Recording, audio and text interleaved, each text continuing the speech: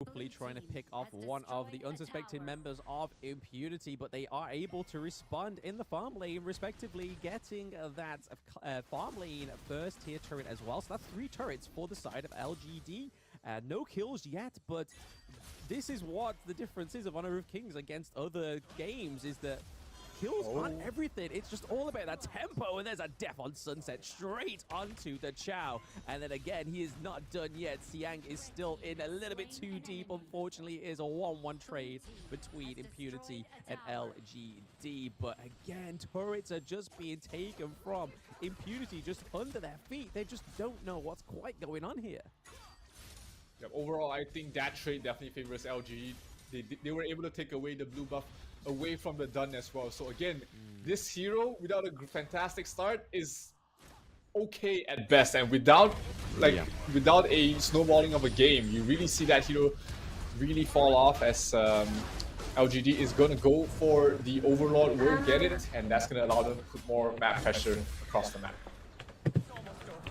Yep, so picking up that Overlord, they didn't quite get the Tyrant, but has the Tyrant really helped Impunity in this game one? Yet not quite. Obviously, they don't have the buff as it only does last for a minute, but that Overlord coming through will definitely be helpful in trying to get this mid lane first tier turret, because for those that watch Season 1 and watched any previous Honor of Kings tournaments or even played a game know how important that mid lane turret is, because if that goes down first, or even quite early in your game, that allows pay. I mean, even though LGD have been giving themselves access to Impunity's jungle anyway, that mid lane turret has not stopped them. And here it is, the Vanguard does come round with Ali. So JR picking up that first tier turret in the mid lane. It's looking quite shaky here for Impunity, but they are looking for a macro play into the clash lane to try and at least take another turret from the side of LGD, but we do have a rotation here from Elaine and Pei,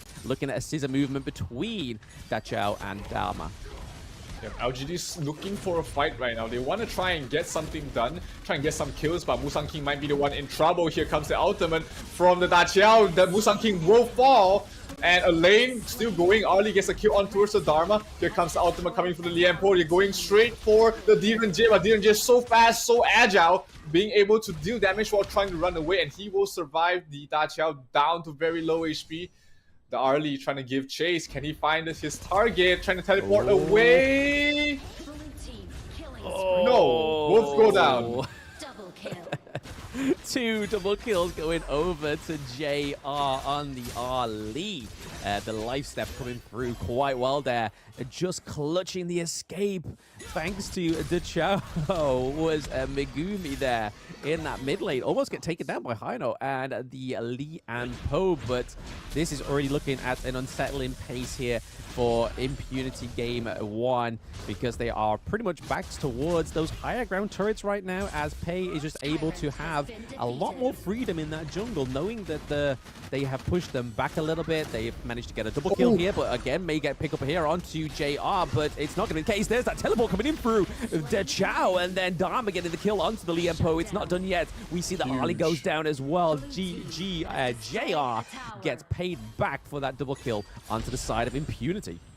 Yeah, they thought they got a free kill on towards Megumi, but he called the troops. Everybody teleported towards the top lane. Megumi was able to back off, heal the foe, and then come back because of her ultimate. So that's going to be huge. Therefore, Impunity gets them back into the fight. But here, it's not a fight you want to fight. Oh. Black has to back away. Done in trouble. Zihong will get the kill. Elaine pops the ultimate. Will go for the Dharma. Dharma trying to fight back. Megumi will save his teammates and will be able to back off as well. That was a beautiful recall there. It's just so clutch, and this is why I like that the Chow coming through. And this is what we really missed in Season 1, was just the amount of not just playmaking, but being able to aid her team so well.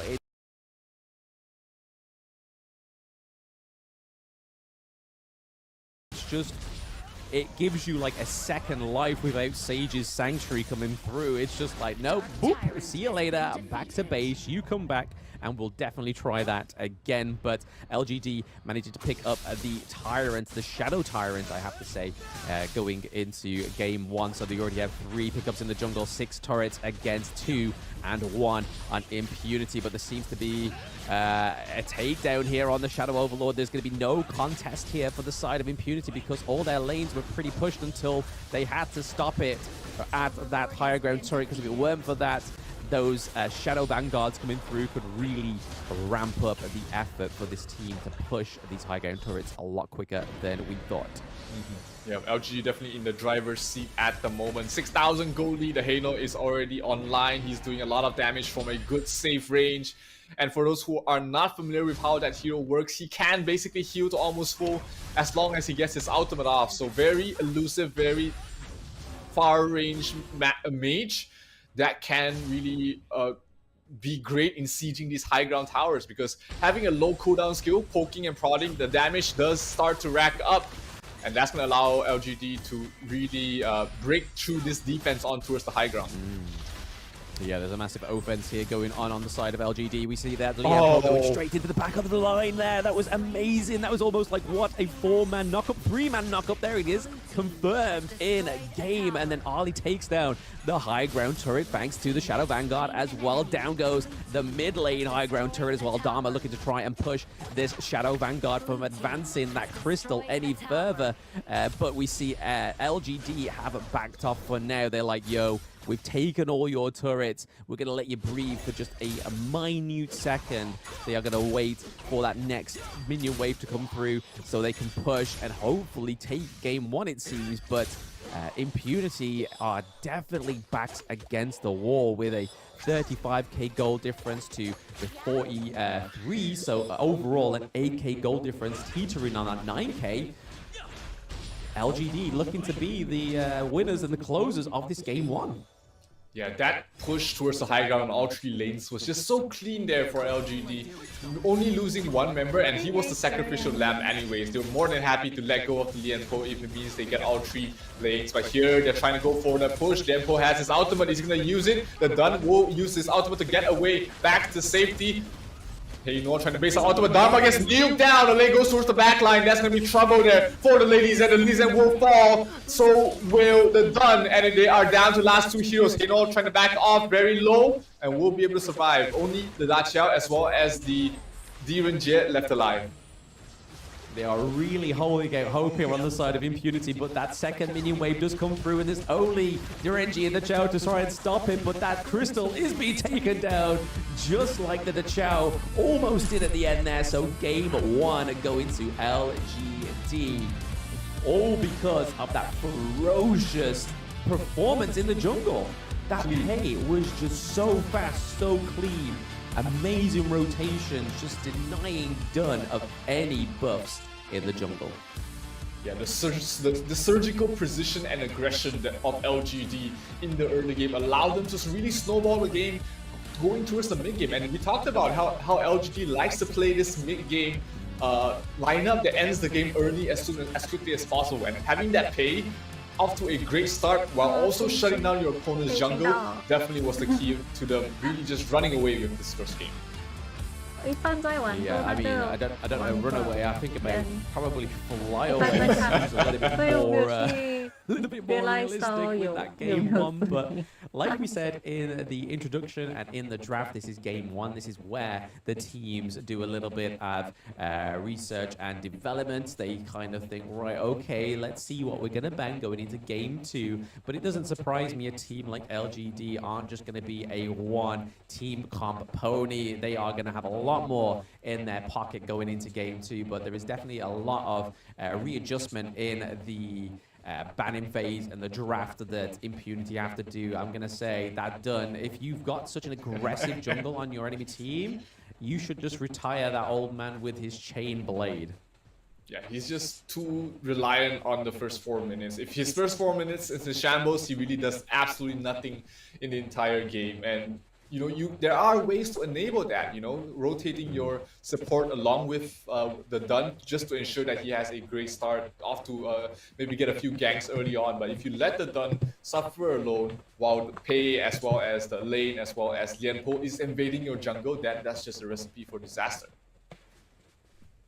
Yeah, again, I think it was maybe just sort of a underestimating your enemy there, because like you said, if they just rotated the support with the jungle, we could have seen a different story here. But looking at the post-game analytics, we are seeing plenty of gold on that Pei, and the way that the Pei was played really shows dividends to the fact that he's 10k, and the only other 10k on his team was the Ali, and rightfully so, because obviously that's your farm lane. You farm that gold, you get those gold up. But JR coming with fantastic 2 double kills, finishing that 5-1-3. And then, to be honest, the mid lane wasn't too far off. It was only 4 gold. Someone should have just literally pocketed 4 gold onto the mid lane there, and it could have been all 10k club. But nobody even getting close to 10k other than Shaolin, which is the Renji on the side of Impunity. But again, I feel like we've been saying, it's just a difference in that jungle. The draft just wasn't really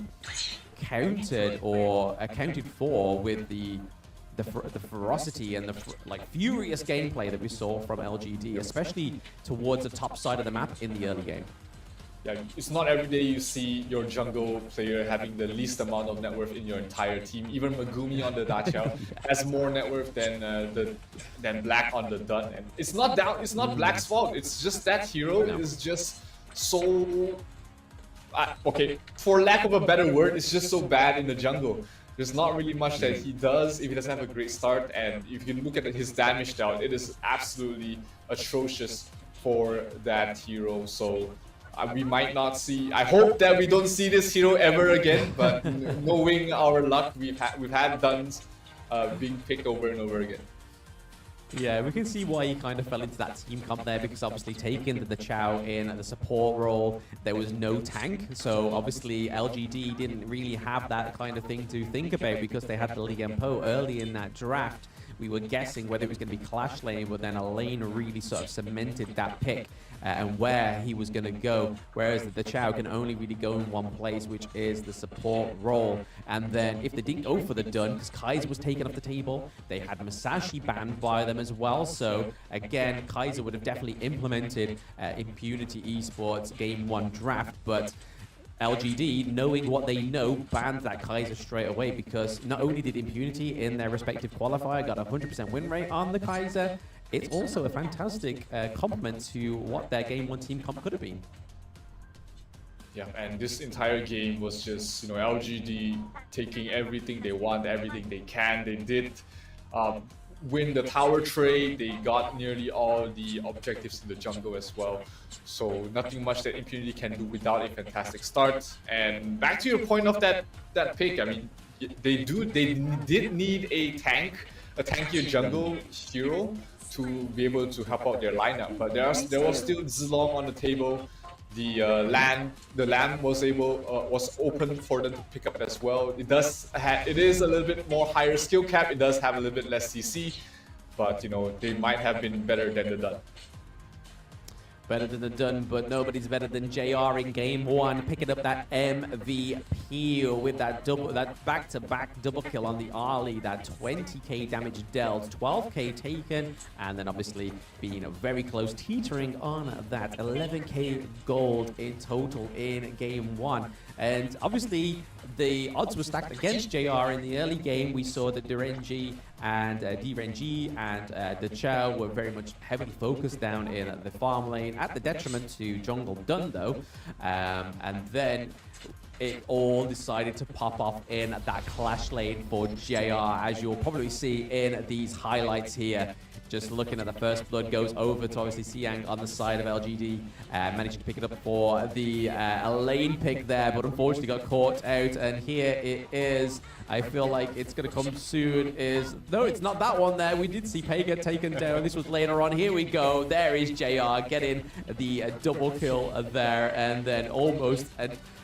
instantaneously onto the Zhao. Again, getting another double kill here. She tries to go back, become untargetable, but it just wasn't enough. JR was all around the map, and he didn't need a teleport to be there.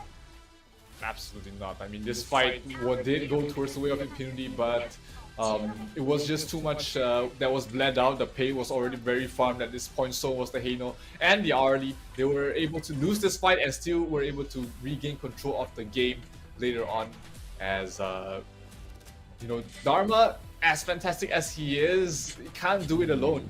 He needs another stun, he needs another tank, another warrior bruiser to go with him, and a huge team fight there by the Lianpo. Huge knock up towards the backline, allowing the side of LGD to really open up all 3 lanes and pretty much end the game from there. Yeah, I mean, anybody that knows, I do love me a Lee and Po pick, and it was just played beautifully here by Absolutely. Z. Again, we saw that 3 times crowd control knock up at the end, like you said, Zero, really opening up that crystal to just be decimated in game 1. But we've already kind of surmised what Impunity need to do going into game 2, and it definitely all needs to start in that draft. But again, it's just all about trying to maybe claim the Kaiser a little bit earlier in the team comp if they're deciding to go for the same kind of thing again, or just go for something completely different. Yeah, I think as long as they keep to their playstyle, it should be fine. It's just, you know, a little bit of a strategy change in the early game. But speaking of jungles that can be tanky, that's going to be the Yao. It's going to be our next hero that is going to be released in just a couple of days. The new hero, the Shining Star Yao, will be joining Honor of Kings, joining the Heroes Gorge on July 2. Yes, July the 2nd, when we get our next jungle pick onto the Gorge. I'm very much looking forward to it. He seems quite flashy. His origins is very closely tied to Jing as well, if I'm correct in thinking. So, again, very excited to see another flashy jungle pick come through, because it's been a while. It's been a hot minute since we got a good jungle pick, as obviously we just got Luara as well, one of the first global heroes to grace Honor of Kings, and she's doing pretty well in the ranks. She seems to be pretty OP. I wonder if we're ever going to get to see her in season 2. I really hope so. At least the Brazilian teams pick Luara. Come on, I mean, it was made for you. Pick it. There are, you know, there is a very small hero pool for the marksman role. Only 14 marksmen are in the pool at the moment, and I'm definitely hoping to see, like you said, Luara gracing us on the battlefield here in the Honor of Kings Season 2 Invitational. Because, like, let's be real, it's a very flashy marksman. It does, the skill effects are so nice. There's so many numbers flying around when you're using it, and it's just a very smooth hero to use overall.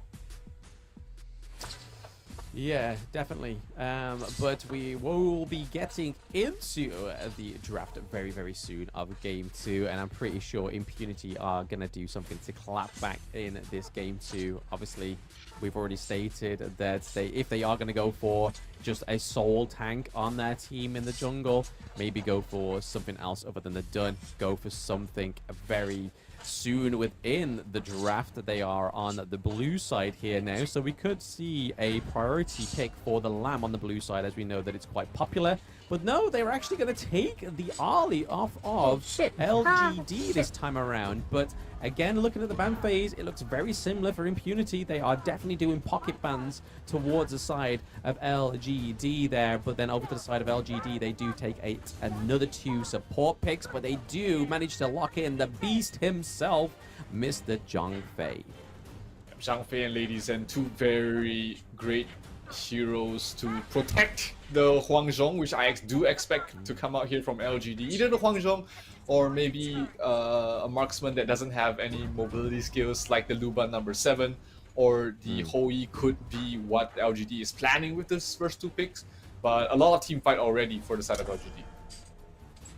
Yes, and they go for the late game Lady Sun herself. So we have 2 ladies on the field on the side of LGD. Zhang Fei is going to have to be an absolute gentleman. He has to guide these ladies to victory in game 2. But we are seeing what we were lacking in game 1 is that Kaiser pick. So again, didn't get banned.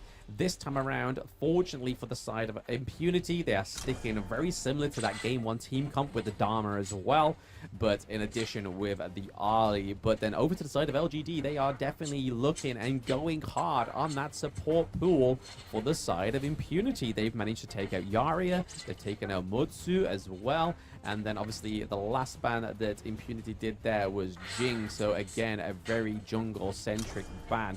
So it's clear to see that they don't want the jungle on the side of LGD getting those top fast picks, and they do ban out the pay. I don't see why that wasn't quick enough, but the pay does get banned as well.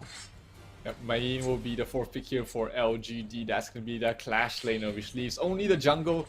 And, you know, Impunity have already banned out 4 jungles on from their 4 bans, so Musang King is going to have a lot less to play with, but knowing him, he can just pick up any hero and really still snowball with it as well. Yep, we get the Mayin coming through as well. So again, going against the Dharma, we see the LGD Siang loves his flashy Clash lane picks because he's just gone from a lane. He's now going to Mayin. Again, combo queen herself. Can do so much with the combos. She can stand still. She gets HP regen. Hello. Just stay under your turret if anything goes wrong. But Guy Guzzi, again, this is a C pick. We don't see this orientated in any other region. They love this Guy Guzzi pick. It was all the way through the qualifiers. It made its appearance. So they're not going to go for a tanky support like they did in Game 1. They're going to go for Guy Guzzi. Again, can give movement speed increase, can give invisibility to his team as well. But they do lock in the Princess Frost. So utility mage coming through on the side of Impunity. Yeah, lots of synergy between the Grey Guzzi as well as the Princess Frost. So plenty of CC on the side of Impunity to allow the Dharma and Kaiser to really pop off, and the Arlie can just do whatever he wants. But oh, look here! Hi, Look here, Blam! We've got the Mankey in the jungle for LGD. Yep, the last time we saw Monkey in the jungle was with VKS Danny, I believe it was in Season 1 Invitational. He did like that pick. Again, it's a... You see that pick, you think, okay, it looks cuddly, maybe it's building tank, but sometimes it just goes full attack damage items, and those bubbles are super aggressive, so it's going to keep Impunity guessing what is going to happen with that hero into the Gorge, but... Like we already saw early on in the draft, JR going for a late game hero this time around, so it's going to take a little bit longer for Lady Sun to brew up that effectiveness. But again, once it does happen, if it is allowed to happen in Game 2, LGD could look for a closing with Lady Sun, but Mayin, Monkey, Lady Chen, Lady Sun, Zhang Fei. A little bit of a different team comp here. We don't have that fast and furious jungle. We do have the Monkey that is unpredictable in the jungle. Whereas onto the side of Impunity, we're getting a very similar thing. We have kind of like the utility support rather than the tank because of the Guy Guzzi over the Chow. But we do see the complements of Kaiser and Princess Frost, which hopefully will make these engages for Impunity and these team fights a little bit easier for them in Game 2. Yep, having the Kaiser, they are going to be very sticky to anyone who they want to really go for. But this, like you said, this is a Southeast Asia hero, is this Grey Guzzi, and he's very interesting. He has, you know, displacement skills with his second, with his first skill, and he can also constantly slow your opponents. So for those who are not familiar with this hero, it's a very fun hero to play with just because of how mobile he is. He's always going to be running around trying to open up vision, get ganks off, and he doesn't do a lot of damage on his own, but still a very fun hero to watch and play as well. Yeah, it's going to be really interesting to see if we're going to see a bit of a synergy there between the Guy Guzzi and the Princess Frost, because obviously his skill, he can bring them all into a centered mass, and then we can get the Winter is Coming come through as well, so it could be really interesting to see if we get that combo coming through. But obviously the majority of the common skill that is on the board is Flash, and it is a pretty universal common skill. It just enables you to get out of sticky situations into amazing fights here. We see Zhongfei being picked off early on, and Impunity taking first blood thanks to the common skill, Flash. Dharma uses it to perfection, getting in towards a range where he can deal damage, but here the Dharma might be in some trouble. The Mankey is gonna jump on him, gets the kill. Musang King will be able to get the first blood, which is... Oh no, never mind, that's the second kill. Zhang Fei did die early on. It looks like they're not done there as well, Zero. It looks like Nathan's going in. Oh, beautiful snipe from JR. Again, proving that he is a farm lane king right now, because not only did he have that back-to-back double kill in game one, he's just now proven that he's not just a 1 TP on that Ollie. He is definitely able to land those long-range skills for the Lady Sun, pick up a second kill. Actually, no, it's a third kill on the side of LGD. So now we saw a promising first blood from Impunity, but that has been quickly answered and quickly nullified and shut down by LGD. Yeah, good rotation timing there by JR. Usually you just see the marksman really just stay in the bottom lane, especially if you're talking about a late game marksman like the Lady Sun. You're not expecting her to join in fights early, but great timing, great opportunity being exploited there by JR, and he enables him to go in towards the late game much faster. Yes, it does allow that all to happen. Again, we are seeing a little bit of a same song and dance from the side of LGD. They are able to keep that gold momentum going all the way from game... Even though they've had a break between game 1 and game 2, they have managed to somehow just keep going gold, gold, gold, gold, gold, all the way through that little bit of a break there, because they are almost 2k ahead, 3 minutes in as well, which is... nothing to be writing home about. This could be quickly turned around on the side of Impunity, especially with the Tyrant and Overlord being coming up in about 25 seconds here. Guy-Guzzi going a little bit too deep onto the red turret there, it seems. A little bit of aggression in the top lane, though. 2v1 under the turret. It's not going to stop LGD no time soon. But the minions last hit and claim the kill for Dharma. So a great turnaround there for Impunity. I feel like they're already having a better early game. It's just the farm is a little bit lacking still.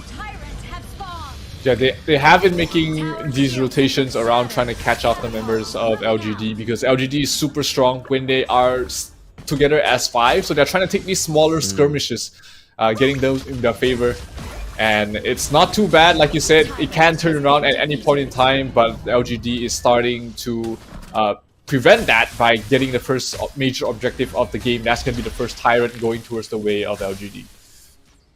Yeah, so already seen a little bit of a priority shift here for LGD. They didn't actually go for the Tyrant in game 1 because they were busy taking that first tier turret up in the clash lane. But however, they need that extra bit of damage, they seem, because already losing 2 lives already, which was a lot sooner than I'm pretty sure they were hoping for in game 2. They're going to want to make sure that these next few team fights and these engages are definitely going to go in their favor. But again, it's still slowly amassing that gold lead difference. We're now looking at almost 3k gold difference here. Menki and Lady Jen in the mid lane, trying to clear the mid lane. Hopefully, we may see a setup here for an Overlord takedown here, but it looks like they're still committed to try and take the mid lane turret. But Guy-Guzzi coming in from behind to try and stop that minion wave so they can't push the turret anymore. I was trying to catch the Ladies End, but quick fingers, quick reactions there, able to flicker out to safety. But the Guy-Guzzi might be able to catch someone else. Is Xiang dropping very low, but able to walk away from that, barely surviving. Ladies End does not have his ultimate. Zihong needs to watch out on how he's positioned. They go towards the back line. That's going to be the Menki trying to push someone back, but no, will decide against it and will just back up. But JR from the sides gets a kill on towards the Guy-Guzzi. And again, nobody's expecting the Lady Sun to be playing so active, so aggressive across the map, but JR somehow manages to be in the right place at the right time once again.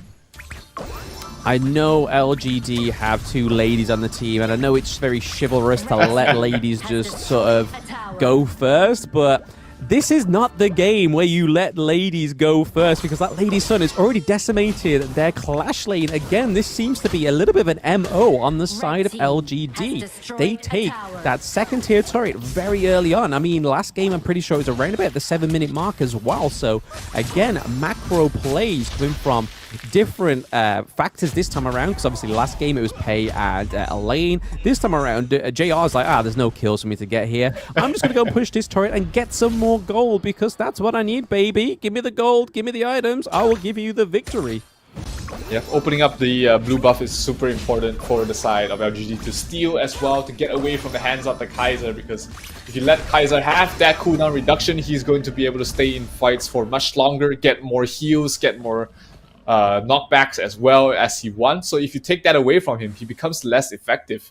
And here, Impunity is trying to set up a trap, trying to catch somebody unaware, but they will send in Musang King first to scout things out, and that is not the target they are trying to go for. No, the target is definitely that second tier turret in the mid lane. So again, mid lane getting cleaned up a lot quicker in game 2 than it did in game 1. We see that the minion wave is down in the farm lane, hoping to get that first tier turret for the side of Impunity. I mean, they don't want to finish game 2 on a perfect game on the side of LGD again, but it looks like it may happen, because the Vanguard was able to rock around just in time with the help of Mayeen to freeze that lane. But again, we're seeing a lot more aggression in the farm lane, looking to push with the Vanguard as well. They're all surrounding in their jungle, which is the consequence of letting that mid lane open up so early in Honor of Kings, is that the enemy team is going to be able to just have dead to rights in your jungle, and there's nothing you can do about it. And it's from this experience and this playing right now of Impunity that they kind of know that, because 3 of their team are already up onto the side of the Clash lane. They do manage to get a turret, however, that could have came at a consequence of their high ground turret. Yeah, LGD has map control right now. They also have the Vanguard to be able to help them push up to this tier 3 if they want to. Is already down to half health. Will they commit to this? Lady Zen does not have her ultimate yet, but looks like it will be enough, at least with just the Lady Sun as well as the Zhang Fei picking up the damage. He has to back off, but he's a very tanky boy. He's gonna be alright.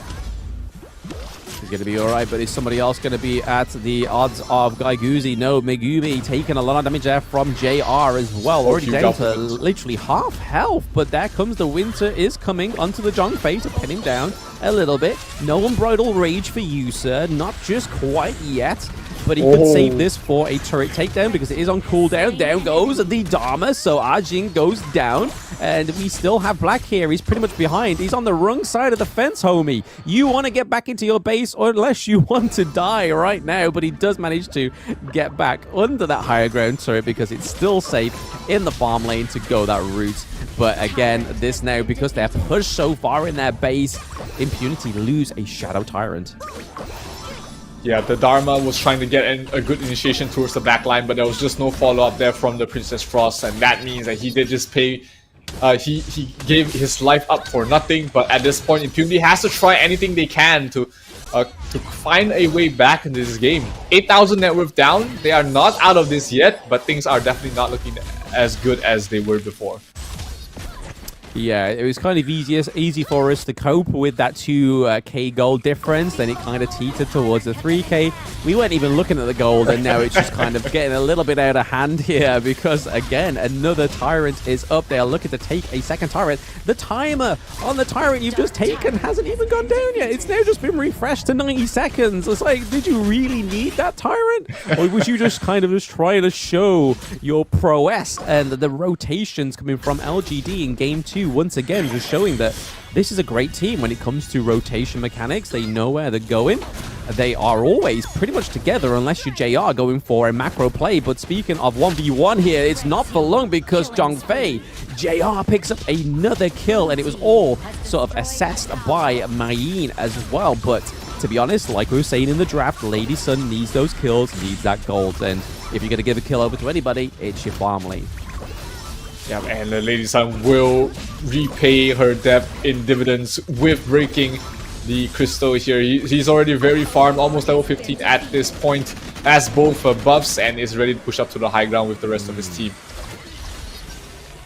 You're ahead of one level of the enemy farm lane as well, and then miles above the rest. Dharma going in there. He has to sort of be pushed away from the Mayin to stop any sort of damage, but the winter is coming. Didn't actually come into effect because there's too much blazing damage coming from the side of LGD, managing to push that minion, the minion turret, sorry, out of the bounds of the higher ground turret. So that's free, ready open for that Vanguard to rock around and hopefully do some damage onto the higher ground turret. We see that JR has managed to pick up the red buff once again, so more damage coming over to the side of LGD as well as the Tyrant. The Tyrant has just fallen, as I've said that. My bad, but there goes the high ground turret. The Shadow Vanguard is down in the farm lane as well. Could we be seeing a closeout of game 2? But Dharma is not looking to finish the game here just yet. Crucial crowd control from the guy. Guzi really aided the Dharma. It's currently a 2-2 trade on both of the sides here, but Zhongfei is just not quite done yet. Takes out X0. It is Kaiser and Guy Guzi here trying to defend the base while they have the Shadow Vanguard here. Mayin doesn't know whether to attack the enemy team or attack the Crystal, but it looks like they're just going to try and push this higher ground turret and maybe back off here. Yeah, good effort there by Black and Megumi to just displace the Vanguards, push them away out of range, and make sure that their Crystal will not lose its invulnerability. So very just buying a bit more time, hopefully to be able to find some way to come back to this game. But with 10,000 down, with not a single tier 3 tower left still standing, it's not looking great here for Impunity.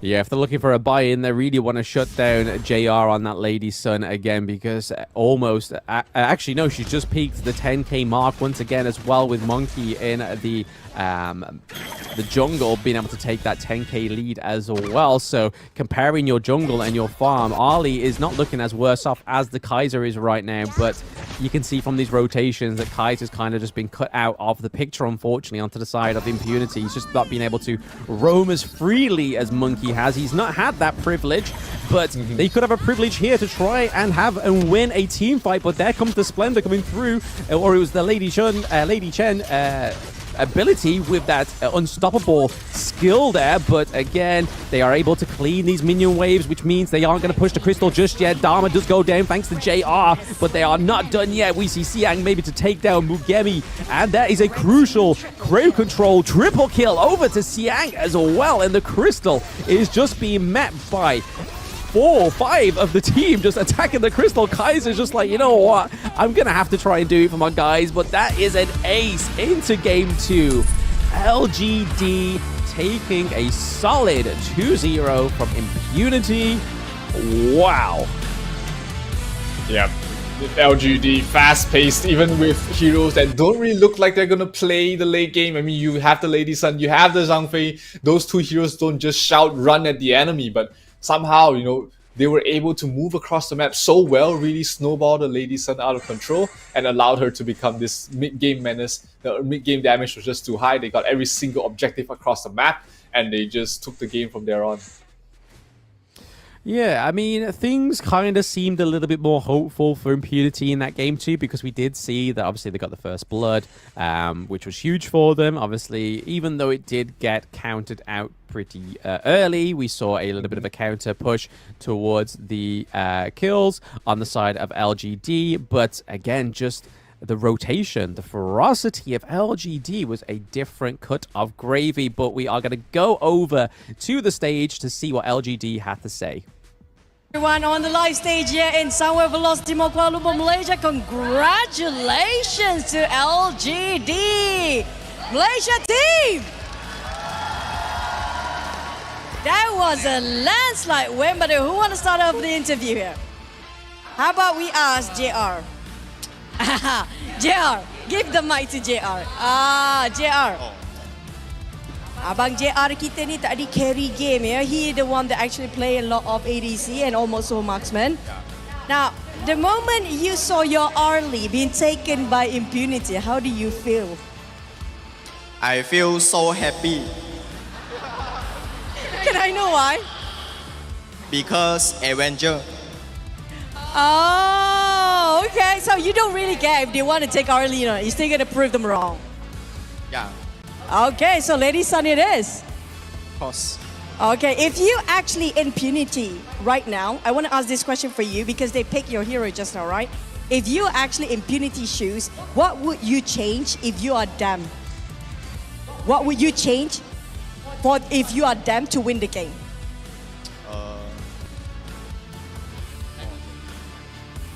如果你们是 impunity 的话，你是在他们的战队的话，对吗？你会改变你的战略是什么？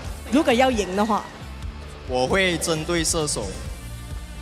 Okay, want to be more aggressive then? Maybe that's the case. 还有呢？还有针对打野。Okay. I guess the next question. Thank you so much for the side of G. Now, where is the? Okay, what happened, bro? Okay, come here. The first game just now. You guys were not celebrating. Everybody win is like, yeah. You guys were like, especially you. Oh my god. Why? 为什么你感觉到好像你不开心呢？你们不是好像你们赢了过后第一场的时候就感觉不开心，为什么呢？我们打得不够完美。你自己感觉不够完美是吗？ So basically I asked, why is he so stressed? Kenapa stress bang? Game menang, member stress. Why are you so stressed? So, but he said because he don't think that they perform well. Can you tell me why you don't think it's perform well? 为什么你感觉打到不完美嘛？就有点失误，不够快结束。Oh, he's very perfectionist. So he think he's still not going to be enough. But in the case of your team, it was incredible performance still. But other than that, I want to ask last but not least, Xiang. Yes, it's going to be the last question from you, Xiang. You're the captain, right? You okay? Okay. Okay. Personally, what do you think of your team performance? Speaking of performance. 你们自己的表现，你感觉到已经是很完美了，还是你感觉到还是有很多东西要改的？还有很多进步的空间，打得不够完美。比如呢？中间有一点小失误，不过问题不大。So I asked him what did he think actually need to be better because they are not really happy. So this isn't that win, but not happy. Okay, this is Malaysia team, guys. Welcome to Malaysia. What? So why he's not happy? He feels like during the mid game there's still a lot that can be changed. But thank you so much and 恭喜啦, congratulations for your win. And that's gonna be us wrapping up from the stage. But it's gonna be tossing back to the casters. I mean, if we took anything from that zero, the fact that they've just won and they're just kind of like, oh man, that was just bad performance for us, and we just sat there like, oh my god, these guys are just so aggressive. It's kind of just like, what hope do these other teams have going against these people that are just so, these players that are so perfectionate and want to be better than that? I mean, that was a good performance from, for any means. They smashed it. Absolutely, yeah. Like from an outside standpoint, they played aggressive. It was close to perfect, I would say, from what we see. But you know, they being looking to go further than, you know, just top 8. They're looking to win it all. They're seeing their small mistakes. They know what they can improve, and that just bodes really well, especially for a home ground team here playing in their home ground. They are a Malaysian team with a Chinese organization's backing, so you know they are really to take it all, and that's just very good to see. You know, these young players not taking a win for granted. They're taking the lessons that they can take even from a game that looked so stompy like this. Yeah, I suppose it kind of bodes well for themselves, but maybe the other teams, it kind of just be like... most teams are going to be like, but what you want about? Like, honestly, we thought that would be our amazing game, and you guys are just kind of like, yeah, we won, but we can do better. And everyone else is probably just like, oh man, what have we got ourselves into? But that'll be for later in the competition. But now we get to see the post analytics of this game, and once again, Xiang and Musang King both get, actually no, and JR joining the ranks as well, all getting over that 10k gold mark. Only 4 deaths amongst them all, 5 deaths, sorry, amongst them all, only dying once in this game, and you are not happy with your performance. That's definitely a perfectionist. I can feel that in my soul for this team. But Impunity, like I said in the wrap-up of Game 2, they had a better game. But just like we were saying, Zero, and it's good to see that LGD cottoned onto it as well, is that this Impunity needs to play aggressive, especially if they want to stand against some of these other teams. And it really showed in this one. So for this to be a first lesson for Impunity, rather than like a not as hard-fought victory, if they managed to get like a 2-0 against another team, and they'd be like, yeah, we feel the confidence now, but then they come against LGD later on down the line, and they're like, oh, maybe we should have played these guys earlier and been a lot more aggressive. I think it's a lesson for both of them, even though LGD doesn't really have much lessons to learn. They only died 5 times, 1 per person. Come on. I wish my ranked teams were like this. So yeah, I think Impunity earned a hard lesson in match 1. Sorry. Absolutely, the aggression. You know, Southeast Asian teams were always known for their aggression, their fast-paced gameplay, and LGD really just embodies it in both these games. And really quick victories on both games as well. But if you look at the item progression from JR as well as Musang King, it doesn't look like a 12-minute game. It looks like a game that's gone a lot further on, but that's just how far they were ahead. They were able to take anything, anytime they want across the map, and Impunity just had no answer to it. Yeah, there was a clear out difference in the macro playstyle on LGD. I mean, not even just from their clash lane, Mayin, but JR on the Lady Sun, really showing that the MO for LGD is definitely the aggression, because that second tier turret takedown pre-7 minutes in both games really just showed dividends on their aggression in the whole of this series. And there we go again. Just no jungle objectives on the side of Impunity. All that nom nom nom nom nom nom going over to LGD. They are fed. They are fat into game 2, taking everything but a Tempest Dragon. Because if they got to a Tempest Dragon, I think they'd beat themselves up even more, it seems, after that game-winning interview. If they got to Tempest Dragon, they'd probably be like, you know, nah, we're quitting. We're not good enough. But they didn't have to get to that point. They did smash out every other objective to that point. So fair play to LGD.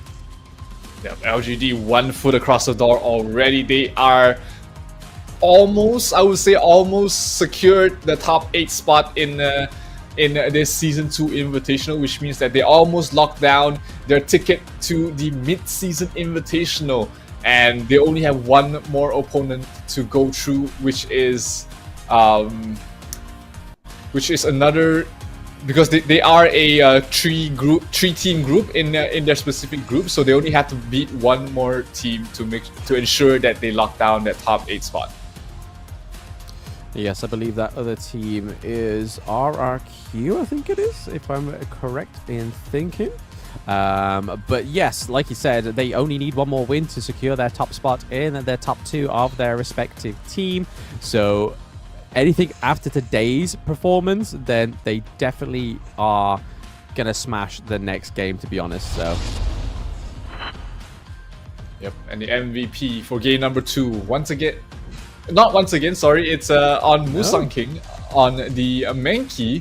We didn't really see a lot of kills on this on Musang King this time, but you know, still a lot of damage dealt. We talked about how Mankey can be unpredictable. He can be played tanky, he can be played as a DPS dealer, and with the highest damage dealt by him on his entire team, he definitely is in a good running for the MVP. Yes, I mean, the rotations were not probably as aggressive as the Pei, because obviously Pei just helped himself to Dun's jungle in game 1, but even here we're seeing the highlights come through. Musang King really showing that this pick is nothing to be frowned upon. It should definitely be picked more, especially when you're able to get that solo target CC onto some of these heroes on the side of Impunity, like the Dharma, but it really was...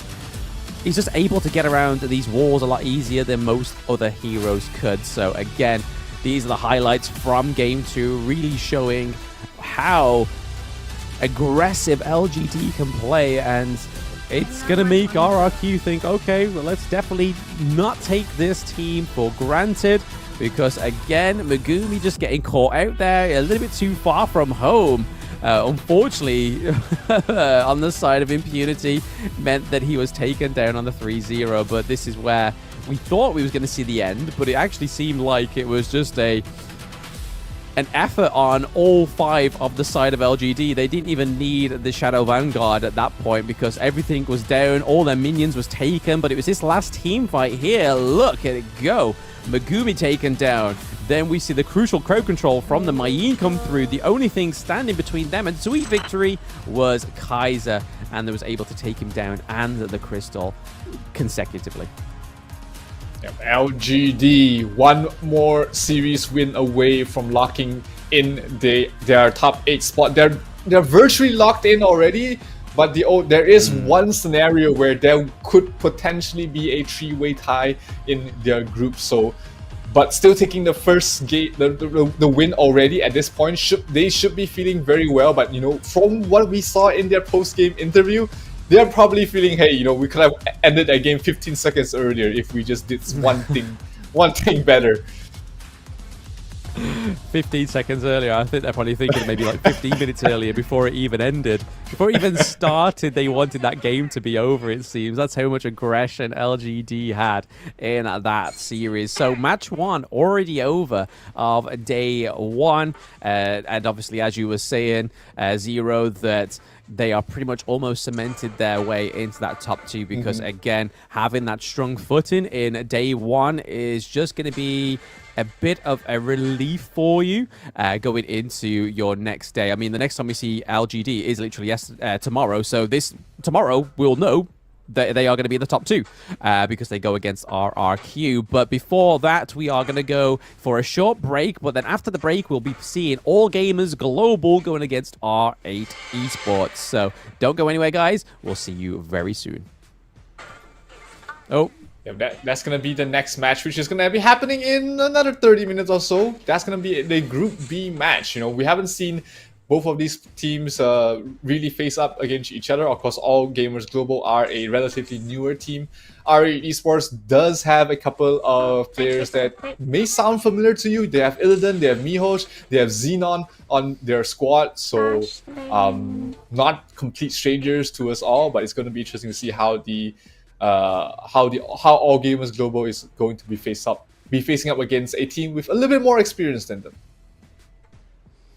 Yeah, I mean, All Gaming Global, I mean, they were the Open Series pretty much king of what was called the EMEA Split 1 Finals, and they pretty much finished it with a lack of blemish on their record. They had a little bit more of a struggle in the actual qualifier itself than they did in the finals itself. They pretty much didn't drop a round at all. But it's the same roster. These guys have a lot of character. I actually love watching them play. I love seeing their post-game interviews, especially with their coach Martin. He is an absolute delight to watch and listen to. They have their own little mascot. The only thing that really throws me off, I thought they had a new player in that mid lane. I thought they had changed Devil to somebody else, but it turns out Lived is Devil, just the other way around. I'm not too sure what the reason is behind that one, but it's there. But again, R8, like you said, we saw a few of these players in Season 1. They were under a different organization with a different team, but these players have been pretty much in the scene for quite some time and in other games as well. So it's going to be really interesting to see how R8 do pit against the All Games Global. Yeah, it's going to be a best of 3 just like this one. They are in Group B. And, just like how LGD was able to take the win, both of these teams are looking to take the first game so that they are virtually secured in the top 8 for themselves as well, because it's going to be very important moving on. Yes, and don't forget, guys, that Honor of Kings is up for a potentially winning an award at the Esports Awards. So we are thrilled to announce that Honor of Kings has been nominated for a Mobile Esports Game of the Year award at the Esports Award 2024. Don't forget to cast your votes now at www.esportsawards.com. Obviously, we want to get our game on the board. We want to see it win some awards. Does this early on into the global launch would be fantastic for the game and getting more players on board. Absolutely. Make sure you vote for us and, hopefully we get the award. And not to mention, during this Season 2 Invitational, follow Honor of Kings Global Esports social media on YouTube, Facebook, Twitch. Join the Discord channel and also on Instagram and participate in the community events where it will allow you to stand a chance to win great rewards. There's phones, there's watches, there's skins available for you guys to win. So make sure you are already tuned into these channels and stay tuned for all the information there. Yep, so before my premature one, we are now going for a break, guys. So we'll see you very, very soon. Don't go anywhere. Our best challenge is going to be beat them Asian teams. Team Secret, I guess, is a great rival for us. 不只是沙特世界杯，我来 S2 就是想拿冠军。 Falar para Team Secret, a gente vai ganhar bem fácil. Infelizmente, vamos deixar os torcedores da Malásia tristes, mas a Argentina vai estar muito feliz. 东南亚赛区的操作手法上面都是比较厉害，对于我们来说其实也是蛮有压力的。 أنا فخور جدا عشان احنا بنمثل الوطن العربي وإن شاء الله نأدي أداء. Because R8 is coming and be careful. 不要小看我们，虽然我们是一个很新的队伍，我说一定会追上你们的。比较担心那个老对手 LGD 吧，因为我们平时训练赛跟他们打起来，感觉他们比较厉害。因为我们确实比别人厉害一点。 I just want to say, don't scare about us. We are same human being, so we are only 10 finger. Don't scare about it. Don't scare. Don't scare. Don't scare about it. 虽然你们老干爹很厉害，但是我相信我的队伍不会让自己失望。去年的 KW 决赛我们输给了他们，今年我要赢回来。打你们像喝水一样。如果遇到我们会2比0拿下你们。 无论遇上什么队伍，我们也可以打得有来有回。进不晋级无所谓，但是一定要打出自己平时备战的训练状态，然后不要有遗憾。 Let's just enjoy the game and give the fans a good fight.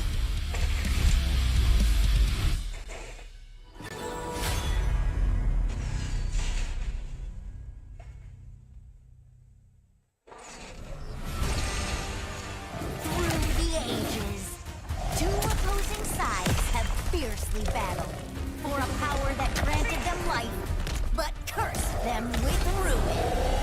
Wait! Oh, no, this story is too cliche. Maybe we can find inspiration from other stories. Hey, that might work. Got it.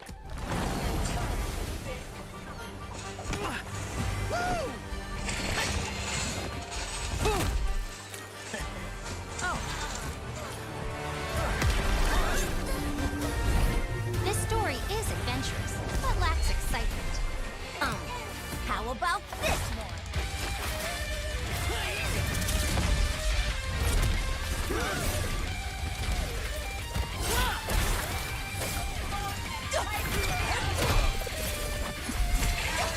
This is too much. It needs more fun. How about this?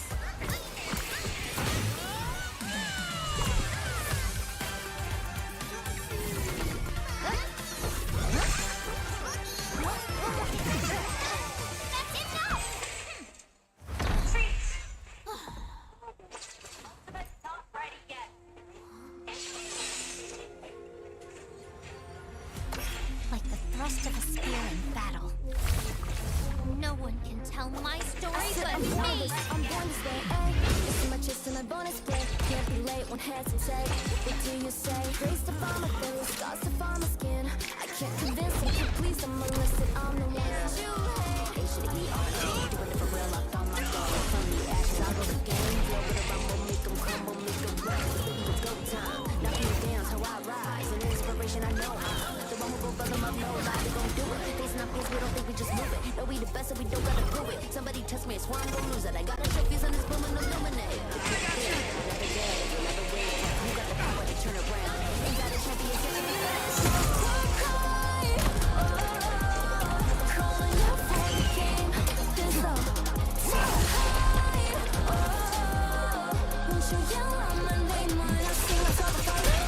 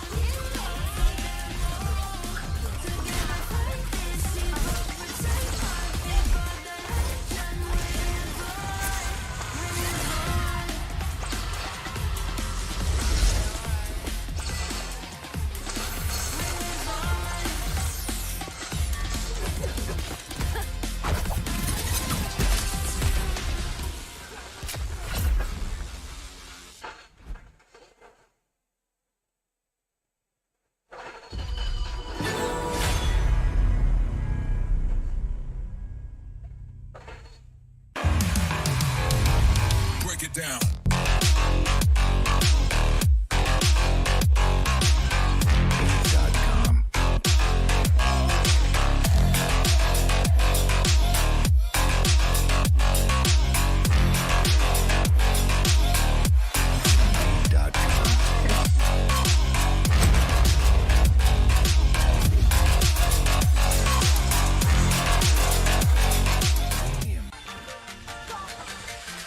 Holy shit.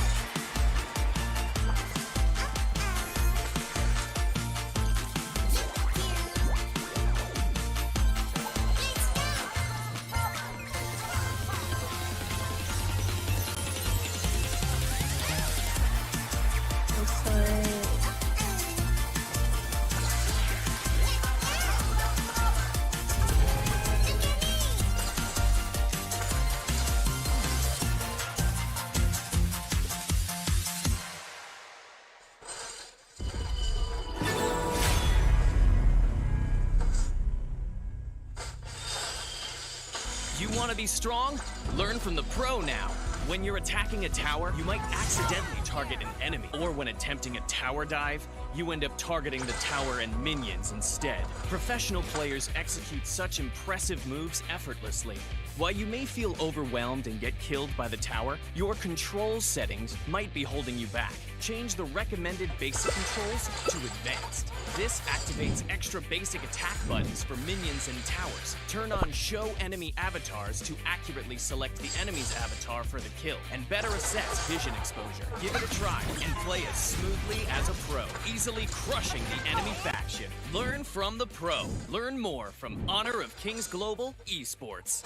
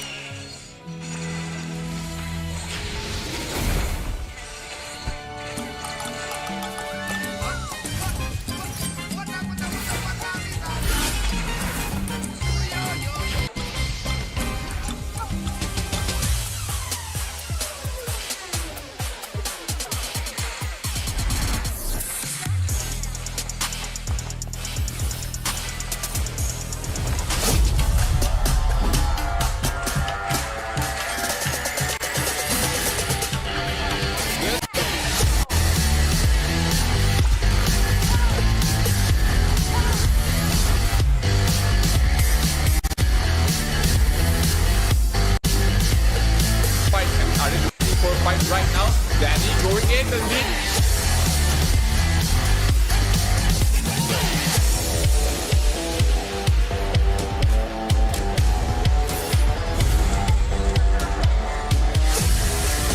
Well, confidence by Fang. Fang doing the open time damage from Danny as well, taken up with Wenshi as well. Niap is looking.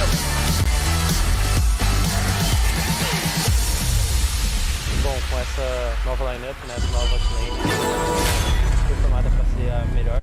Welcome back, everybody, to the Season 2 Invitational of Honor of Kings. I am Blam, and with me is Zero, and we are going to be getting into match 2 soon. We've just seen match 1. For those that haven't seen it yet, you can go back and watch it later on, but we are going to be seeing All Gamers Global going against R8 Esports very soon. Yeah, the first match of Group B will be happening here in a couple of minutes, and both these teams want to get their first foot out the door with the first win, because they are in a 3-team group as well, just like Group D where we saw LGD in the previous match take the Series 2-0. So this win will set them themselves very nicely to be in a good running to qualify for the mid-season invitational, but they still have to go through each other first before they're able to get to that point. They do indeed. I mean, we've already just had that match one, but we still have plenty more in store for you guys today. Obviously, we've just seen LGD take a 2-0, a very definitive 2-0 against Impunity Esports. And then, obviously, next up we have the All Gamers Global going against R8 Esports. But all the devices that all these players are playing on is the Infinix GT20 Pro is among the first smartphone to support Honor of Kings in 120 FPS. You think losing at 60 FPS is bad? Try losing at 120 FPS. Experience playing like pros today with the Infinix GT20 Pro. But yes, we have obviously the game next is obviously All Gamers Global going against R8 Esports. And then we have Osiris and Team Secret, and then VKS against Boom Esports at the end. But obviously, our last sponsor of the event is EWC. Again, we are thrilled with our partnership at the EWC World Cup for this season of Honor of Kings. This collaboration brings the teams one step closer to the most anticipated esports event of the year. The top 8 teams for the Invitational will qualify to EWC in July. Yep, all these teams are looking to get a ticket to that huge tournament, and here we have All Gamers Global looking to secure that spot here as well. Snow, Miosotis, Devil, Zeiss, and Xinglin representing the Hong Kong region. Yes, I mean, we saw Snow in the little montage, which was really funny. He was like, we're a new team, but you better watch out. The zoom in, but here we are. The first team to be watching out for AG Global is Ilidian, Shihab, Zenon, Ryoshi, and Mijoj on R8 Esports. So again, some familiar names like Zenon and Mijoj, but we've seen Shihab and Ryoichi in the game as well pretty much for quite a while within the MENA region as well. So again, this is not a team that doesn't have experience. They definitely do, but is it going to be enough experience to take down All Gamers Global? Yeah, the clash of play styles definitely do come into play here. The MENA region does have a very different sort of play style in terms of their hero picks and strategies, but they do have a coach to help them adjust to these different play styles, and that's going to help them out in the long run.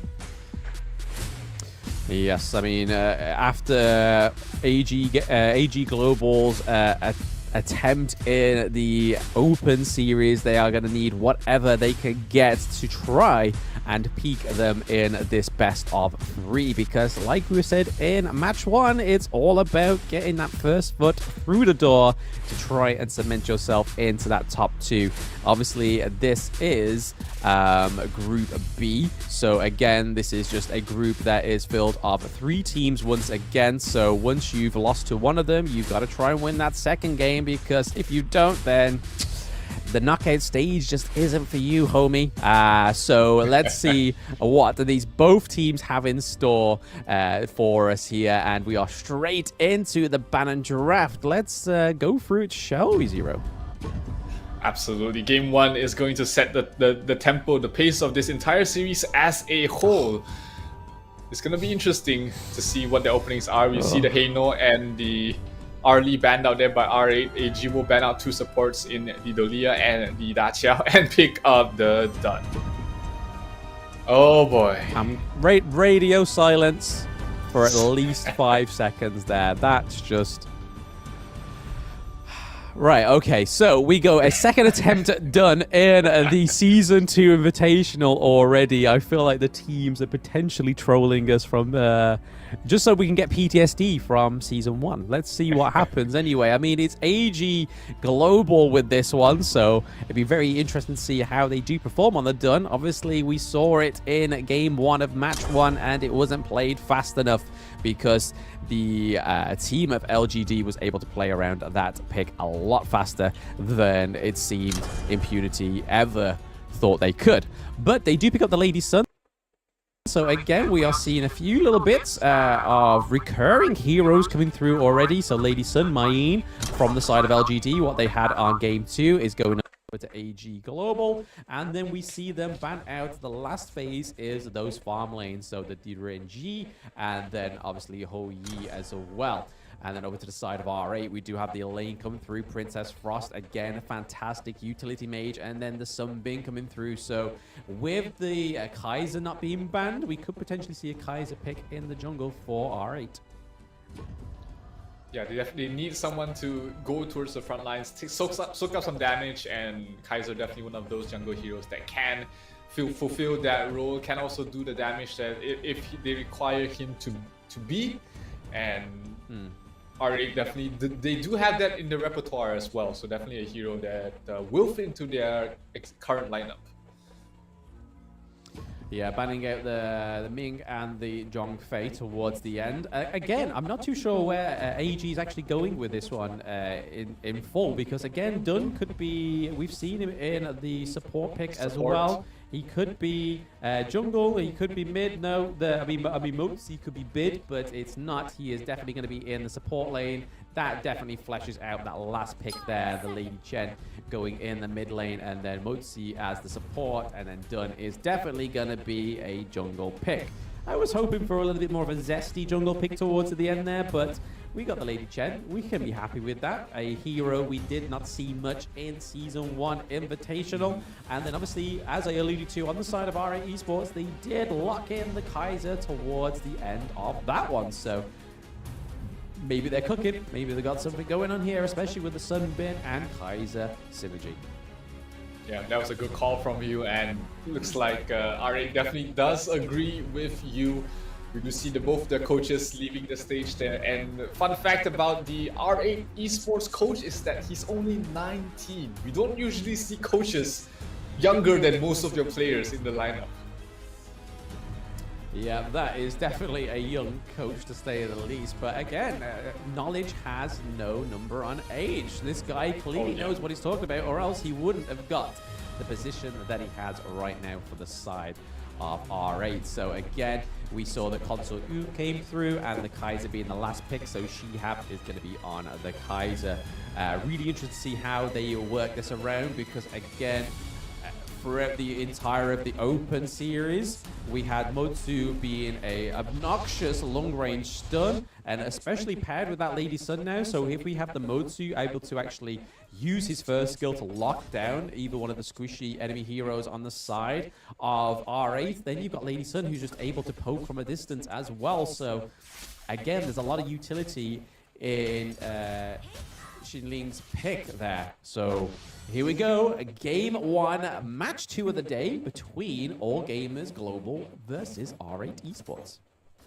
It is going to be interesting, and it's also interesting to see that All Gamers Global really trying to get this Mayin off to a great start. A lane not the strongest of laners, so they're gonna need to be able to. Oof, that's a quick pick up there by Zeiss. Huge first blood.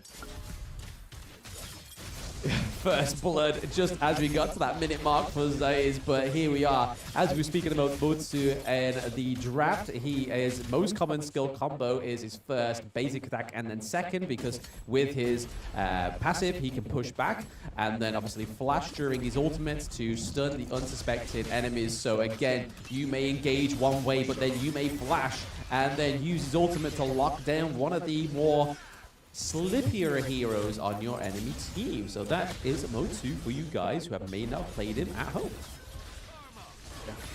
I love Motsu playing the support. Less in the mid lane. We do see some teams play that hero in the mid lane. And not my favorite sort of mid laner. He doesn't have a lot of wave clear, and he's very immobile early on, but he's pretty decent towards the late game. So they have that going for them.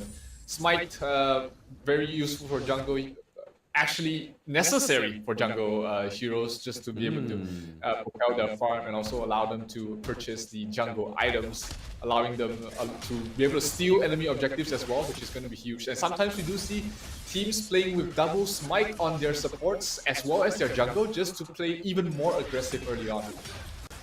Oh. Yeah, picks like the Zhang Fei as well that's able to actually dive in onto those enemy, those big jungle objectives to steal them as well. So again, Zhang Fei with Smite is not a bad call. Do not flame your teammate in your solo rank queue. If he does that, he has got 10 brain if he does. So again, we're already seeing that there is a gold lead on the side of AG Global right now. Lady Chen up into the Clash lane, helping the Mayin. There's that Death on Sunset to make him untargetable, to get him out of Lady Chen's ultimate, which was probably a great utility. You don't want to give over any more gold to the side of AG Global. So again, I think that was probably a good call for the side of R8. Yeah, but our AG Global is really playing this done to the best way possible. I mean, playing it aggressive, invading your enemy's jungle, moving around with the supports. This is how, you know, this is how the Impunity should have played this done. Active, roaming around the map, and also putting pressure on your enemy's jungle. Miosotis is playing very well on this, and might be the many times that we do see the done be successful. Oh, yes, I mean, it's not a done deal yet, but we get the Frozen, the Winter is coming through, and he does shut down the Dun as well. So Myosotis goes down to Ryoshi there on the side of R8. R8 picking up a kill. The Giant does bleed. The Giant of the Open Series has definitely taken a blow already, so R8, that would be a good confidence boost for them in this game 1 of match 2 of the day. But I think that was a fantastic placement of Winters coming there by Princess Frost. So Zenon really showing why he is a tried and tested, having been on many teams as the mid lane as well. So those all-important jungle objectives are now up, and it looks like AG have got their eyes casted on that Tyrant, and they do secure it. Yeah, early advantage going towards the way of All Gamers Global. They do have that small little damage buff if they want to utilize it early on, but most of the time, especially for the first Tyrant, it's all about just farming, getting you to farm a bit faster, maybe push down a tower or two. It looks like the bottom tier 1 tower might be the target that All Gamers Global is looking for, but not gonna get it until the next wave of creeps do arrive. Yep, Shihab kind of got a little bit of a dirtied invitation there on the side of Red Jungle. He was like, you know what, I'm going to help myself just to this little camp here. And then Myosotis was like, no, you did not get clearance in my jungle. Thank you very much. I will take that gold back from you. They do, on the side of AG Global, are able to pick up that farm lane turret in the bot lane there. And we're looking like Zaze is looking for that JR playstyle, hoping to try and get that second tier turret. The Death on Sunset comes through to stop that minion wave as well. They do pick up the red buff, however, from R8. So first Overlord does go to Shihab, so a 50-50 split for the jungle objectives in game 1. Yeah, but the tower damage in the bottom lane is already starting to stack up. It's already down to half health. Elaine had to back away, and that allowed Zaze to continue putting on damage towards the bottom tier 1, tier 2 tower, and it will fall pre-6 minutes, even faster than what LGD was able to do to their opponents earlier on. Yeah, I feel like it's a little bit of showboating here, like, we can do a bit faster than you. Like, a little bit of, like, we may not meet till the knockouts, we may never meet, but this is what we can do, LGD. But yes, already looking like an assault here on the mid lane as well. Mootsie just missing out that long range stun, but we see that Elaine is going to the back of queue. That flash coming for you to save Lived in the mid lane, but we are seeing a lot of skills being dropped down here. The Winter is coming, is not catching out any of AG Global's teammates, but Liden falls down as well. So the early engage aggressor, the Elaine, actually falls in that 1-0 trade. Yeah, AG somehow managed to get out of there without losing any of their members. So great disengage, great backup coming from the rest of the team, and they get themselves a kill for all of that hard work. And Myosotis is really trying to prove us wrong. He's been playing a fantastic game on this Dun so far.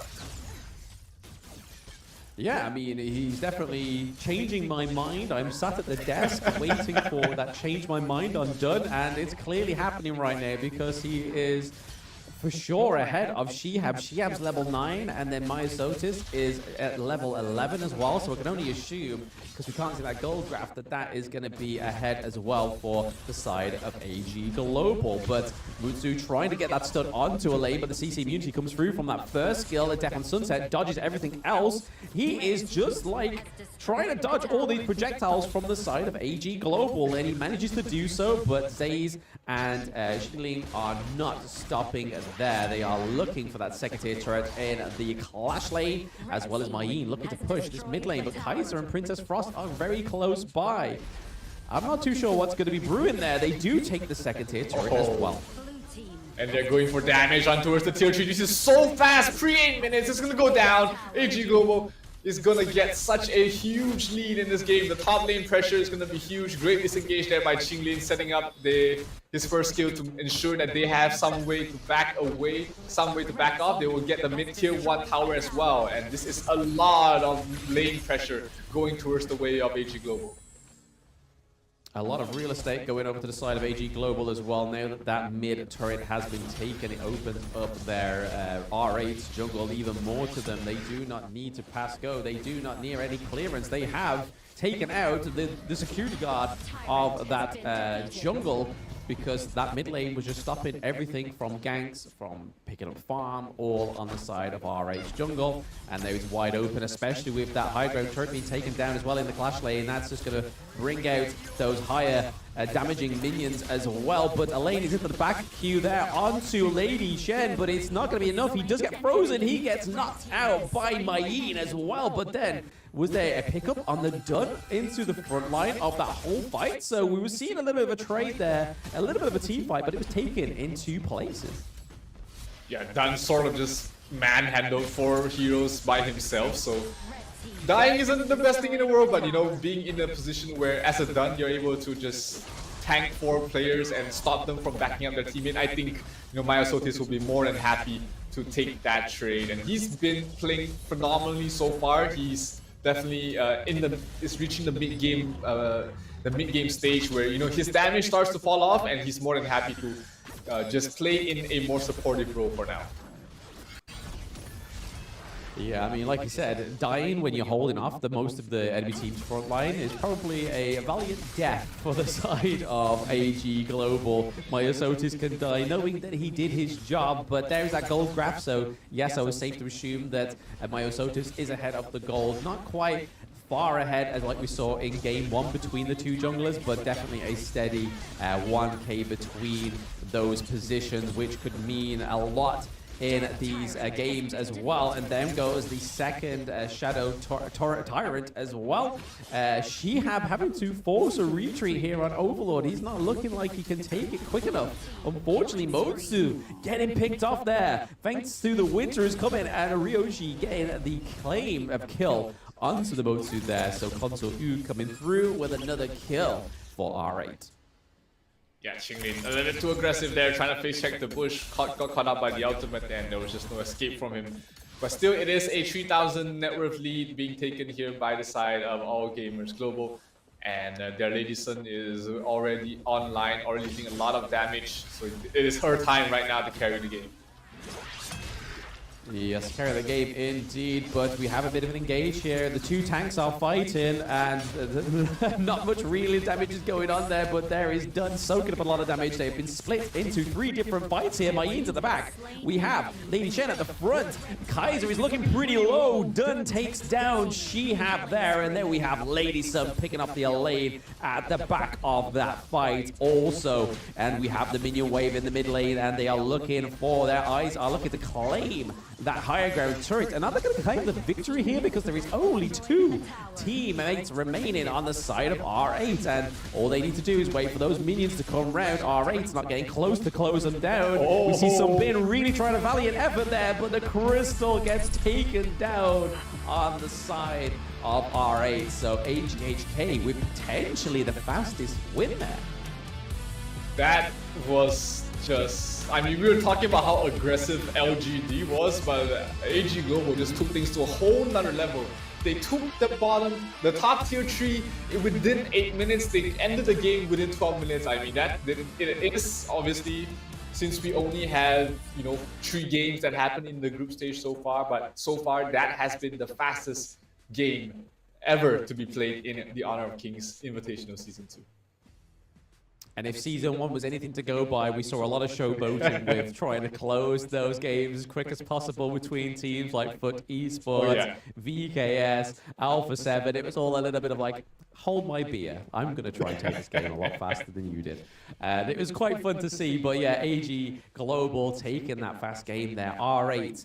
To be honest, I feel like performed a lot better than I expected going in against the Open Series champions there, because they were a ferocious team, a force to be reckoned with in the whole of the Open Series. So for seeing R8, who always seems to come like second place in the MENA region, especially towards Team Falcon, for them to go so neck to neck like that, yes, they didn't really get much of a macro gameplay going on or take many turrets, but they still definitely seemed like the team fights was a little bit even, but it was just unfortunate that Dunn was just able to soak up all that damage. I think that's thanks to his shield.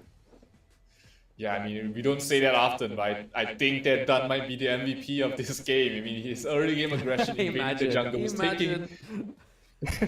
taking everything away from the Kaiser, definitely slowed down his game and, just made him a non-factor in this entire game. So, let's see if it might be the first time in history we see a Dunn MVP here in the Season 2 Invitational. But, he's definitely had a great game in this first game. Yeah, there'll be a lot of people praying for our downfall if it is the MVP of game number 1 in match 2 of day 1. But yeah, just looking at these post stats, obviously Zays and Mayin taking a lot of the gold this time around. AG Global weren't able to peep that 10k gold club like the side of LGD were, but they were able to take it a lot faster. So if they did want to, really, they could have prolonged the game just to sort of smash that 10k gold goal that seems to be going on right now. And then up to the side of R8, there was no deaths on the Sunbin, so Sunbin was a slippery one. I mean, to only lose by 2, 3, 4, 7 kills onto AG, I think that's a given. I think they could have taken that a lot further than they did. Yeah, but one crucial fight in the late game is all you need to really end the game, and it's great to see All Gamers Global was able to spot out their win and was able to take it from there on. So great recognition from them, not dragging the game any longer than it should be. And if you take a look at the damage taken, Myosotis definitely did his job there. 65.8, almost double of the Moses, and definitely had a great game in this opening match. You can see with the team fight ratings, you can see why Sunbin was able to just like get it there unscathed. She's kind of like, yeah, I'm going to pop my movement speed increase on both Consort U and the Princess Frost, and I'm just going to like fall back a little bit here. Just you guys go ahead, do some damage. I'll try and put some damage over time and some AoE damage on the floor there for you, and we'll see how that goes. But then Miojo was just able to be like, yeah, no, it didn't go quite the way we wanted it to. Dunn aggressed us. I'm dipping. I'll go back to base and just recuperate and see you when you spawn, it seems there, because all 3 of those heroes at 100% team fight rate there compared to the likes of the Elaine, which I thought was going to be a little bit more impressive in terms of team fight rate, because we did see Elaine quite often into the back of the team fights trying to pick off the likes of the Lady Chen, but wasn't quite as successful. Yeah, that's the weakness of that Elaine, is that he's very weak in the lane, and pre-level 4 he really doesn't really do much in the lane. All he can do is continue to progress in terms of items, continue to farm up, and if any sort of gank comes in before he's level 4, he's usually dead. He doesn't have a lot of mobility to get away from that, and here we can just see how dominant All Gamers Global was. They did not take the one of the Overlords, but they did really need it at that point.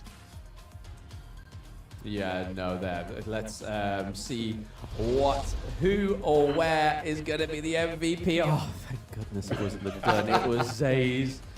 Zays with the macro plays, taking that second tier turret. The sweat has just evaporated from my noggin, because I was just hoping that wasn't going to be a Dunn MVP, because I think we've both been done, lack their better words. But Zays getting that 3-0, no death run in game 1 against R8. Damage dealt by 43k 21.2k damage taken, and then almost at 9.5k gold on the side of AG Global, and especially on a hero like the Lady Sun, she needs as much gold as she can get, as both JR and now Zaze has proven. Absolutely, and this early game, first big team fight in the game, I thought, you know, All Gamers Global kind of got away with murder. 3 of their heroes were low on HP, but they somehow all managed to just walk away from that. So huge turning point of the game where it just started with a snowball there for All Gamers Global was just that fight. When you engage so much, when you use so many of your resources to try and get a kill, you don't get any and you lose one in return, that's when it starts to all crumble. And here we see Zaze being able to stay in towards the backline, do anything he wants, does all the damage he needs, and All Gamers Global was able to close out the game before the 12-minute mark, spoiling the win, spoiling the advantage, and taking game number 1 of this best of 3 series.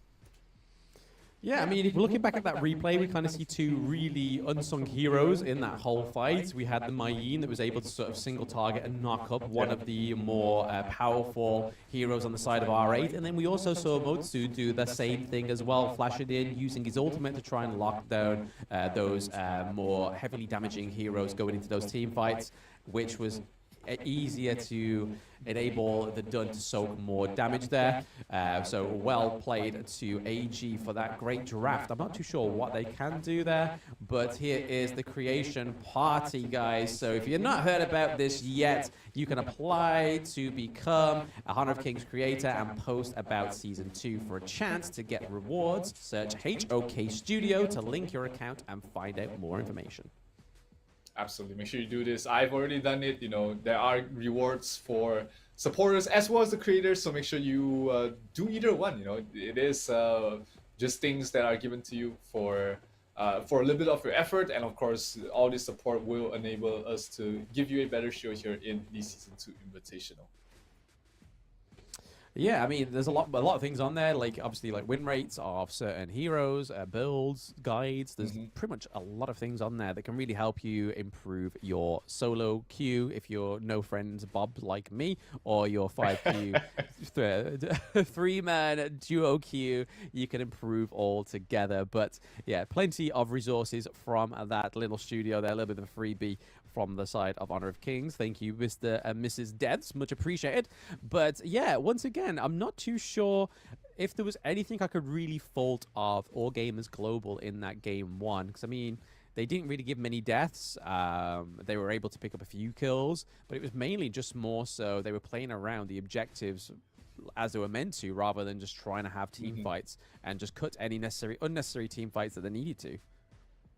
Yeah, absolutely. Their aggression was calculated. They weren't diving towers when they weren't ready, and every time they got a team fight win, they always got an objective right after that, which enabled to continue on their pressure, continue on their snowball, and really allowed them to end this game so quickly. So you were expecting All Gamers Global to do like so well like this. I was expecting a much closer fight, but you know, this performance from All Gamers Global is definitely showing why they were so feared in the Open Series. Yeah, not looking as deflated as LGD were after every victory. They are looking pretty pleased, at least I can say, or at least I can assume there. There's like, yeah, we played a really good game. Zaze didn't die once. We pretty much got every jungle objective apart from one Overlord. I think that's a pretty solid victory in game 1.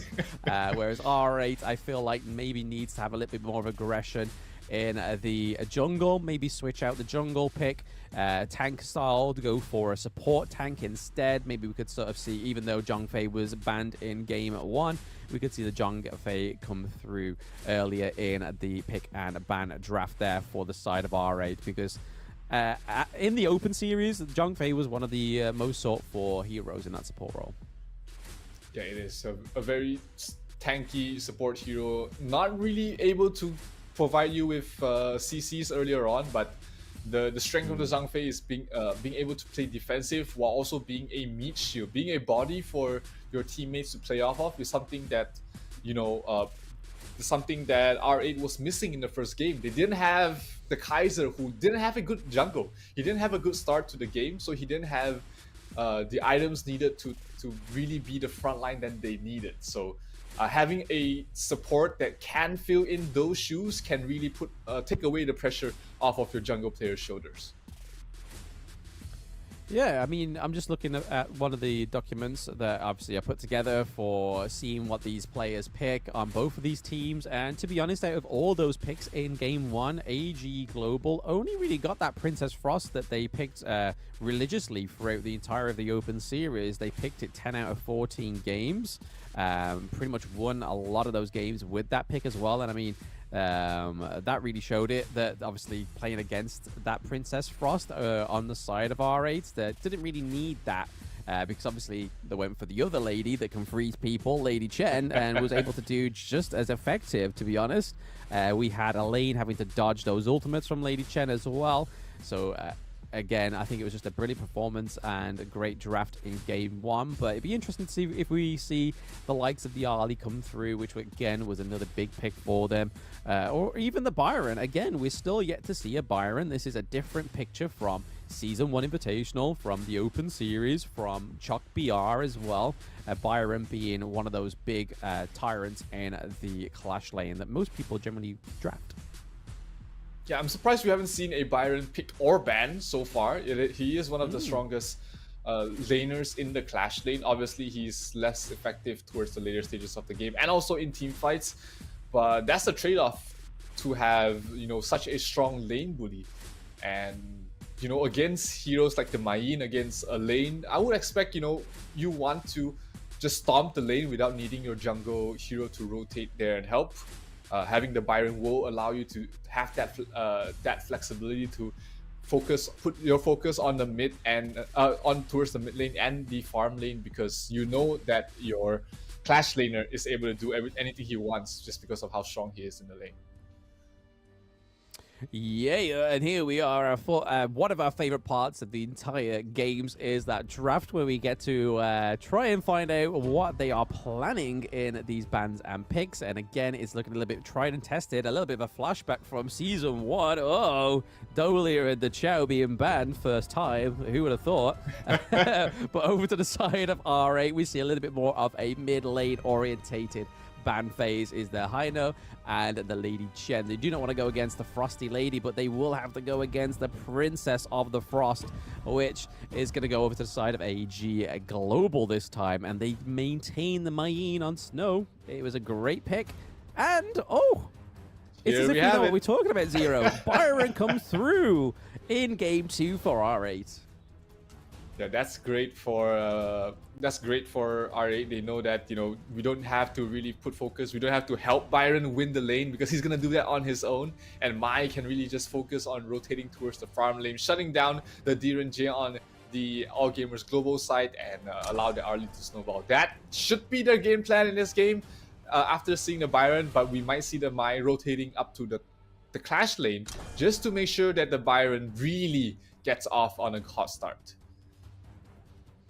Yeah, we saw an interesting ban there on the Ming. I mean, I haven't really seen AG Global, pick up the Ming before.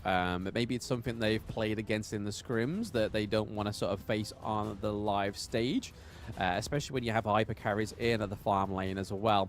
But you do see that AG do take off that Junk phase, so it may force R8 to go for another tanky jungle pick this time around. They take the pay off the board as well. Again, we know that Shihab likes the pay pick. It's definitely a Mena favorite in terms of the jungle when there's nothing else left. But another hero that has not been banned for the entire of this day one so far is Lamb. So we could see a Lamb come through here. I'm surprised at how little focus was put on the Lamb. Like, I'm same with the Byron, I guess, is that, you know, these heroes that can really enable your snowball, I expected them to be a bit more prioritized, but it could be just different sort of playstyles that they were adopting from their regions. And we might see a little bit more of them coming on as we head on later in the group stages.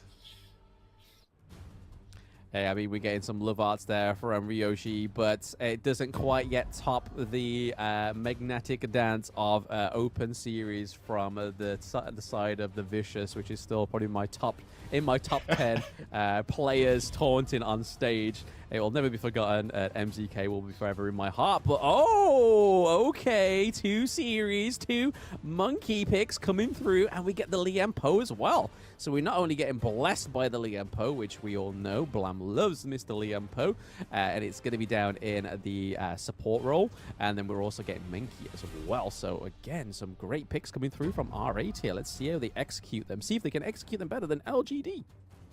Oh, what is that on the All Gamers Global side? Is that an Athena as their jungle? They played this before.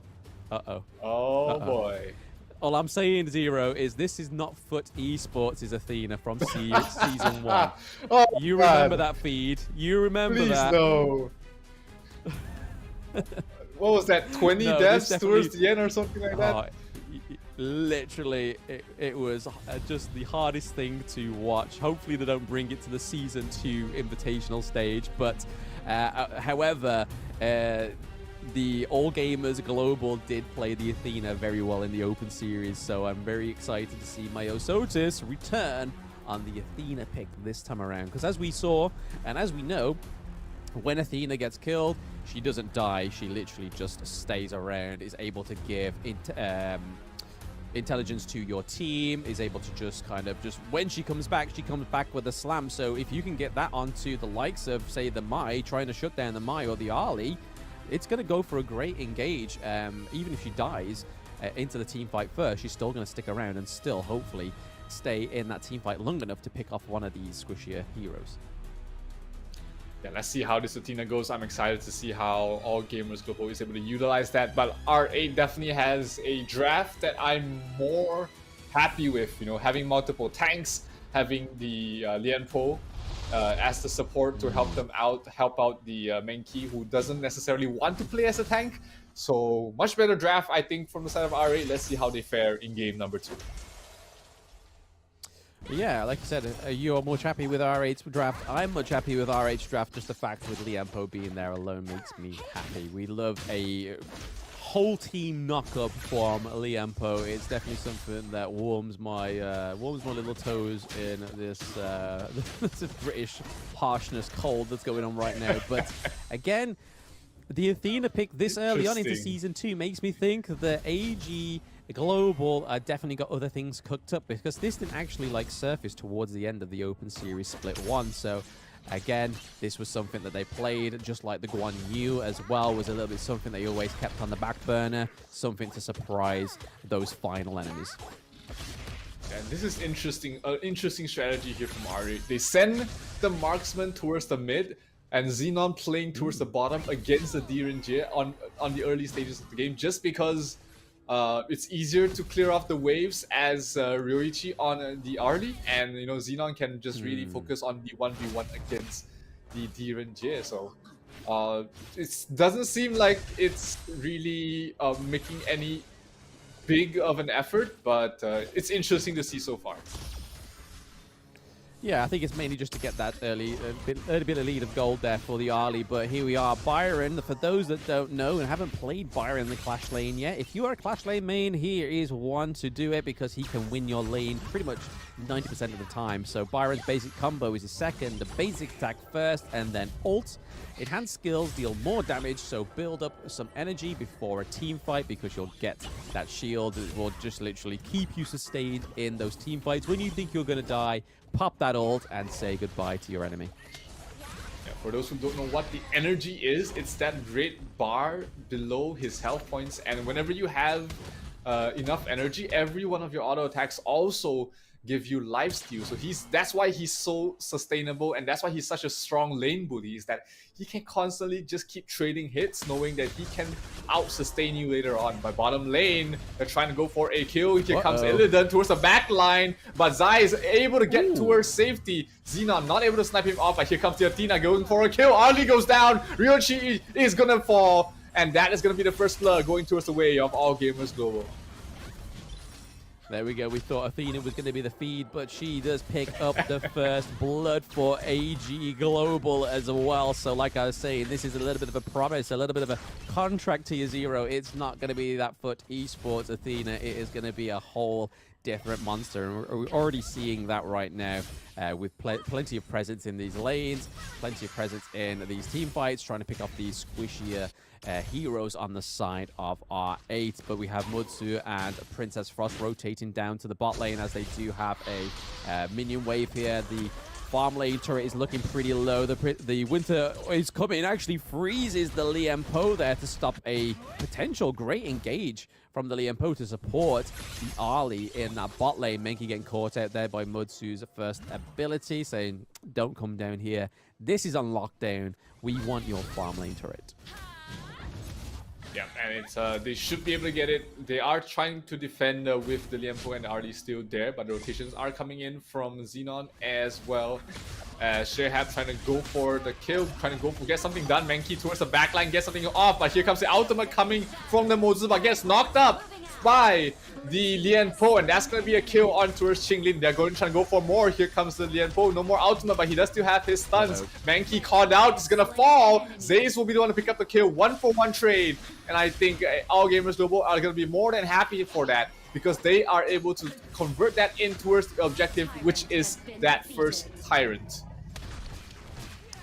Yeah, if there's a place you don't want your jungle to fall, it's definitely at that 4-minute mark when the first Tyrant and Overlord is up. I mean, the death timer at this point in the game is not that harsh, but as you saw, it left that Tyrant wide open, and you've now given that Tyrant buff over to the likes of the DRNG. You've got it on the Mayeen, you've got it on Princess Frost as well, so huge damage going to come through now. I mean, more damage than would normally be at this point in the game, but now we have a massive aggression. We have that chain lightning being able to wipe out these minion waves a lot faster, just opening up this farm lane turret. But Lian Po is not done yet. He does a flank ult into the Princess Frost, but I think that flashy play is not going to be quite enough. We see that Ali is able to pick out the DRNG, so again, that was a nice play by Roichi on the side of R8, bringing it to a 2-2 trade.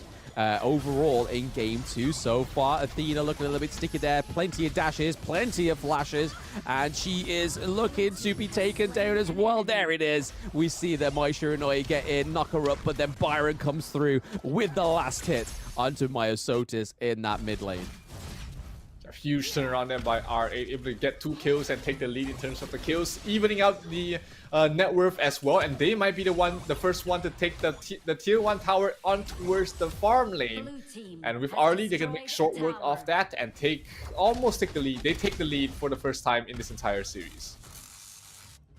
Yeah, I mean, this is definitely what R8 needed to stay in this game, and they've definitely cottoned onto something here with this team comp so far. Let's just hope that they keep riding this wave, because they're only slightly ahead of the gold. I mean, this is the first time that we've seen the team ahead of gold. It may be faint, it may just be a flat line of gold difference, but it's still a gold difference nonetheless. But R8 looking to try and go for the Overlord here. They've got to be careful because DRNG and Mutsu are here. They are able to close the Overlord as well, so that is a 50-50 split once again in the early phase of the jungle objectives that they're able to maintain. And going into game 2, huge knock up there from the Lian Po, but nobody to follow up. Lian Po is just a little bit too overextended. Meat Joj was just a little bit too early with that phenomenal knock up there from the Lian Po. This could go brutally wrong here for the side of R8. We see that CC Muti come through on the side of Athena. Byron looking pretty low. We see the life step come through on the side of Ali there just to try and get out. They do finally get that farm lane first tier turret on the side of AG Global. Yeah, man, evening out the kills as well. Game is still neck and neck between both of these players. It's going to come down. It's reaching the mid-game point where a lot of focus will be on these marksmen. Ryoichi had a great start, so did Zayce. So it's going to be more of the positionings. If anybody gets caught off here, Shea taking a lot of damage. She's in trouble, has to back off. But here comes the Athena towards the backline. Myosotis soaking up a lot of damage, but is able to survive at the moment, and they're trying to get something, trying to secure a kill at this point, but the side of R8 was just able to disengage all too well, and looks like All Gamers Global will try and take this top tier 1 tower, but will they have enough members? Because Zayce is already down to half health, very dangerous. Xenon on the Mai, we've seen him in action in this Season 1 Invitational, and he was a beast on that hero. Yeah, it was definitely one of his top picks. We haven't really seen much else from Zenon just yet, but here we go. Knockup from the Mai, complemented by the Ali, but we have Motsu here as well. Double kill for Ryoshi. Well played on the side of R8. That is definitely another foot in the door in hopes to try and turn this Game 2 into a Game 2 victory rather than another L for them. But I do have to comment that AG Snow plays his Mayeen very confidently. He was able just to walk up to the Liempo, didn't care that Liempo was there in the same bush as him. He's just sort of like, bro, you gonna do anything? And then didn't actually even end up doing anything. But again, the Tyrant goes over to the side of AG Global.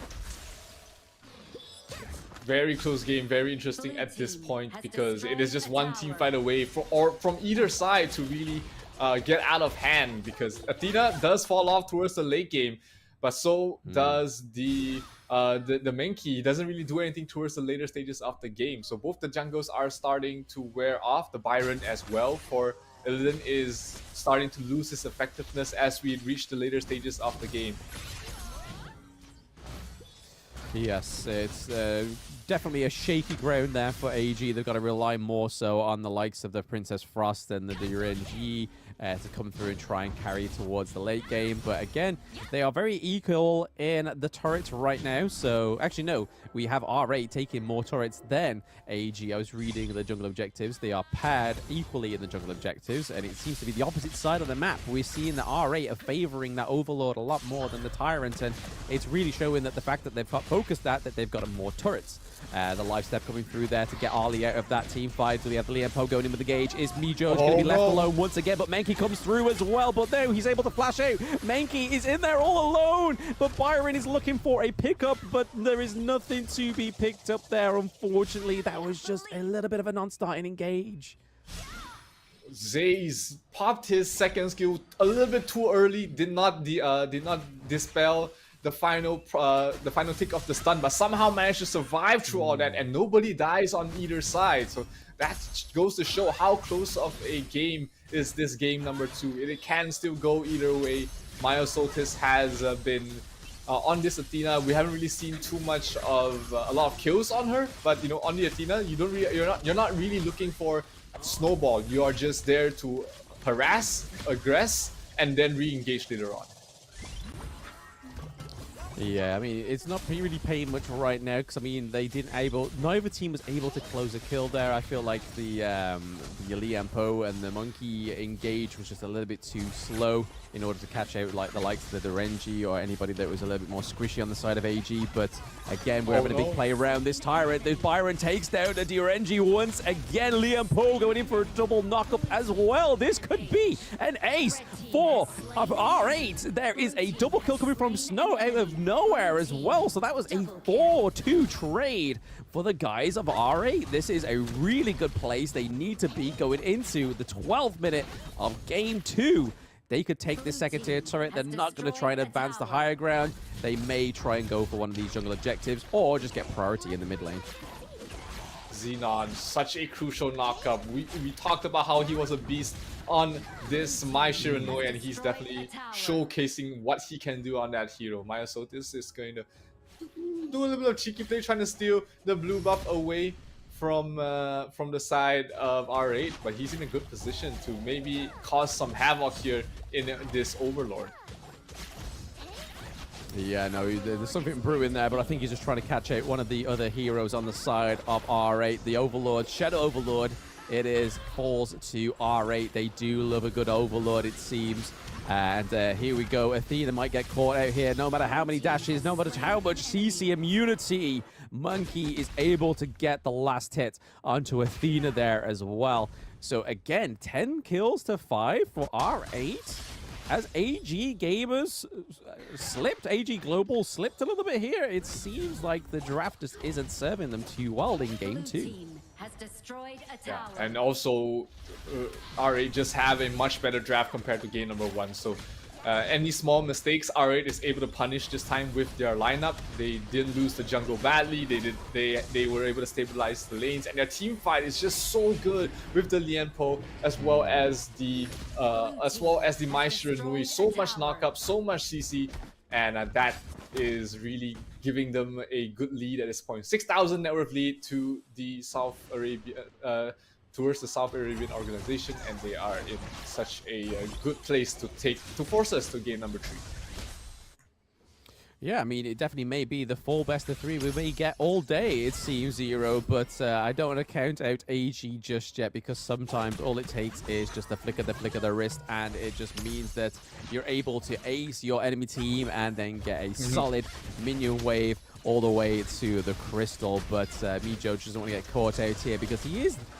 We have to say that one of the vital parts of these massive engages, the reason why they've had so many successful team fights, is the combo of the Liam Po with the Menki, and then obviously Byron coming through being hard hitting, Mai Shiranui as well being very hard hitting. Those crucial knockups from Zenon as well have really just been putting AG Global into their place right now.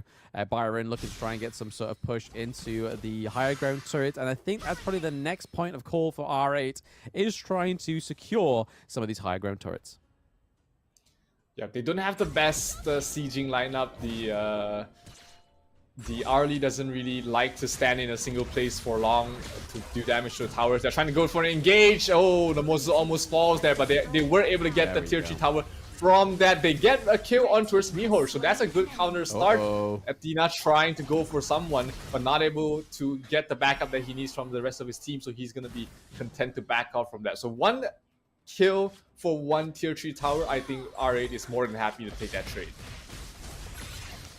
Yeah, they're just going to wait for another 25 seconds now, because I think if a team fight is forced here on the side of AG Global, they may be able to take it from them. I mean, without their backbone, their main backbone at least, that Liam Po has been, like I've said before, so crucial into those team fights. So again, I feel like R8 just need to kind of just pull it back a little bit here, just make sure and maintain those minion waves are not going to be too much in favor on the side of AG, and wait till that massive Liam Po comes through. But Mai looking for a push in that farm lane. Again, they are wanting that higher ground turret, it seems, in the second side lane.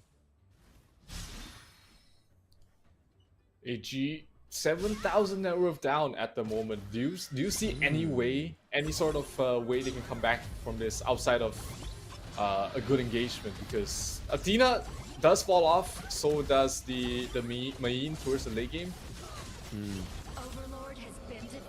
Again, I mean, you can see that Mayin's trying to get like a bit of a macro play going on here. I think they're just trying to focus these side lanes, because they know that most of the time R8 is going to be grouped somewhere within that mid region, because they don't have the first and second tier turret in the mid lane now on the side of AG. So having that wide open just has it's just a huge playground for R8 right now in game 2. But like you said, the AG Global are quite far behind in that gold. So again, that makes a huge difference in Honor of Kings, and Mayin just looking to try and stay out of these team fights and allow her team to start the team fight first, and then her come from to the back line and try and be effective that way. But I don't think they're ever going to get the opportunity. Here are the Vanguards. The Shadow Vanguards are rocking around as well in that farm lane. The Winter is coming, is just placed there to try and stop the minion waves from taking that higher ground turret in the farm lane. But look at this. This is just so shaky. They're just waiting for the right moment. The Shadow Vanguard has arrived at that farm lane higher ground turret as well. Liam Po is in there. He's just teetering. He's waiting for somebody to slip up. There is that engage. There's the ultimate. It's already been exhausted here. So again, we're not going to see that for another few moments now. But they did get that higher ground turret in the farm lane, which is going to be great for R8. They only have one more turret on the field to try and take down. And that's the last thing stopping them from winning game 2. Yeah. R8 will be more than happy to be able to take that tier 3 without losing any of their members, which means that they only have one more tier 3 to really deal with. And once they get this Shadow Tyrant, they will get the additional damage buff, which I expect them to utilize to try and push on towards the high ground in this mid lane. The last tower standing here for AG, they will need to defend with their lives.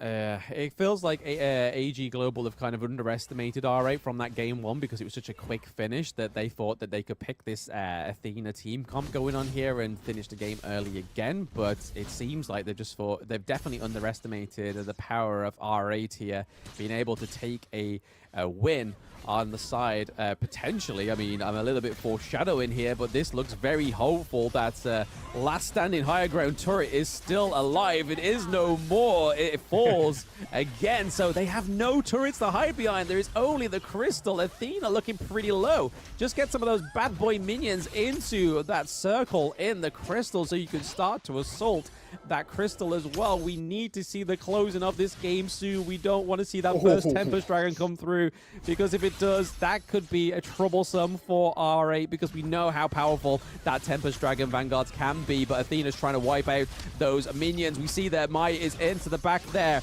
looking to try and take out some of their teammates. Byron is there as well, but it's already going down for R8. There's 2 of them down. There's a 2-1 trade so far. Byron's back up thanks to Sage Sanctuary. He is now going down again. Double kill going over to AG Snow. We have R8 on the run, but they still have Liempo. They still have Arlie, and they still have Monkey as well. So again, they haven't lost their jungle. They still have a way into this Tempest Dragon if it does mean that it has to happen.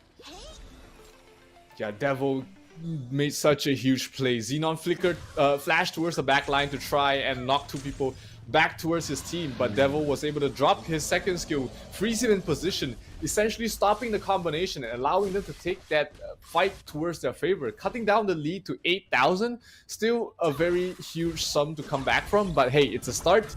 And if AG is able to get a couple more stops just like that, they might find themselves in a much more favorable situation to make a comeback in this game. Yeah, I mean, Tempest Dragon up in 10 seconds as well. So again, we may see a little bit of a focus here for AG. We could see a backdoor if they do try and prioritize this Tempest Dragon too much here. Expiring, it was in at the sideline there, trying to push that Clash Lane minion wave. But it seems like they are just waiting to play around this Tempest Dragon, it seems.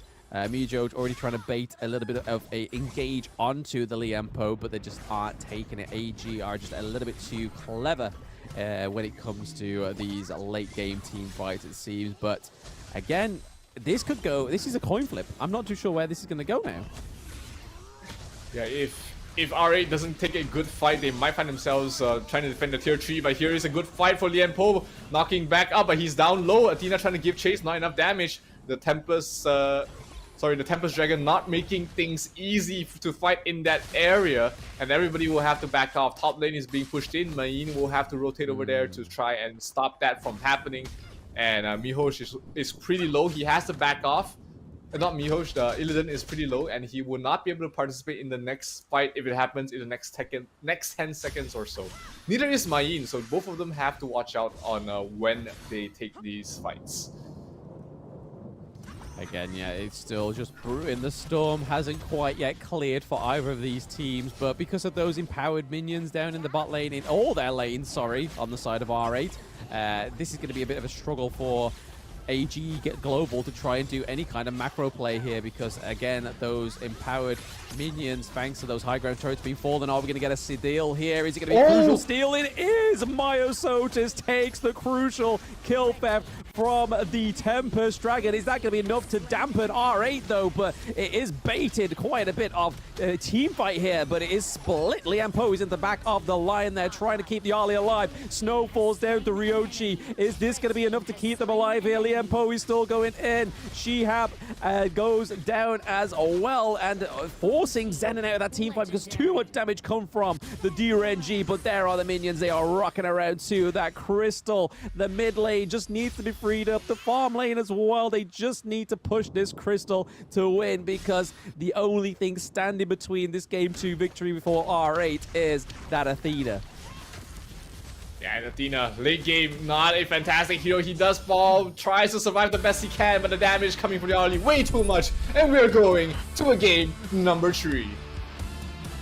Woo! I mean, it's taken less time for a best of 3 in Season 2 than in the Season 1 Invitational. I think it was like somewhere in the knockout stages the best of 3 was at some point in that Season 1, but we get it in day 1. AG not looking too impressed with that draft, clearly overestimating this side of R8 Esports. Well played, R8, for going 1-1.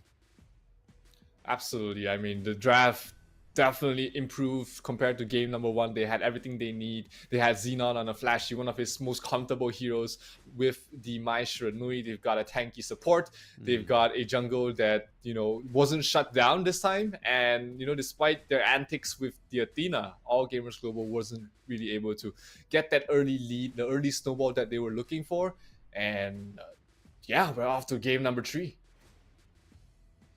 Yes, it hasn't taken long, and I think that's a good sign for the Season 2 Invitational because, again, R8 going against AG and able to take a round from AG just means that Loops may just have their work cut out for them in Group B because, honestly, I didn't see R8 bring in that much flavor to AG, but like I said, I honestly think that AG just overestimated them in that Game 2 draft, whereas it really shows that R8 do have a lot of strength going into this Season 2 Invitational and still have a chance at being in that top 2.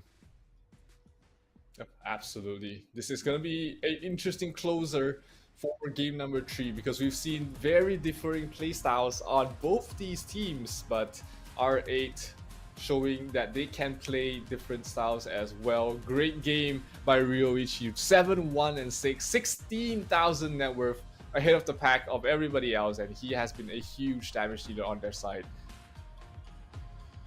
Yeah, the Ali was definitely a slippy run in that one, and you can see that it was because only 1 death on an Ali on R8. Fantastic play. That's clearly been a big setup hero for them going into the Season 2 Invitational. But I have to give a shout out to, obviously, Mijoj on that Liam Po. It's just, if it weren't for this hero, I don't think half of these team fights would have gone through the way they did. Because, I mean, 2-2-12, a support could have died a lot more than that, but to go for 12 assists shows how much Mijoj was in these team fights. Same with Zenon, just the amount of knockups for the side of R8 really showed and paid dividends against AG Global. Yep, Xenon, his scoreline nothing too fancy. I mean, 2-1-11, but that 11 has been absolutely crucial for R8 to take early control of the game and the mid game as well.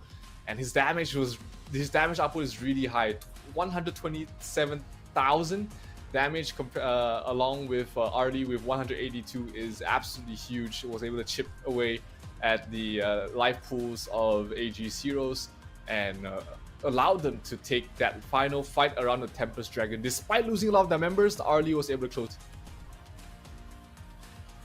Yeah, I feel like if it weren't for that Ali and Ryoshi having such a fantastic early and mid game on that hero, I feel like that could have gone completely different because we saw that the Renji was doing so much damage as well, just being able to melt Zenon, being able to melt the Liam Po as well, and obviously Shihab fell down in that final hurdle. But Ryochi was able just to take the peak of damage there, so 182.5k to the 134.5k on the Renji on the side of All Gamers Global. But here we have it. You can see that gold graph. It did sort of flirt towards the side of AG Global for a very small amount of time in that game too. But then as you can see towards the end, that huge orange wave was the efforts of R8 being able to maintain the jungle, get all those overlords, being able to push those lanes very effectively, and showing that the Athena pick was just a little bit too of a not good enough in this game. A little bit too playful coming from the AG side, and the MVP for game number 2 once again on the Arlie Ryoichi, first MVP on the board for him. 716 KDA, 182,000 damage dealt, and the most farmed hero in this game. Definitely a well-deserved one. He was the backbone of them being able to win this game. He had a fantastic start. He was able to close out the game as well, playing at a knife's edge with his health. And yeah, we're going to game 3 here, Blam. Yeah, before Game 3, we're going to see some of those beautiful highlights that enabled R8 to get that Game 2 win. And just look at that. That monkey engaged there. If it wasn't monkeys engaged, it was the Liam Poe. It was just huge, huge engages. And I feel like they can't try this twice and possibly get a win here from AG Global, surely. I mean, something's got to like bust now. This has got to be like a one-time try against one of your teams, and then you're going to try something else, right? Like, AG can't let this happen again. They can't let this amount of knockups, this huge team fights, and they can't bring that Athena out in Game 3, surely. But as you can see here, just so much damage coming from Ryoshi there, literally showing why he was MVP, and this was the first assault on the Crystal here. It wasn't quite as successful as they thought it would, because Zenon got thrown into the back there, and Ilden as well. And then obviously we saw this all centered around here, thinking that crucial kill theft was going to be the upset for R8 in Game 2, but it just wasn't enough, because we saw that fantastic team fight was able to just keep the leash on AG Global in that Game 2, enabling that Game 2 victory. Yeah, and this is going to be interesting to see how both of these teams will adapt after this game for game number 3, because, you know, for game number 1, it was an absolute stomp going towards the way of all gamers global. Game 2, R8 played the mid game and earned the game to perfection and was able to force us to game number 3. Now, what's going to be the game plan for both these teams heading in towards the final game of this series? Because they are one win away from virtually securing their spot in the mid-season invitational as well as the top 8 of this tournament, but they still have one more game to play. They do have one more game to play, and again, Group B is another group that consists of 3 teams. Obviously, the other team being in Group B is Loop Esports, the second runners-up to HOK BR24. So you feel like they have some gravity behind them as a team. Maybe they will be a bit more of an upset to AG Global than R8 is. It's going to be really interesting to see what they do there going forward. Again, I think they play tomorrow as well. But speaking of all the global esports that we're talking about Season 2 Invitational, we're talking about EWC, but we have registration starting for the Open Series Split 2. Will be open from July the 8th to the 19th. Log into Honor of Kings game to sign up during the period. Form your HOK teams with your comrades now and embark on a path to becoming a professional player.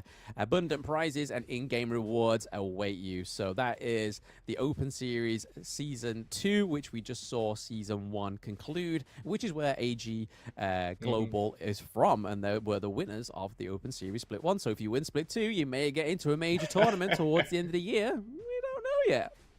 I mean, that's how stars are born, you know, trying to capitalize on every single opportunity they get, and this is a huge opportunity for all of you guys who are interested to find a successful career in the competitive scene of the Honor of Kings. Definitely sign up for the Open Series Split 2. But ladies and gentlemen, we are preparing for game number 3 here between All Gamers Global as well as R8 Esports. Yeah, a lot on the line on this one, because obviously it hasn't been as a perfect score as LGD had in Group D earlier. It is going to be 2-1 either way, so either of these teams aren't going to seem as unblemished as the previous top seed of the last group. So again, there's a lot to play for, but like I was saying in the post analytics, are they going to be able to pursue this same double knockup with the monkey, with the Liam Poe? Will these be bans, picks, or heroes that are going to be going straight and meeting the ban hammer from the word go in this game 3? Because it is a best of 3. This is where it does decide if you're going to be top of your group or you're going to sit in that middle lane that doesn't look too tasty right now, especially when your next competitor is Loop Esports. Yeah, Loop Esports, second place in the Honor of Kings Brazil Championships. Definitely not an easy opponent. Nobody wants to face them as their potential final game in the Season 2 Invitational. So both of these teams will be looking to take the win in this last game of the series. And we have the ban phase already going through Arlie and Mai Shunui taken out there by AG after a phenomenal showcase there by Xenon as well as Ryoichi. Yeah, I mean, we saw that Mai was banned heavily in the first match of the day, and then obviously this time around it wasn't banned in Game 1 or Game 2. Obviously played in Game 2, not played in Game 1, but this time around we do see that it is fit for ban purposes here on the side of AG Global, because Zenon, like you said, Zero, was absolutely fantastic in that Game 2 on that Mai pick, but back to the tried and tested first 2 bans of Season 1, which Zenon and Mijoj would be no stranger to. It is the Dolia and the Chao ban on the side of R8. But they do pick up the Mutsu and the Elaine. Yep. It's continuing on the whole strategy of having more CCs, more stuns on your team. It paid off for them for game number 2 here. But R8 wants to have that repeat performance in game number 3. AG picking up the Dun once again. Are we going to see a 66% win rate on the Dun just because of AG? Or is it going to fall down to, hey, I told you you shouldn't pick this hero category once again? We can only hope so. We can only hope so, because R8 are probably holding on to the same kind of belief we are. It's like, come on, that done, bro. we saw it before. We didn't beat it once, we can beat it this time. It's absolutely fine. But the Mayin comes through. We know that Snow loves that pick, and it seems to be tried and tested. They do like to maintain going for the Lady of the Clash lane, but DRNG is switching hands here because Ali did get banned, and it's going onto the side of R8. Will we see a better performance this time around for Ryoshi from Game 1 into Game 3? But so it's definitely going to take a lot to top his Ali performance of Game 2. Princess Frost gets banned on the side of All Gamers Global. Again, that is a wise ban, knowing that the enemy team does not have their mid lane yet. And Mai's been taken off the table. Princess Frost, they've taken Lady Chen for themselves. Will we see the likes of Zhou Yu, or will we see like a Ganon Mo come through here for Zenon? There's not really much in terms of flashy jungle picks left here. Heino will be the perfect mid lane here for R8 as long as they pair it up with a jungler like Zilong, or something with a stun or knock-up at least, because that's exactly what they need. They do go for the Gun and Mo, which is fine in the mid lane as well, and it goes along with the entire concept of having a burst in your mid lane, and then you need a bit more stun on your jungle. So can't say I hate the Gun and Mo. Definitely does fit into the role. You did call that out as well. So we did see a lot of very flashy plays on the Gun and Mo in Season 1 with a lot of crucial steals. Let's see if it's going to happen again here in Season 2. Yeah, I mean, paired with Emotsu, it's going to be a match made in heaven, because if Mijoj can land those first skill CCs, and then we can see the couple's blades come through from the Ganon Mo, and we know how much damage those couple blades can do. Oh, yeah. He's just got to make sure he can maintain the distance from the Zhongfei and the Dun, because again, those are 2 big engage heroes going into AG All Gamers Global's team comp here, and we get a pick. I don't actually think we've even seen this before in any of the tournaments. Agudo is gracing the Gorge and on the jungle as well. So R8 cooking up something. The coach here, young coach boy, he's got the Agudo. He knows what's his team's got to do. He's like, I've made the decision, you execute it. And we'll see how this pairs into R8's Game 3. Yeah, they needed a bit more frontline, they needed more tank, and Agudo definitely helps in that regard. Does not have the CCs that I was really hoping for. A lot less CCs, not completely devoid of it. But, you know, having the extra body in the front will help the Gun and Mo tremendously. And the Savage growth will also help set up good couple blades there from the Gun and Mo as well. Yeah, again, like you said, there's not as much CC on the side of R8, which we thought was like their key sort of recipe or key ingredient to their Game 2 victory. But this time around, they only really have the Motsu. They have, obviously, DRNG's ultimate CC as well.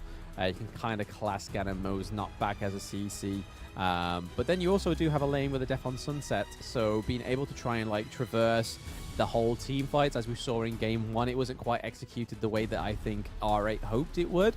But to try and get onto the back line of Lady Sun or Lady Chen, that's vital, because once Zhang Fei uses that unbridled rage and dives in, you're going to want somebody that can dive past that beast and hopefully just melt down the Lady Sun and the Lady Chen, because then that's most of your damage done. Yep. The lane and Agudo definitely fits in towards that category, and Gun and Mo can ignore it, can ignore the Zhang Fei a little bit and just go for the back lines. But you know, it's a hard thing to call. I don't see a lot of Agudo being played at the highest level. It's definitely a very interesting hero for me. In this matchup as well, let's see how it goes. Agudo against Dun is going to be a very interesting matchup. Both in the jungle, both here we have it. Both of them is going to have to carry the weights of their team early on, and which one will do better, let's wait and see. Yeah, it's definitely not the conventional jungle picks we saw from Season 1. Everyone trying to gun for Lamb, or anybody a little bit more flashy like the Jing and stuff like that. Like, none of these heroes have even came and played yet onto the Gorge, but we've seen an Agudo before a Jing. Let that settle in, Zero.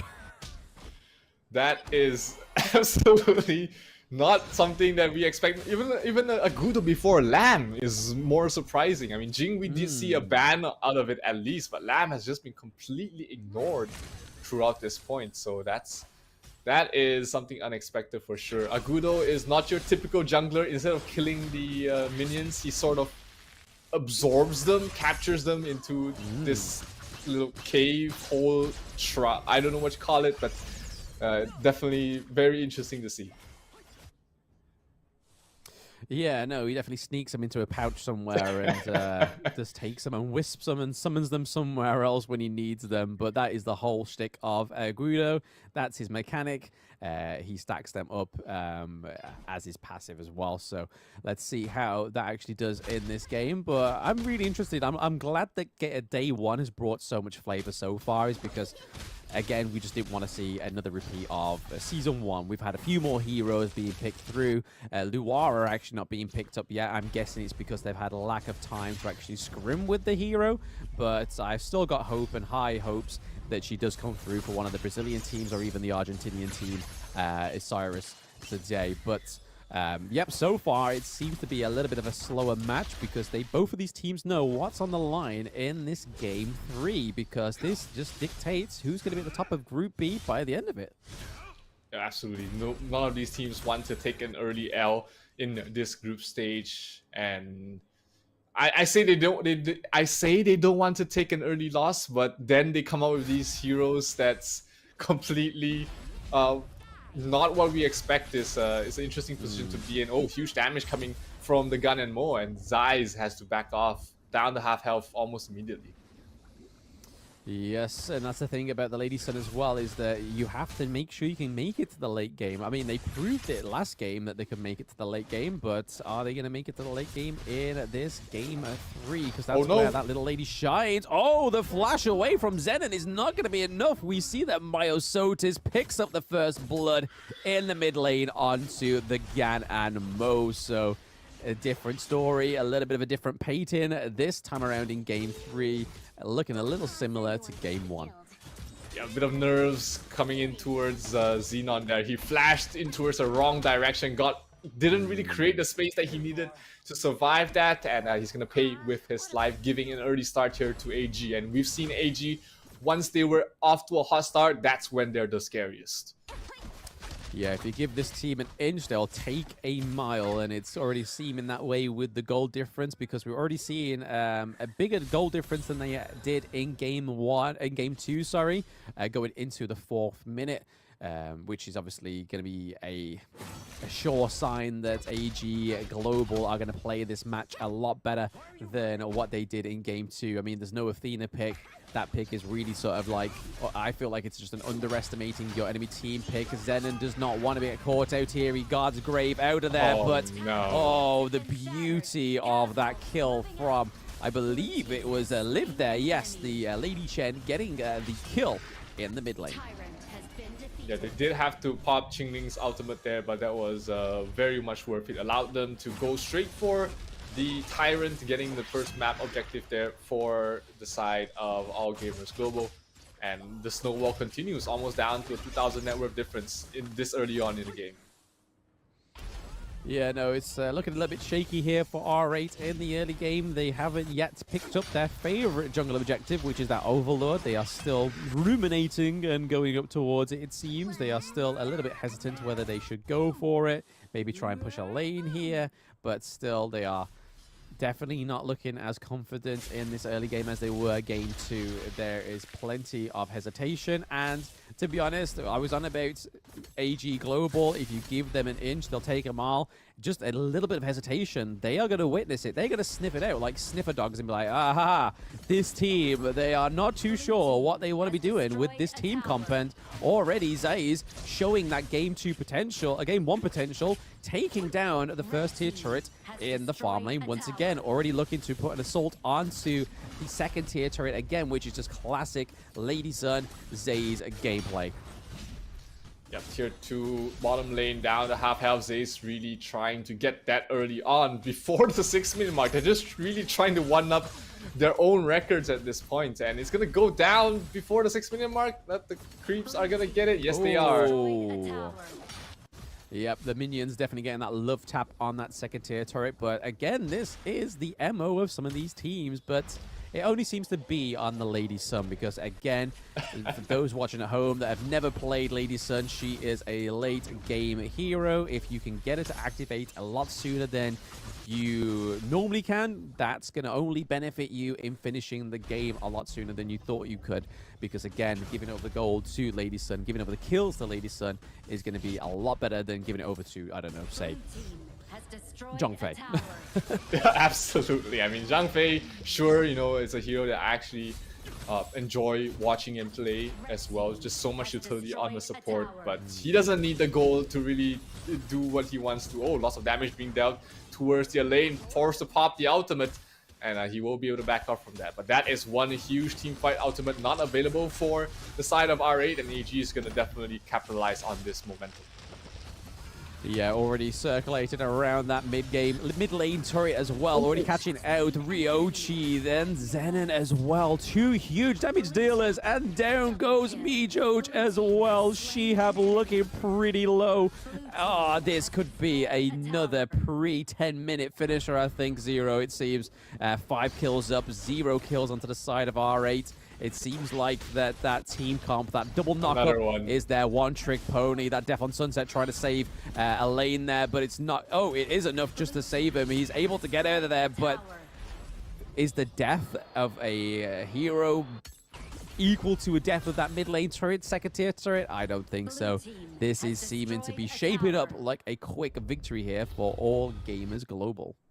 Yep, 6,000 net worth in 7 minutes is absolutely huge. No more tier 2 towers left standing for the R8 side as well. Not boding well at this point, and Devil was able to land such a huge route, such a huge CC on towards the back lines of R8. Definitely just created a huge opportunity for Snow to go towards the back line, deal the damage that he needs to deal, and was able to take that very convincing engagement, and opens up the entire map for Myosotis to start stealing these buffs as well.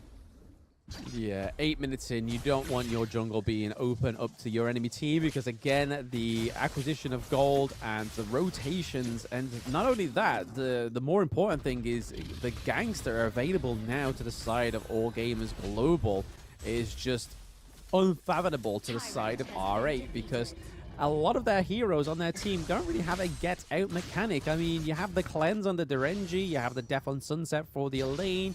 There's only so far that Guard the Grave can push you away from a sticky situation, which we've already seen that Dun can nullify and negate, but Zhang Fei getting face checked there in that bush, but again, this is Zhang Fei. He's got shield for days. They aren't going to do real much there to upset the side of AG Global already, but we're seeing 2 lanes already looking to be assaulted to the higher ground turret here.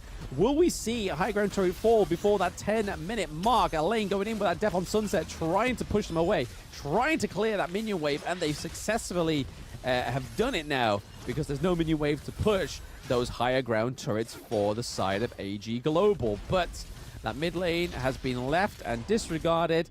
They are looking to just recuperate and then go again. Fortunately for R8, they was able to keep them at the gate.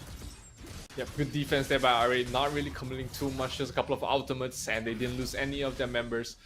And did manage to keep the tower's HP alive very healthily as well. So all things considered, that was a very good engagement there by R8. Still a 6,000 net worth lead being held there by the AG side, and they will have the next objectives around the map open if they want to try and go take it, because it doesn't seem like R8 is anywhere close to be able to take a convincing team fight yet.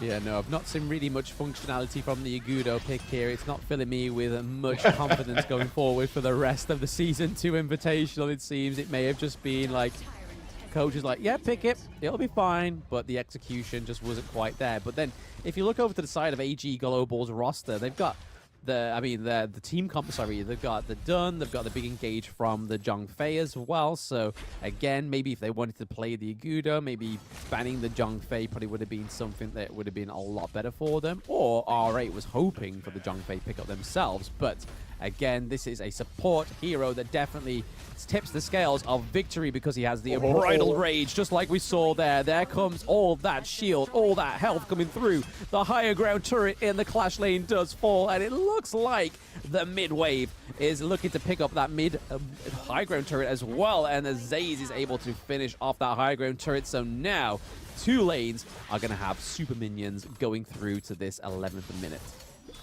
Yep. Huge ultimate there by Zhang Fei. Not really as an engagement, but sort of like just pushed them away, making sure that his teammates were able to get that tier 3 tower up in the top was absolutely huge, and able them to open up the map. And they took that fight without losing any members, which is exactly what AG was hoping for, because that means they can continue under pressure and finish off the bottom tier 3 tower. Yeah, they just seem to be just going in, doing as much damage as possible, going back out, waiting for the minion wave, and going back in. As we can see here in the farm lane, they are looking to take that higher ground turret in the farm lane. It looks like it's going to be an easy feat, as well as we see that Lady Shen is able to pick up the backline Ganon mode there. Also, Zhongfei takes down as well. That is a 3-0 takedown for the side of All Gamers Global. They are not done yet. Modsu with the last Hail Mary attempt to keep the crystal alive. Agudo is not going to be that hero that keeps your crystal alive. 2-1 going over to All Gamers Global. Yeah, I don't think we'll be seeing Agudo anytime soon from R8 or any of the teams. In fact, it sort of just kind of fell flat. We didn't really see too much happening from it, and you know, I don't think it's a hero that is going to be having too much of a spotlight on this tournament. Yeah, I mean, R8 is putting themselves into an okay position going into day 2 as well, because now if they're able to take like 2-0 from Luke, that still puts them in the middle of that bracket, middle of that board, because they are 1-1, so that means they're only 1 point. So again, I think that's a well-played effort for R8 overall, definitely better than Impunity. So again, well played. Welcome back, ladies and gentlemen. We'll get our second winner of the day. When it comes to the bracket, we have none other than All Gaming Globals coming out from Hong Kong. China, congratulations, but who's holding the mic? It's going to be the furthest one away. But, 我唔識講廣東話，對唔住。I don't know how to speak Cantonese. That's the only word and phrase that I actually memorized, because 對唔住, really, I don't know how to talk about it. Can you guys speak in English, any of you? Your English so sorry. It's okay. Can we pass the mic? Can we pass the mic? 普通話可以，普通話可以，中文還可以吧？還行。Okay, so we do have, okay, the mic's here. Okay, Qingling is going to be the captain. 你是队长是吗？是的，是的。I'm going to translate. Don't worry, guys. So, 所以刚才感觉到你们打不是容易的，对吗？It wasn't an easy game for you guys. 我感觉更多是就是我们赛场上就是太紧张了吧，然后没有把平时训练赛的东西打出来，然后刚刚第2把输了之后，其实教练更多就说我们心态上的问题，可能就是真的太紧张了，而且我们是背负着 AG 的名字，然后也想打出个好表现。那所以你们会看到我们第2把输了之后，第3把其实整体上的节奏还有那个运营上会更加就是流畅一点吧。就感觉今天打出来的东西只有我们训练赛的3成吧。OK， 你冷静一点，我看到你还是有紧张一对，下。因为真的很紧张。你冷静，游戏打完了，没关系。So basically, what he mentioned just now, coming up from the captain of AG himself, is not really in their best performance because they are panicking. They seems to be under a lot of pressure. Withholding the banners of AG seems to be a big risk, big organization, by the way. So everything comes to be, trafficking in the head too much. You overthink. That's what happened in what really happened during the entire game. Now speaking of which, 对不起啊，我讲你的 captain 可以吗哈 ？OK 啊 I'm so sorry. I'm so sorry. Okay, what really happened from your perspective in game number 2? 那第二场感觉到很辛苦啊，你们要打的时候，所以你看起来对你自己来讲，你是队长啊，所以你看起来哪里是你最大的错误？那时候？当时就我身为队长，身为指挥位，刚转指挥位，然后我有很多东西或者说节奏上的其实都不熟悉，然后我们在转线运营上或者说打架都很多地方没做好，其实简称来说就是太紧张了吧，很多东西都没注意到，所以给对方很多机会，然后在逆风的时候就很急的想跟对面打架，把优势打回来，所以就导致我们就打得很辛苦。那我感觉这些事情就是我们回去就调整一下心态，然后复一下盘，然后大家都聊一聊当时赛场上的事情，然后就能解决的。So basically, what happened in game number 2? It feels like everything is out of place, a bit messy for them. They try to make it up, all the losses. They try to redeem themselves, but a bit of here and there. But as a captain, what much more you can do? Everything happens at the same time, and you cannot control it. He seems to be in a messy position. He tried to redeem. He tried to redeem himself, but it's a bit too tough. It's a bit too late, and every single mistake being given was taking the opportunity by the side of RA, and you have to give them their very good opportunities as well. Last but not least, now coming up from AG, today games was massive for you guys, but relief win finally, don't worry about that. But which team are you looking forward to fight against when it comes to even the finals even? 对你们来讲 AG 的话，你们期待哪一队要打战下一场，或者你们的决赛的时候，哪个队伍你要想打？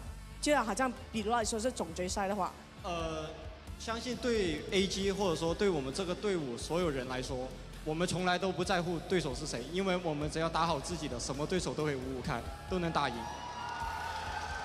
For them, it's like the biggest. I'm gonna make it TLDR, okay? Basically, the biggest enemy is themselves, and the worst enemy is also themselves. So they want to fight themselves. But that's gonna be the end of this interview. Thank you so much, Yingling, and the rest of AG. 谢谢你们，对不起啊。I still have to say sorry. But we're gonna toss it back to the casters. More actions to go. So casters, take it away. And there we have it from Qingling there, that their biggest opponent and worst opponent is themselves. It seems like there's a recurring effect with these young players, especially like LGD.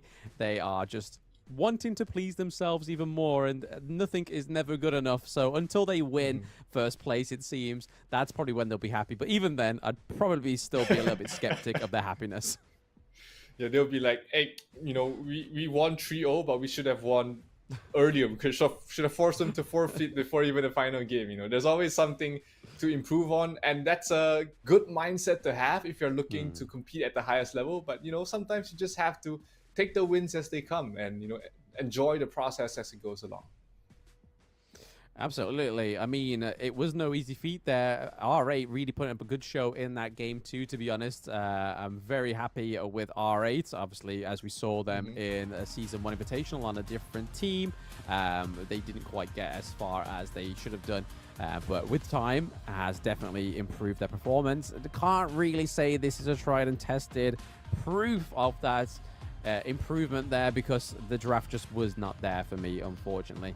But over to the side of AG Global, you see the likes of pretty much a no different across the board. But that's what happens when you get Titan picks like the Zhongfei, the Lady Sun, the Mayin. Snow has made that work for the 3 games, not teetering away from it. He's like, no, I'm going to make this hero work, and I'm going to do it really well. And in that game 3, I have to say that it was played probably the best out of the whole of the series.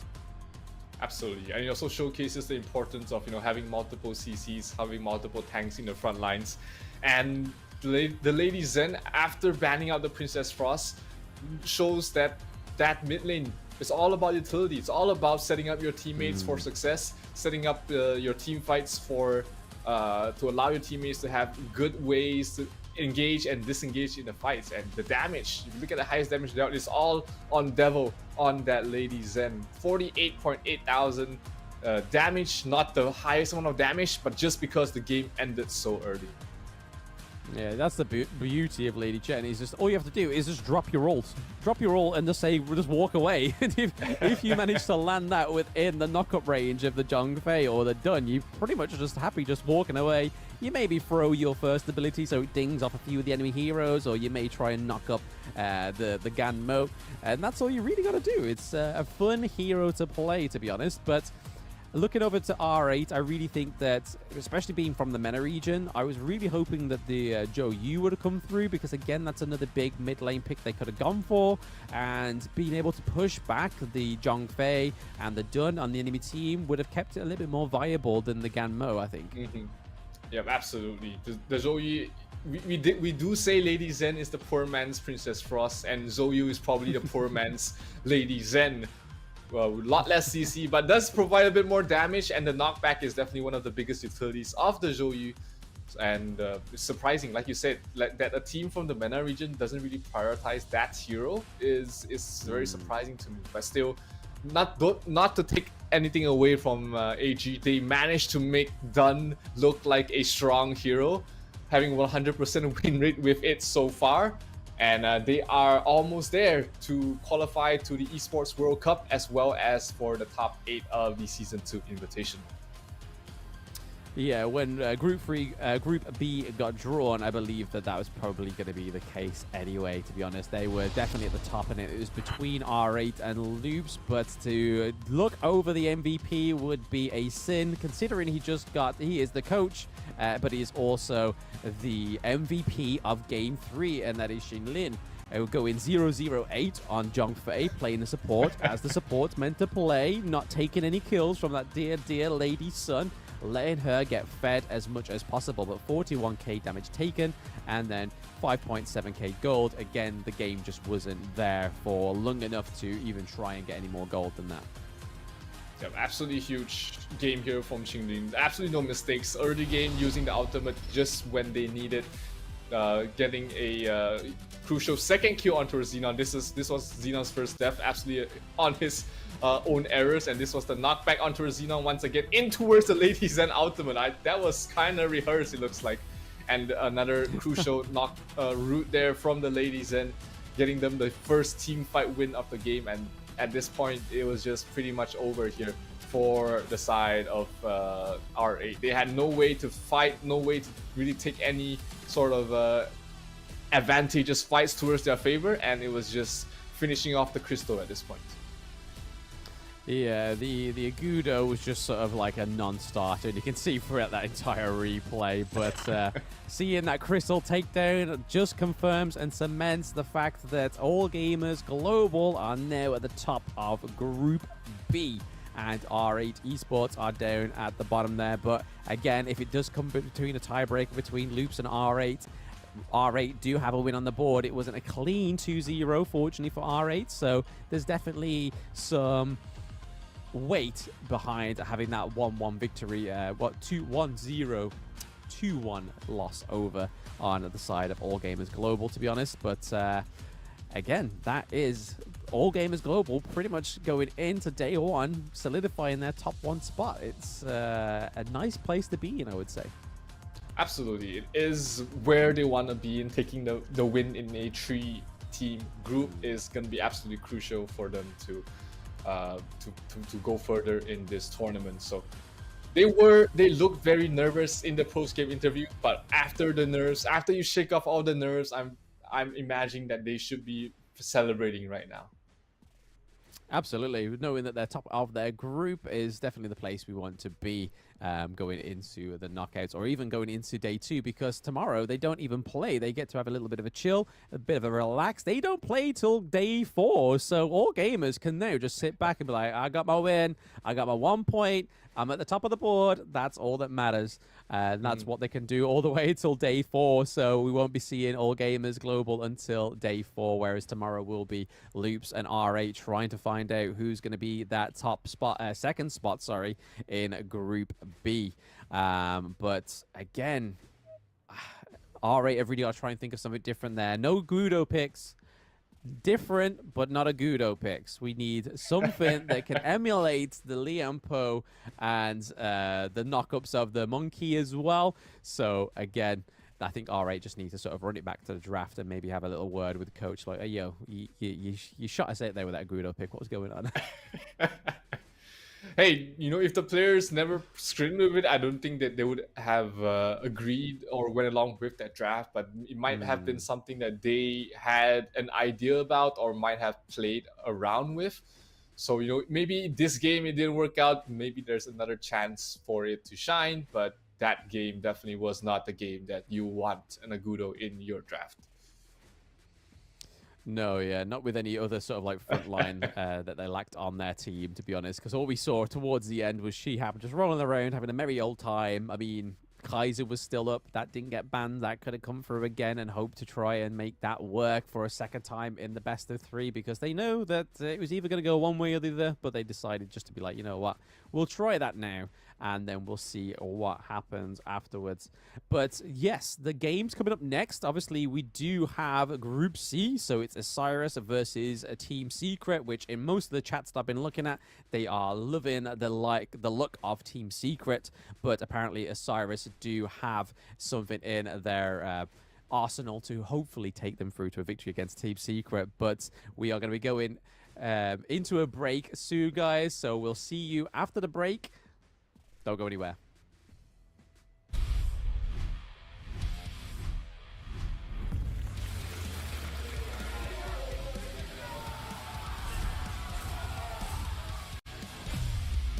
Bom, com essa nova lineup, né, essa nova hotlane, essa lineup foi formada para ser a melhor Vivo Cage de todos os tempos, então eu tô realmente... Dragon, sino ba mga kalaban natin? Wala ko ilabot. We'll knock you! For BKS, Vitality, and FUT, be ready, because we will find you and we will crush you. Não quero dar recado para nenhum time específico, mas vocês vão conhecer o melhor top laner do Ocidente. Our best challenge is going to be beat them Asian teams. Team Secret, I guess, is a great rival for us. 不只是沙特世界杯，我来 S2 就是想拿冠军。 Falar pra Team Secret, a gente vai ganhar bem fácil. Infelizmente, vamos deixar os torcedores da Malásia tristes, mas a Argentina vai estar muito feliz. 东南亚赛区的操作手法上面都是比较厉害，对于我们来说其实也是蛮有压力的。 أنا فخور جدا عشان احنا بنمثل الوطن العربي وإن شاء الله نأدي أداء. Because R8 is coming and be careful. 不要小看我们，虽然我们是一个很新的队伍，我们一定会追上你们的。比较担心那个老对手 LGD 吧，因为我们平时训练赛跟他们打起来，感觉他们比较厉害。因为我们确实比别人厉害一点。 I just want to say, don't scare about us. We are same human being, so we are only 10 finger. Don't scare about us. Don't scare. Don't scare. Don't scare about us. 虽然你们老干爹很厉害，但是我相信我的队伍不会让自己失望。去年的 KW 决赛我们输给了他们，今年我要赢回来。打你们像喝水一样。如果遇到我们会2比0拿下你们。 无论遇上什么队伍，我们也可以打得有来有回。晋不晋级无所谓，但是一定要打出自己平时备战的训练状态，然后不要有遗憾。 Let's just enjoy the game and give the fans a good fight.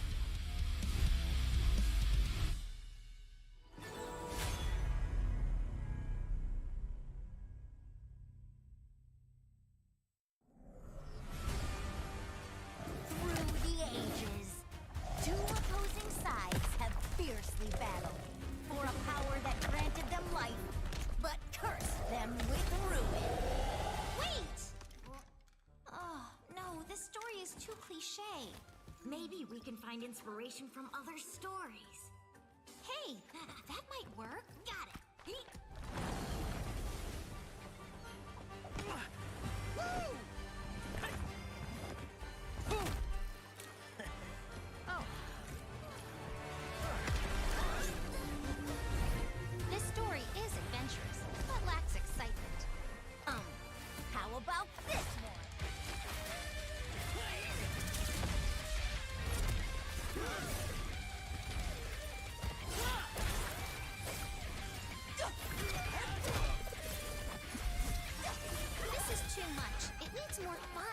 about this?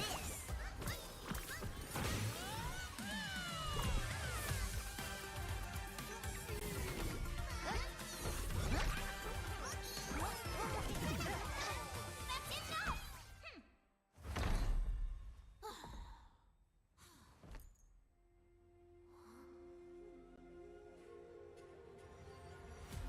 Like the thrust of a spear in battle. No one can tell my story but I'm born me. I'm born to stay. Ay, it's my chest and my bonus play. Can't be late, won't hesitate. What do you say? Grace to find my face, scars to find my skin. I can't convince them to please. I'm illicit. I'm the one that you hate. H-O-K doing it for real. I found my game. From the ashes, I go the game. Flow with a rumble, make them crumble, make them run. It's go time. Knock me down till I rise. An inspiration, I know how. The one who go buzz them up, no lie, we gon' do it. Facing our peers, we don't think we just move it. No, we the best, so we don't gotta prove it. Somebody test me, it's why I'm gon' lose it. I got a trophies on this boom and illuminate. I got you. Another day, another win. You got the power to turn around. You got a champion, get me. Let's go.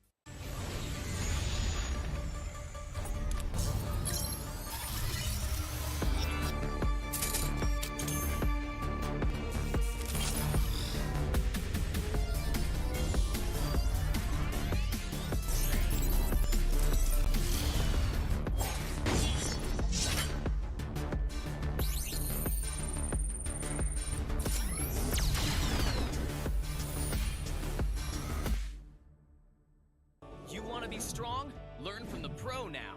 When you choose a long-range marksman to take down enemies in the distance, only to find the enemies constantly staying at the edge of your attack range. When you enthusiastically pick a high-burst mage, planning to crush the opponents, but the enemies keep sneaking outside your vision. The professional players have long been using the small tricks in their settings for smooth operations. Let's take a look at how the pros set up their game. Change the setting from fixed camera to camera shifts with skill direction. Your vision will move with the direction of your skills, allowing for a broader vision range. This not only enables more accurate targeting, but also gives you the upper hand to anticipate incoming enemies in advance. Come and try this practical secret that professional players are using. Play like a pro to dominate the enemy team effortlessly. Learn from the pro. Learn more from Honor of Kings Global Esports.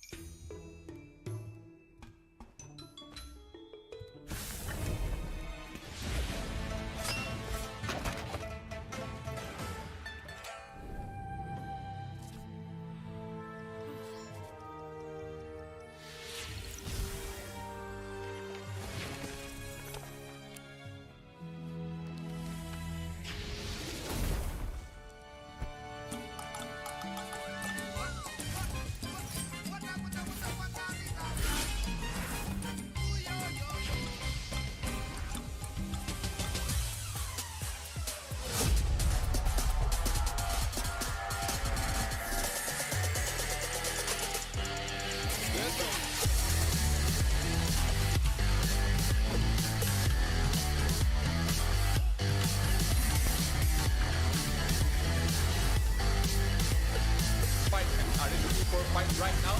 Danny going in the mid.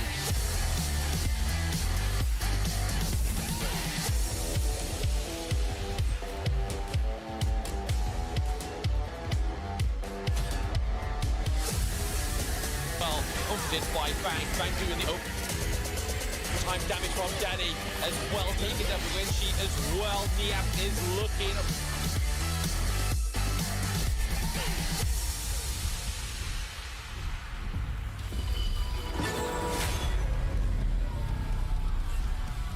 Welcome back, everybody, to the Honor of Kings Season 2 Invitational Day 1. We'll be soon getting into Match 3. I am Blam, and with me today is Zero. How are we feeling after those two matches? And now we get a flavor of another group. Yeah, we get to see another Malaysian team on stage because this, obviously, this tournament is being hosted here in Malaysia, so they get to play in front of their home crowd, and they're facing up against Isurus, who does have a lot of players, does have a lot of experience, especially since Season 1. You got Menguichi, you got Windar J on that team, and they're not an easy opponent, but Team Secret is definitely looking like one of the favorites to leave that group. Not by much, though. It is a tough group. We were talking about that group yesterday, Blam, and we couldn't come to a consensus, even between both of us, that, you know, which one of these teams will make it through to the next stage. Correct, and that's no secret. The device that they're playing on today is the Infinix GT20 Pro.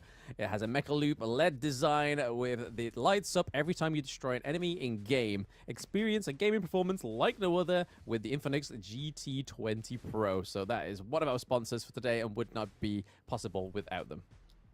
Sounds kind of cool. Every time you get a kill, your phone just lights up, and yeah, I mean, I'll be too distracted, like, oh look, I've killed someone.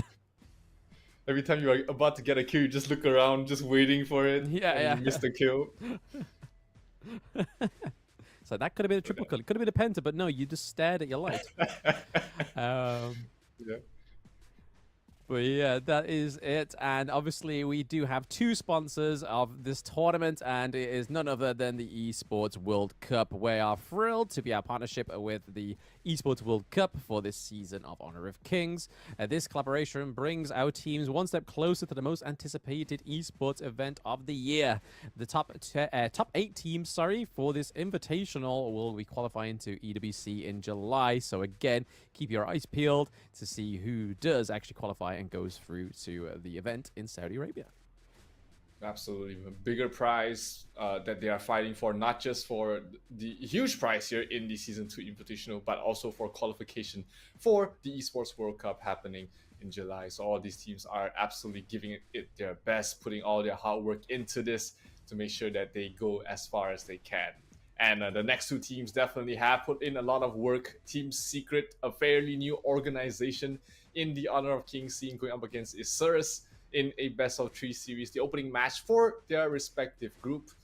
And it's looking to be a very spicy one. Once again, we have another clash of regions. The Brazilian, the Western region against Southeast Asia.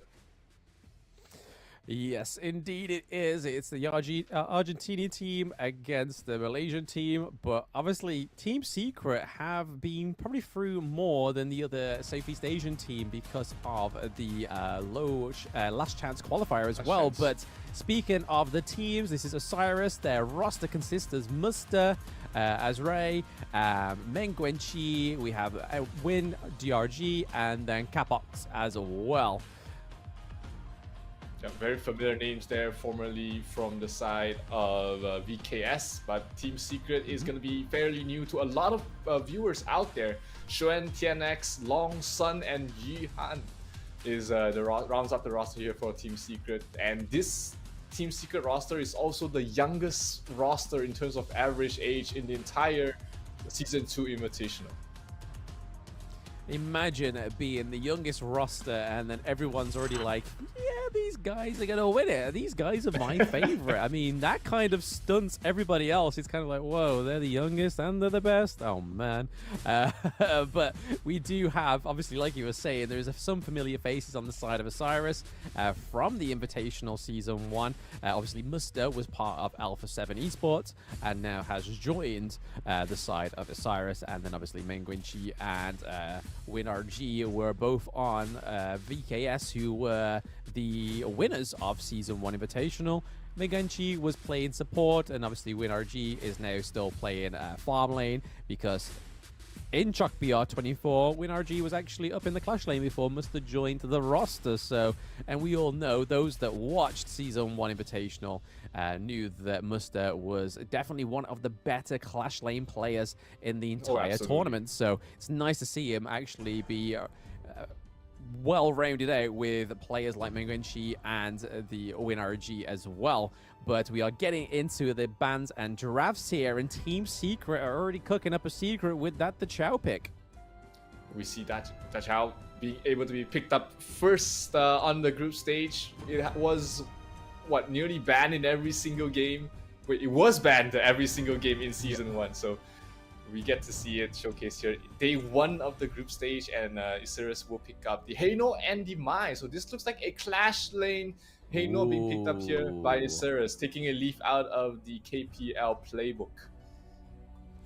Yeah, it's definitely going to be interesting because, again, it could be going for the hearts of the Brazilian player, VKS Danny, who's played in jungle before. So, again, that could still be flexing there. But what are they going for on the side of Team Secret? They are going for that horrible nightmare team comp that you see only when you go to sleep after playing and losing 7 games in a row at Grandmaster, the Futsu and the Dachau.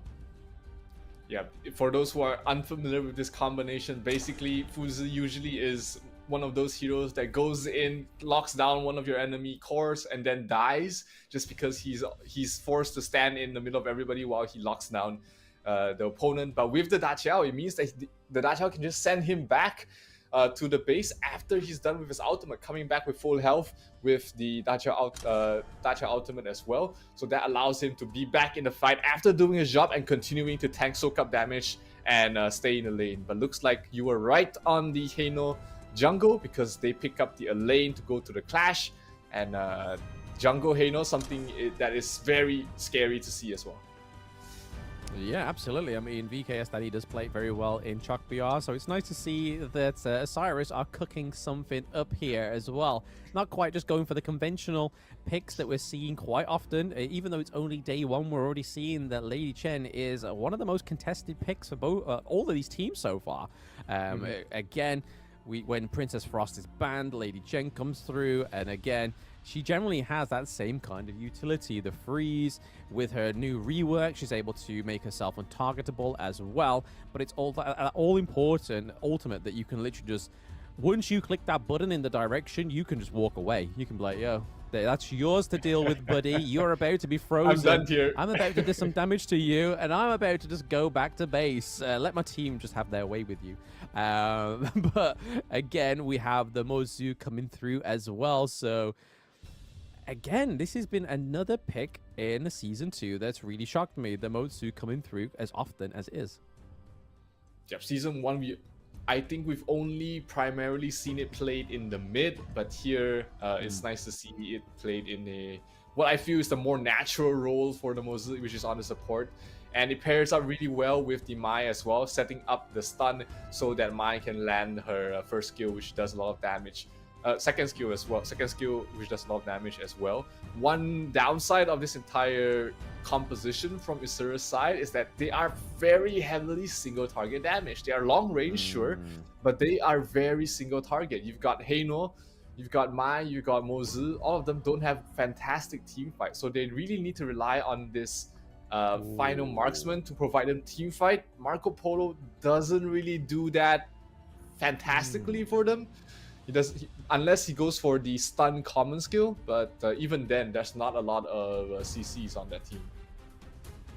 Yeah, interesting way of fleshing out Osiris's team comp there with the Marco Polo, as we just saw that the Yukio Tachibana comes through as well, which again is the first time. I don't think we may have saw him like once or twice within Season 1, but normally I don't think we saw him at all within the HOK BR as well. So seeing that come through onto Team Secret is maybe going to be either a hinder towards Osiris, or they may have scrimmed against it, so they know how to play against this Yukio Tachibana. But again, another slippier hero like the Mayin, and you've got also Futsu as well. So there's like, I would not like to be against this team comp Zero. That's all I'm saying. Wait, this is a Futsu playing in the farm lane. Yeah. Coming from Team Secret. It's not a clash lane that we're more familiar with, but instead they played on the farm lane. They're playing him as a primarily physical damage dealer with attack speed items, and that's going to be very interesting to see. Definitely he has ways to close out the distance. He's got the Lady Zen and the Dachiao to provide the CC. So I wonder how this is going to go for Team Secret, going for a very unorthodox draft, but Isurus is going for something cheeky of their own as well. This is going to be a very interesting opening for this Game 1 of this Best of 3 series.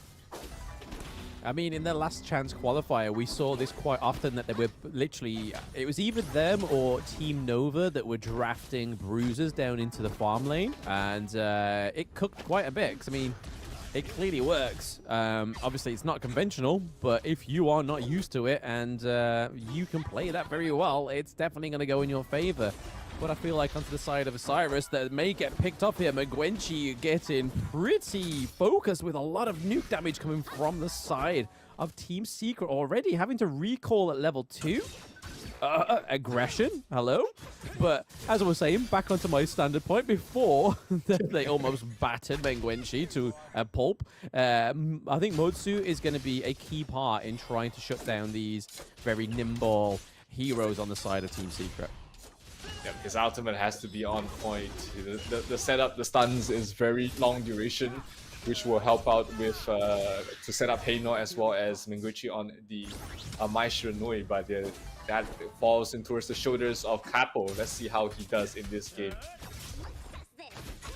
But yeah, speaking of combos, here is Futsu's combo here. So Futsu's most common skill combo is 1 ult 2 basic attack, basic attack, basic attack, because like Zero is saying, he has a lot of attack speed as well. So using his basic attacks to accumulate stacks enhances him. When enhanced, the basic attacks deal extra damage and reduces the cooldown of skill 1 and 2, greatly increasing his ability to absorb damage. So you thought that the attack speed was the problem?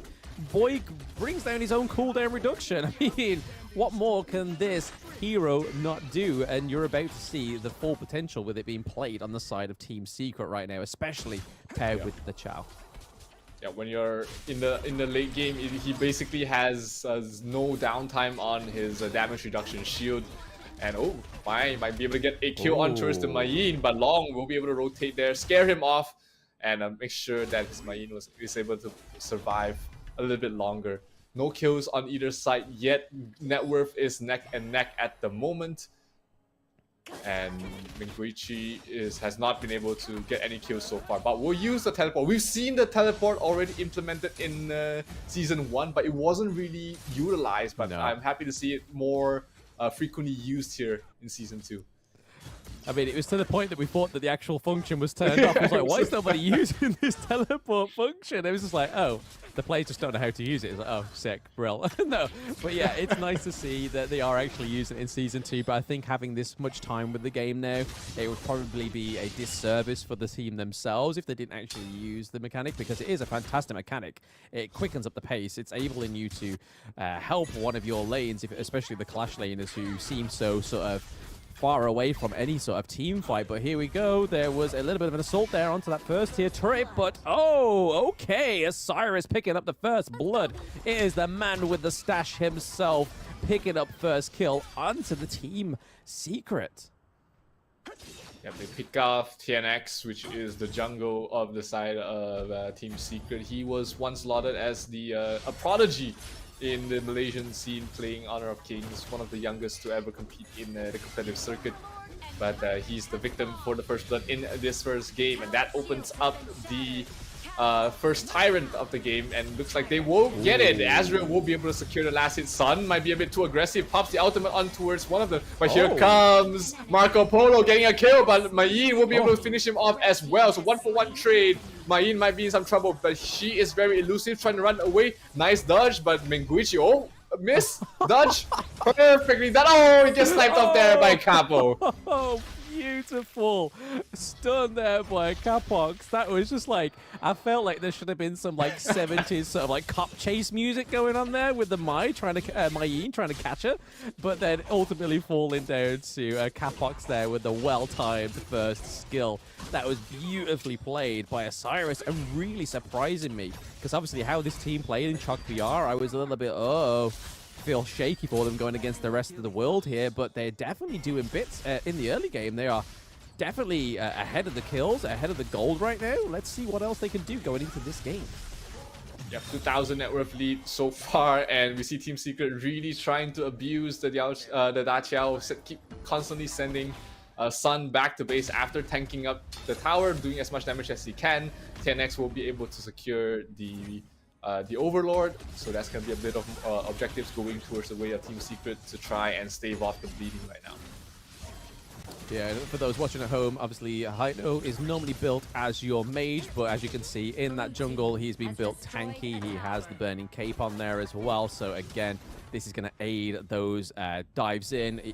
His ultimate being able to recall onto the last point he dashed as well is always going to be a blessing to the side of Osiris, and it shows that this is where that tank is going to be, where that real engage is going to be on the side of Osiris in game 1. But they do have to be careful. The macro is slacking a little bit here. We know Muster to be a macro master from Season 1 Invitational, but still yet to pick up a turret, whereas the side of Team Secret is able to pick off both of the side turret lanes here. Now with Futsu and the Qiao both picking up the farm lane and the Clash lane, but speaking of picking up and Clash lane, Mayin is taken down in the farm lane as Elaine is able to pick up that first tier turret down in the farm lane as well. Marco Polo trying his best to keep them off of that turret, but they do bring that second tier turret in the Clash lane down to half health. Osiris needs to do something down in that farm lane.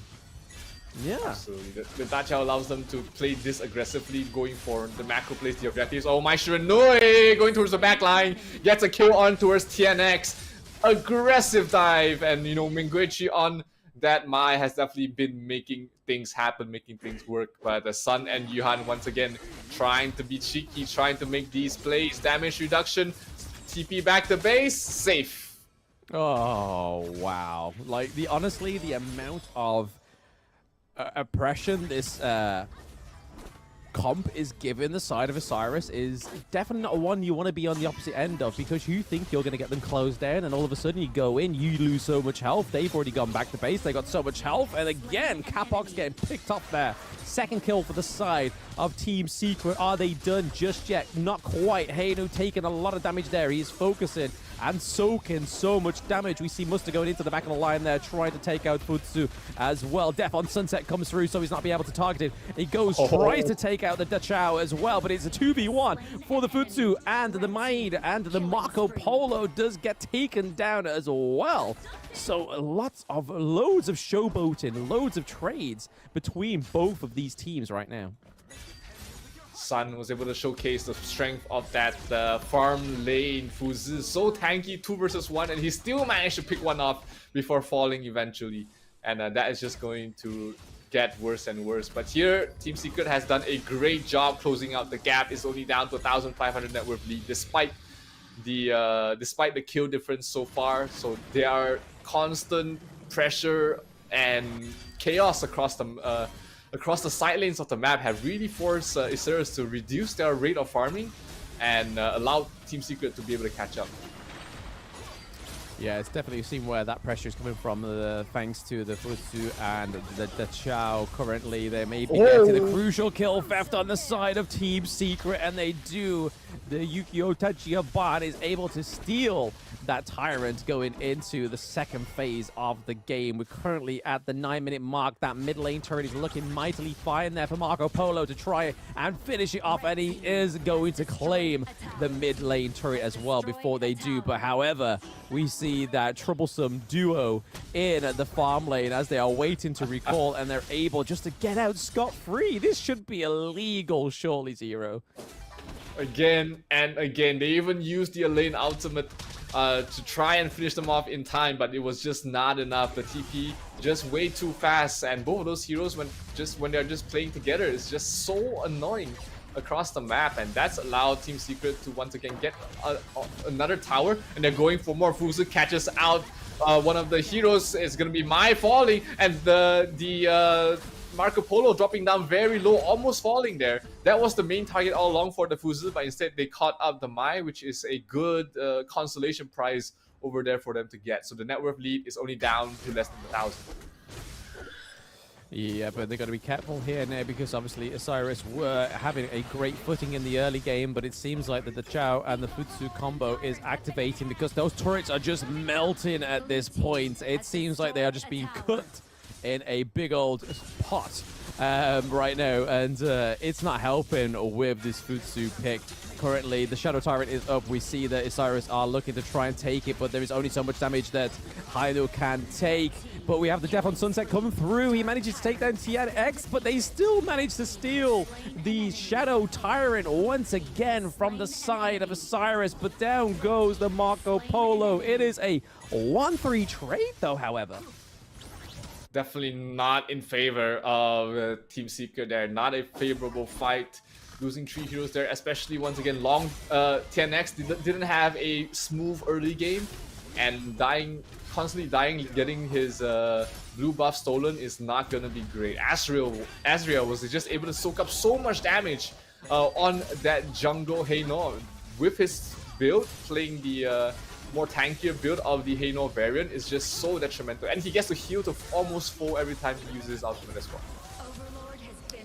Yep, Azay coming through and clutching that Overlord. We're seeing a little bit of a homage to R8 Esports, as we know they loved their Overlord in that last series we just watched against All Gamers Global. But again, I still can't call this match. It's either going to be a toss of a coin thanks to the Futsu and the Chao combo right now.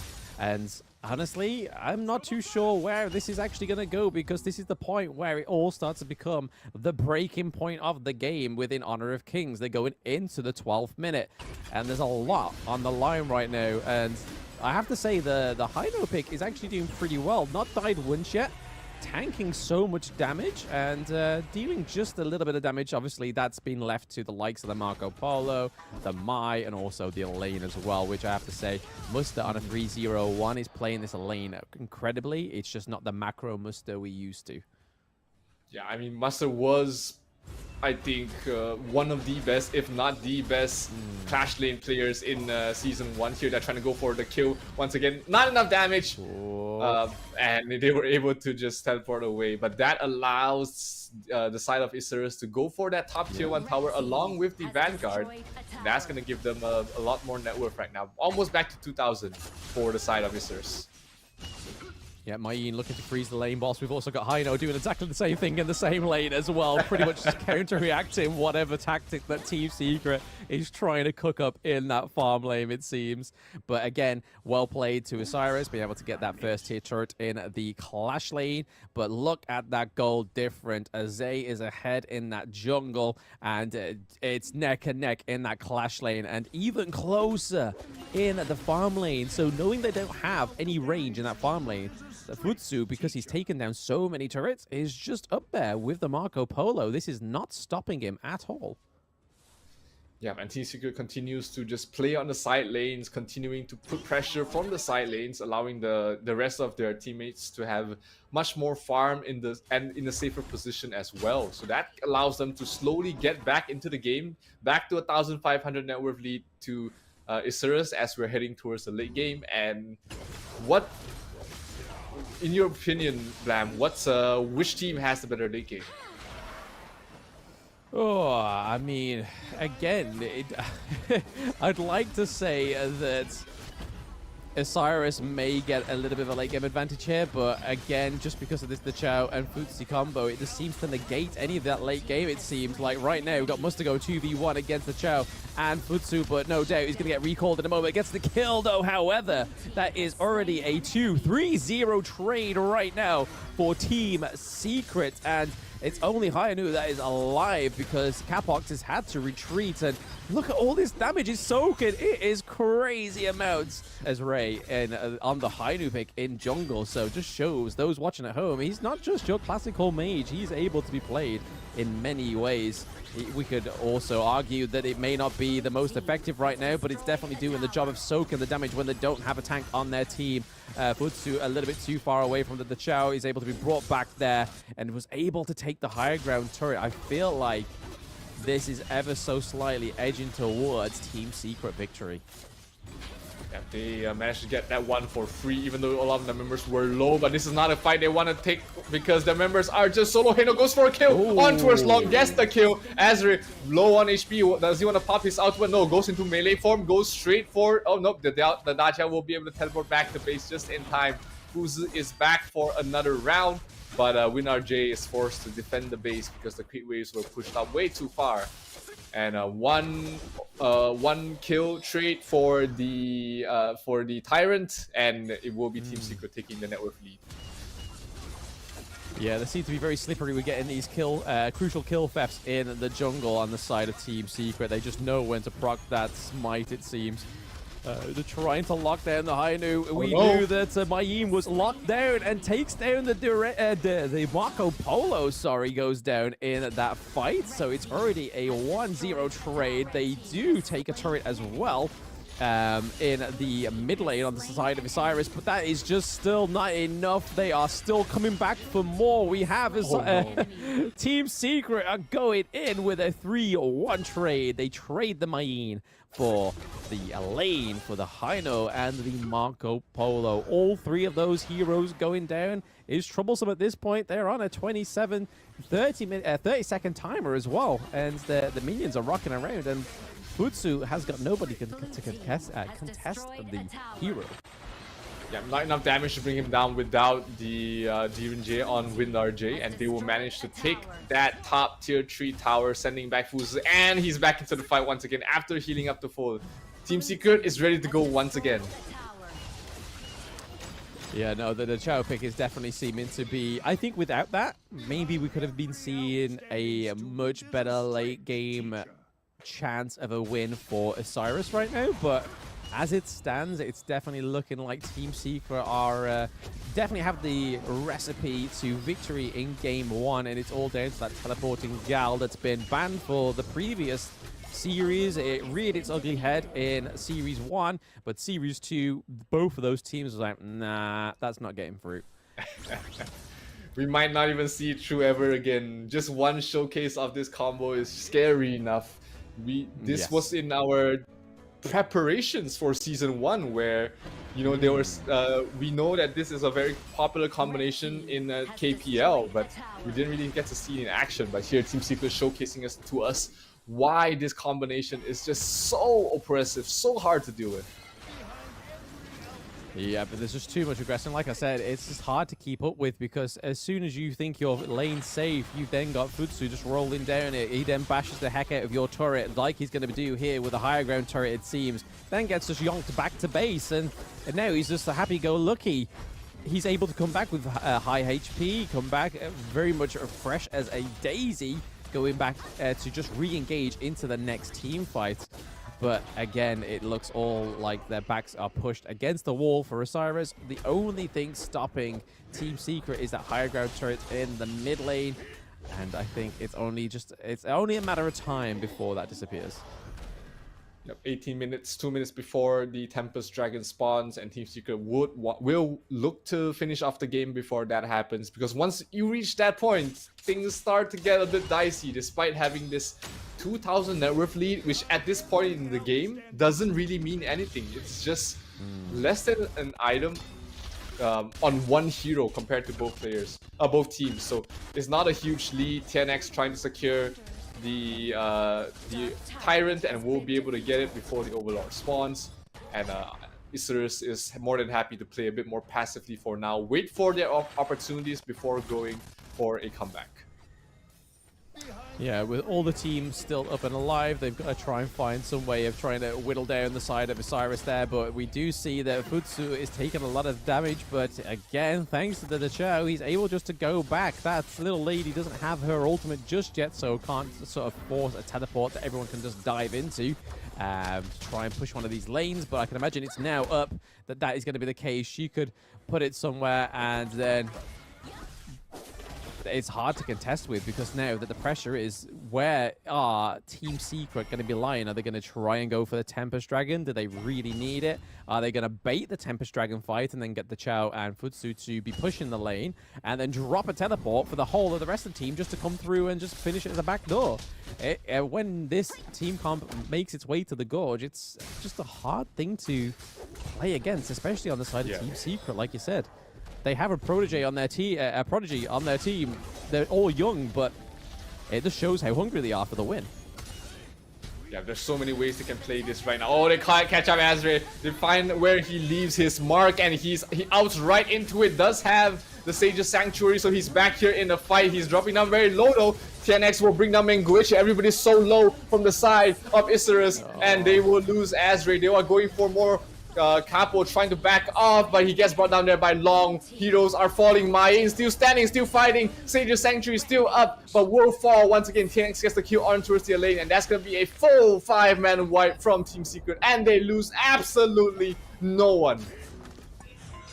Yep, that is exactly what we was expecting there. I mean, it didn't actually go around the Tempest Dragon. It was literally just around the river there, and unfortunately for Osiris, they do take game 1 L there, unfortunately, but there is plenty to be learned into game 2, and I didn't pin them down to be this well and this competitive against Team Secret, so I think game 2 could be a possible banger. Yeah, and our condolences to Daqiao, which will probably never see the light of day in the group stages ever again. Very well done there by Team Secret. They were behind in the early game, but they played the macro game perfectly, stalled out the game long enough for their Fuzi as well as their Mayin to come online, and from there on, it was just all under Team Secret control. Yeah, unfortunately, again, like he said, it's farewell to the Chao. She came through like once or twice. We probably won't see her for another like good 10 series now, because especially not being paired with Futsu as well, because again, even though they had no range in the farm lane, they were pretty much neck and neck with gold, and that was just all thanks to the fact that he's able to just roll down the lane, take some turrets, go back to base, rinse and repeat. And it really showed that that can sometimes substitute for the farm lane being an ADC. So having a ranged hero down there, and I think that is probably the only time that you can kind of get away with that.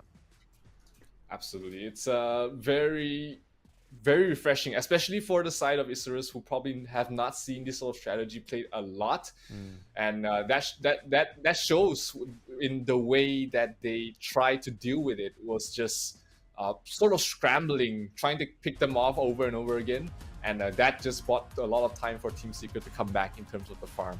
And if you look at the farm for the side of the Fuzi, he's fully slotted, doesn't have a lot of kills, because he's building that damage reduction. He's building tanky, he's building attack speed, and he's building damage reduction to allow the rest of his team to really finish things, to clean things up. Yep, and we do see that he does go for those 2 attack damage items. So Doomsday for the basic attacks, and then Sparked Forge Dagger for obviously the chain lightning effect, but also the attack speed. But like you said, go for those tanky items just made him that a little bit more fatal in those team fights, because he was able to sustain that damage for much longer. But I feel like the Hino jungle pick really put a spanner into the works of Team Secret in the early game, it seemed, because they didn't have a smooth as early game as they probably hoped for, because I feel like that was kind of like a throw off. They was kind of like, oh wow, this actually works, the tank in the jungle. Okay.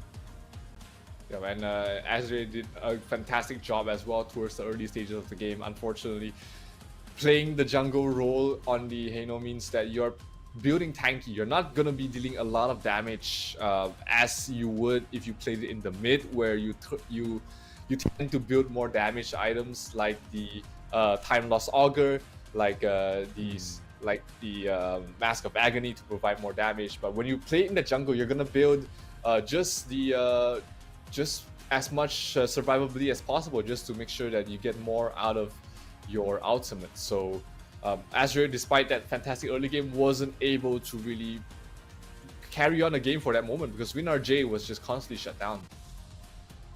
Yeah, I mean, the 184k damage taken really shows how much damage this hero can actually sink into. And we saw it multiple times within the whole game 1, where it was just like, why is he not dying? And then all of a sudden, you just be like, oh, he's still alive. And then he'll just teleport back somewhere. It was a while before they could even catch him out as well. So it took a while for Team Secret to wrap their head around trying to counter the Hino. But it did falter, however, when it came to the jungle objectives. We saw quite a few crucial kill thefts on the side of Team Secret. As you can see, 3 Shadow Tyrants to 0. And then obviously 1 Shadow Overlord to 1 Shadow Overlord. And again, that gold graph, you kind of see why the motion of the ocean was going in that entire match. But MVP is going to go over to Sun there on the Futsu, because again, just detrimental to that actual victory. If it wasn't for this pick, would we be seeing a Team Secret Game 1 win? Definitely did his job playing that combination very well. Bought enough time for the Mayin as well as the Ukiyo Tachibana to come back from a absolutely horrendous early game, and Team Secret somehow managed to claw their way back into this game with a very well executed cross map strategy. Yeah, I feel like this replay is just going to be teleports back left, right, and center, as we see him right here. It's just a whoop, and there he goes back to base. And then we're going to see a teleport in here, are we? Potentially? No.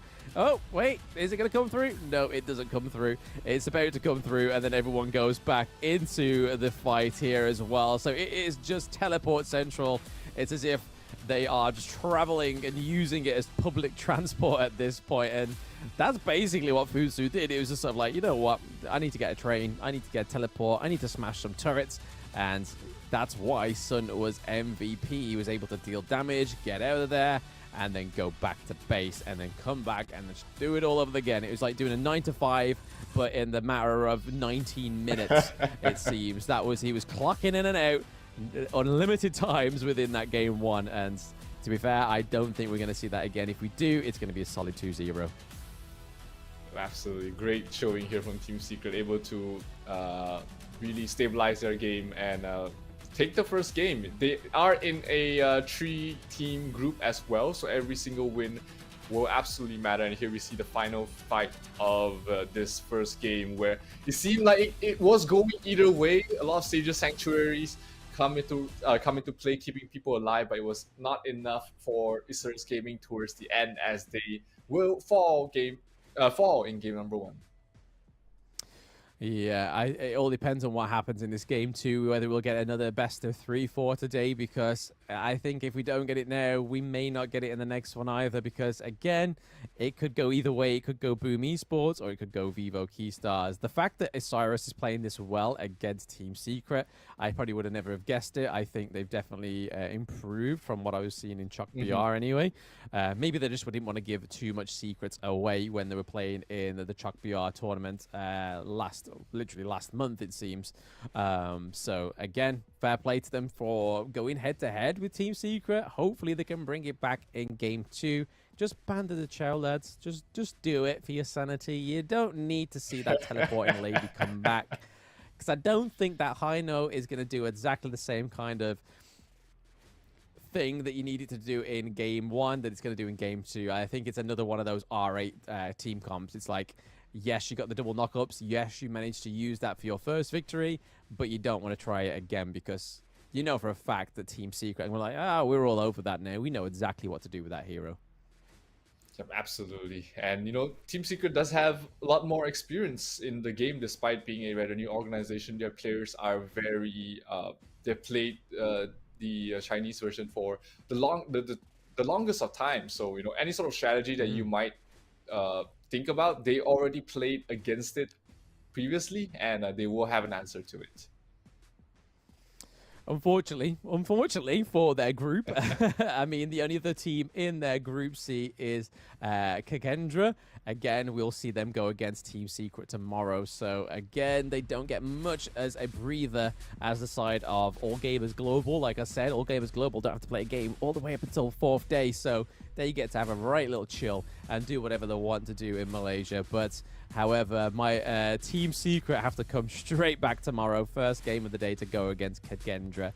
But like we've been saying for the entire of day 1, this is all about getting your top place within that seeding right now, because if you're in a group of 4, you've got more chances, well, less chances, obviously, after day 1 to try and get to that seeding number 2, or even trying to peep the ones right at the top, because, again, you won't play them again. So you have to just try and win the next 2 games to take it for the top seed. But yeah, I feel like Osiris may be able to answer the call to this game 2, or Team Secret could just have been playing with their food in game 1. What do you think, Zero? I think looking at the early game, Osiris definitely had a better early game in shutting down the Kyoto Chibana as well as the Mayin. So they just have to be aware during the draft phases of cheeses. I wouldn't call it like a cheese, but yeah, it is a cheese with the Dachiao. They want to make sure that they don't fall for things like this again, and they should be able to force us to a game number 3, because the players definitely have the knowledge and the experience. It's all about and the execution as well. I mean, they didn't have to ban it out. Team Secret just saw some kind of mercy on them. There's like, lads, just save your bans. We will ban the Chow for you. We'll even get rid of Dolia as well. We know you don't like that one. That Season 1 support ban is just not going to happen, but they allow Osiris to pick up the Mai. Again, we saw promising performance from Minginchi in the early game of Game 1, but then obviously kind of came to a falter because he wasn't able to sort of get carried away, get his priority in his lanes, able to sort of like gank further into the enemy territory, because if he tried to gank, Futsu would have just been like, hey, hi, I'm at your higher ground, I'm taking your base, if he didn't do anything. But it looks like they're going for the Lady Sun and the Hino again, so we could see Clash Lane, we could see that jungle Hino come through again. Yeah, that's the power of this hero. Very flexible, doesn't really reveal a lot of your secrets. The only downside is he doesn't provide any sort of crowd control for his team. He can build the Hoarfrost staff to provide a little bit of slow, but it's not the optimum build for him. So let's see what they're going to pair with this, because they do need stuns when you're playing with the Mai as well as the Hano. Something to set up those skill shots to connect. Oh yeah, we get the done boy come through again. It seems to be 66% win rate. It seems to be he just rears his head every series for us. It's kind of like they just know that we just don't want this pick to come through. But hey-o, Team Secret clearly knows something we don't know. But at least they go for something a little bit more conventional down in the farm lane anyway. They go for the DRNG and then obviously taking Musta's a lane from him, because I thought Musta actually played pretty well if it wasn't for the pressure that we keep alluding to from the Futsu and the Chow. I feel like that Musta could have had a lot more free reign in that game. But again, Zhongfei, Lian Po both being banned, and then the Taiyan and Mutsu being banned on the side of Osiris. Team Secret picks up the Sun Bin. That's a great counter to both the Lady Sun as well as the Heino. Just the silence, absolutely huge in crucial moments. That also forces Heino to use his ultimate earlier than he would like, just to prevent himself from being silenced. So Ming will be picked up along with a Charlotte. So this is once again a jungle Heino with the Charlotte played in the Clash, or they can switch things up as well. Play the Charlotte in the jungle and play the Heino in the Clash lane. Yeah, really interesting. I mean, the Charlotte with the Ming. I mean, I'm a little bit more excited with the Ming, especially with the likes of the Lady Sun as well. Again, it could just be a hyper carry scenario we're going to go for. Fingers crossed that Osiris, this is enough for Osiris to win game 2 against Team Secret. But we did see that Team Secret do pick up that Angela, who has been a very favorable pick recently in any global Honor of Kings esports, it seems, because again, really easy to land combos. The CC comes through, but then she also, if she positions herself very well, she can just sit back, annihilate your squishy heroes, and then the CC immunity for the ultimates that may get pinned onto her is always going to be a good thing, because obviously she's not going to be, I mean, there's not really much CC, but then again, it's just to counter Mai Shiranoi's knock-up, it seems. So again, it just makes her less of a target for Mai. Yeah, Team Secret have this, looks like they have all the answers they need against the lineup of Osiris, but we've seen Lady Sun not played for the late game. They've been playing the Lady Sun as an aggressive roamer early on, allowing her to snowball. And we might see that in action here as well, because so far, you know, Lady Sun has definitely have 100% win rate, if I'm not mistaken. So these players are definitely adjusting very well. Yeah, both being played on Zaze and JR of the first 2 series. So yeah, I believe she is sitting on a nice cushiony 100% win rate. But yeah, it's going to be interesting to see how, I mean, WinRG, he used Lady Sun to win with BKS in Season 1, so maybe this would be a good pick for him. Megenshi, with these early game rotations, he's so aggressive with it. That's the Mai for you. You want to be aggressive. You are terrible in clearing the waves, so you want to make that up with causing pressure somewhere else across the map. Yuhan just trying to make sure that Long isn't harassed here. Making sure that they don't steal the jungle buff away from the Dun, which is very important for the early game of that hero, because Dun's early game is atrocious. Oh, they might get a kill here. Uh-oh, there we go. Musta going back into Musta fashion, picking up the first blood for Osiris. So 2 back-to-back first bloods for this team. Again, showing major promise for them. So I'm rooting for you, boys. I'm rooting for you. Hopefully you can get this into a best of 3, because we love a best of 3. We don't want just 2 zeros all day. We've got 1 best of 3. Why let's have another. Let's give me another one. We want the full best of 3 in all of its glory. But yes, that was a fantastic 2v1 there. A nice rotation from Megenshi in the mid lane. And again, don't want to get too far in that one, because the Dun, the Sunbin, and the Direnji is there. But Haino is looking to take a little bit of a beating onto the Dun. Megenshi just walked past and avoided every single skill shot that went his way with his mobility. So very experienced in that hero. He's gonna pop his ultimate now. Hey, no! Getting out! Oof, that was close. That was close. I thought he died at one point. I thought we was going to get no more escape artistry from that game 1 main 70s cop chase thing, but there we go. We have it again. Mai was straight to the back of there, trying to take out the Angela, knowing that she didn't have her ult, but Dunn shuts down Mangenchi, so a great enhanced basic attack there from Dunn coming through, and there's a blazing brilliance coming through from Angela, just been able to just sit back, absolute cinema, and just blaze her enemy team.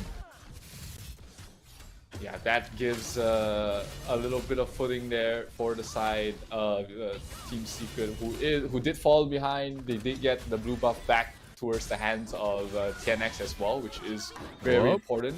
Here comes the Sunbin ultimate, Long dropping down very low, when which is not going to continue on with the pressure.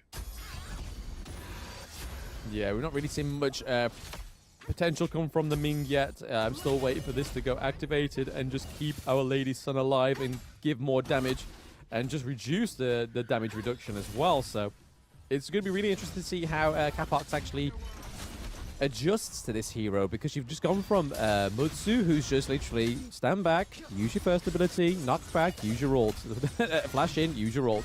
Whereas Ming is a little bit different. You got to kind of try and focus where you want that Ray to go, what kind of buff or debuff you want to be placing going into a team fight. So again, I'm still waiting for the maximum potential to come through from this Ming pick.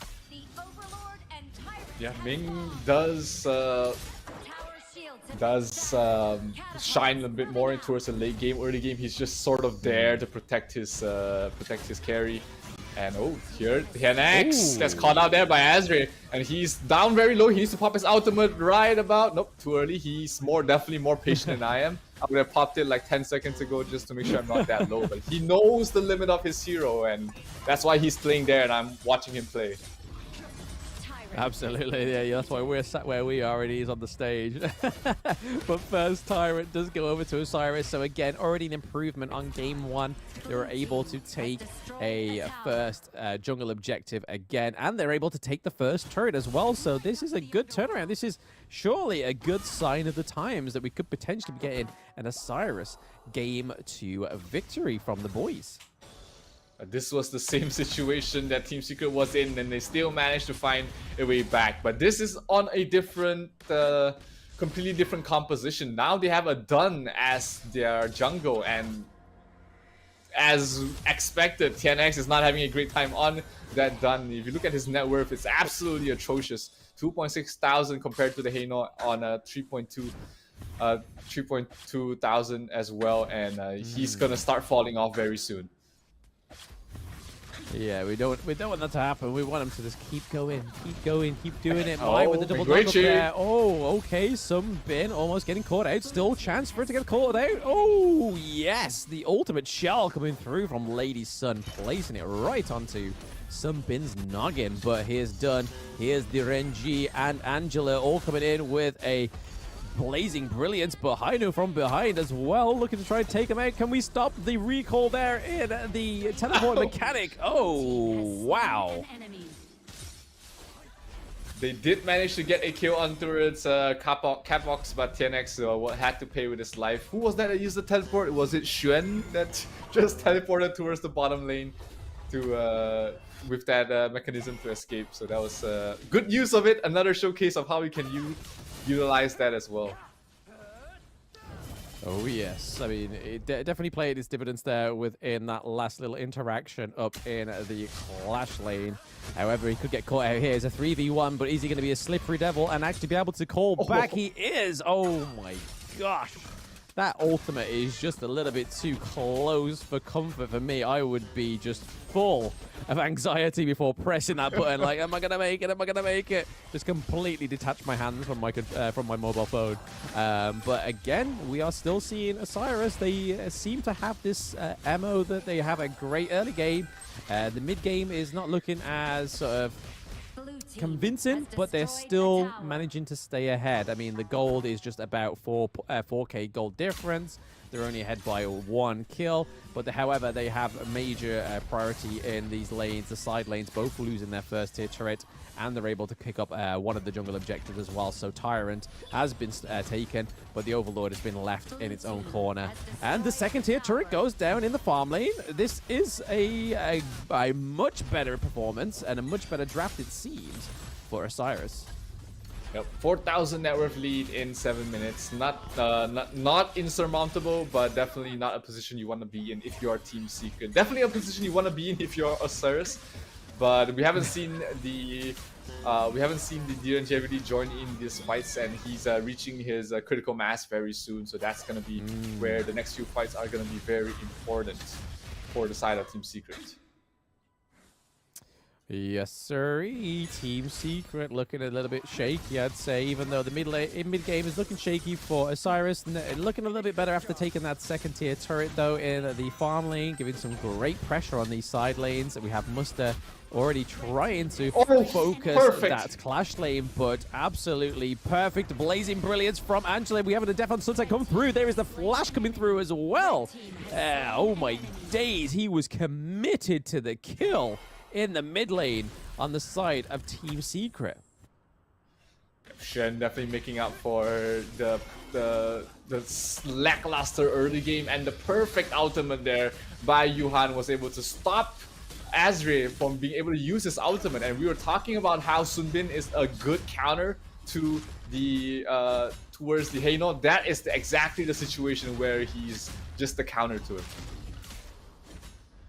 Yes, sir. Okay, so we've seen Dunn actually go for the jungle objective. He actually's gone for, I believe that's Intimidate rather than Smite, which is really interesting to see that there is no Smite on the side of Team Secret. It could be a mistake because there's not really a situation where you want to intimidate over the Smite if you're playing on the jungle role. So that might come back to haunt them. You know, if we ever get a post-game interview, I hope that Choo Choo is able to ask him that, if that was intentional or was that a mistake. But I'm leaning more towards that not being intentional at the moment. Here we see the Charlotte being chased down, but not enough lockdown to stop her from backing off. Yes, I mean, we just assume that the junglers have Smite, so I didn't even check until then. I was just like, wait, what? There's no Smite on the Dun, but speaking of Schmitten, we have the Death on Sunset, and it's not going to be enough. We see the Lady Sun is dealing so much damage right now within these team fights. Heino with that obnoxious poking onto the DRNG as well. So already a 1-0 trade onto the side of Osiris right now.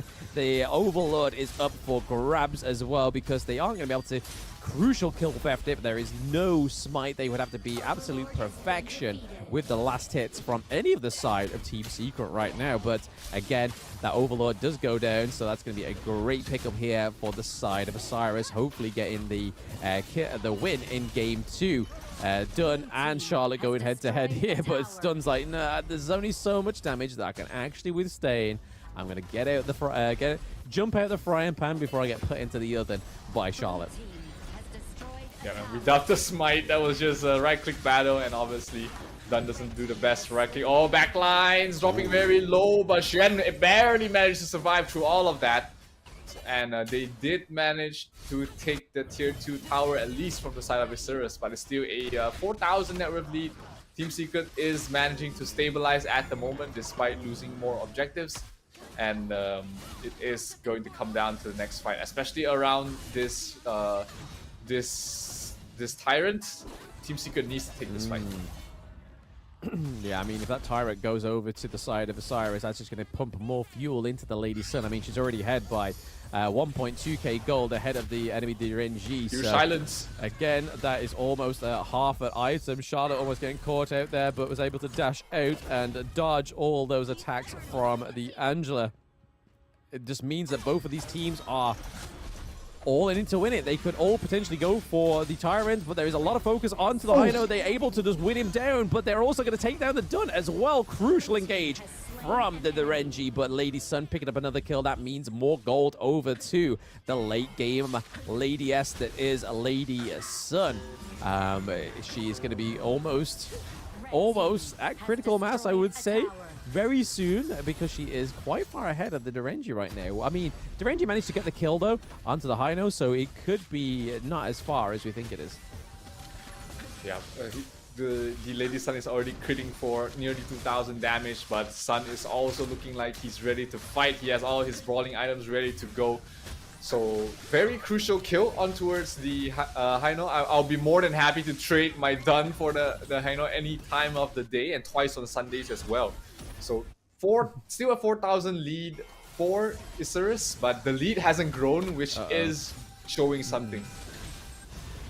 No smite. Yeah, no, this Tyrant fight is giving me much uncomfortable second-hand anxiety right now. It's just too close to call. There's just so many skills that's been thrown over to the Tyrant, but it does go over to the side of Osiris. And I think they're going to need this because they're behind in the kills. Their gold difference is not as confident as it used to be within the fight.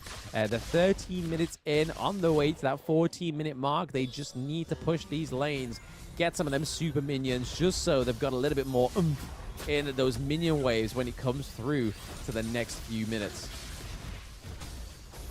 And they're trying to push this high ground down to half health. The Hino really poking and prodding from the low ground. That's the strength of this hero. He can be a brawler, he can go close range, but he can also chip away at you from a very far range.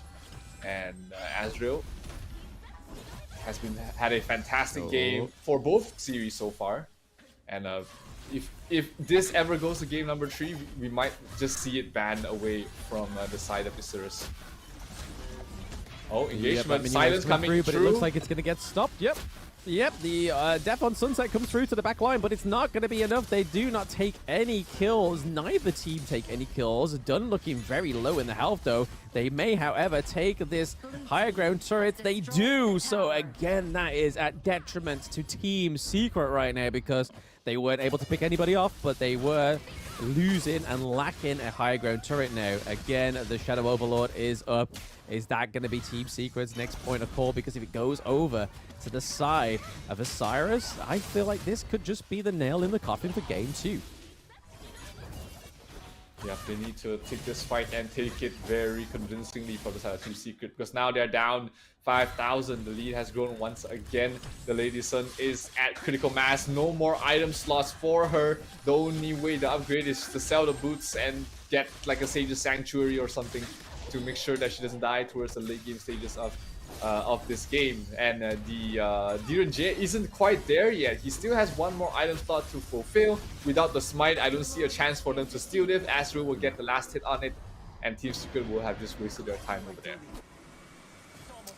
Yes, what a waste of time indeed. I mean, it's only a matter of time, it seems, until they can clear out one of these waves and just try and push this crystal, because again, it just seems that the only thing that's really stopping the full front of Assault is this Angela pick, because it's really being the anchor for the team of on the side of Team Spirit, shall I say, because she's just able to sit back, just unleash that blazing brilliance and just do so much damage. And by the time you've even got in there, you just most of your team, most of your front line is just demolished. And I think if it weren't for her, the Hainu probably would have survived more times than none, but don't want to knock up. They are focusing the Hainu, not quite being able to kill the Haino there, so Ezreal actually has to keep alive, soaking so much more damage. But is this going to be the comeback for Team Secret? They take down WinRG as well. They've got to be careful. They do not want to get any sort of minion wave in their favor, like that farm lane, because even though it's one minion, the Vanguard has just demolished it, but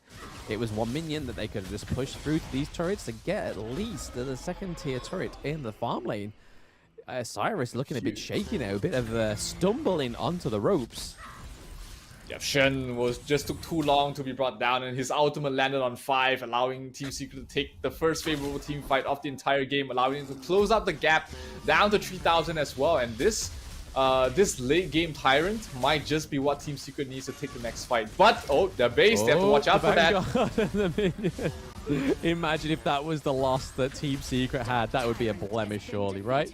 But no, Angela securing the Tyrant there. So the Shadow Tyrant going over to the side of Team Secret without any of the smites needed. She was just able to just close it with those high damage abilities.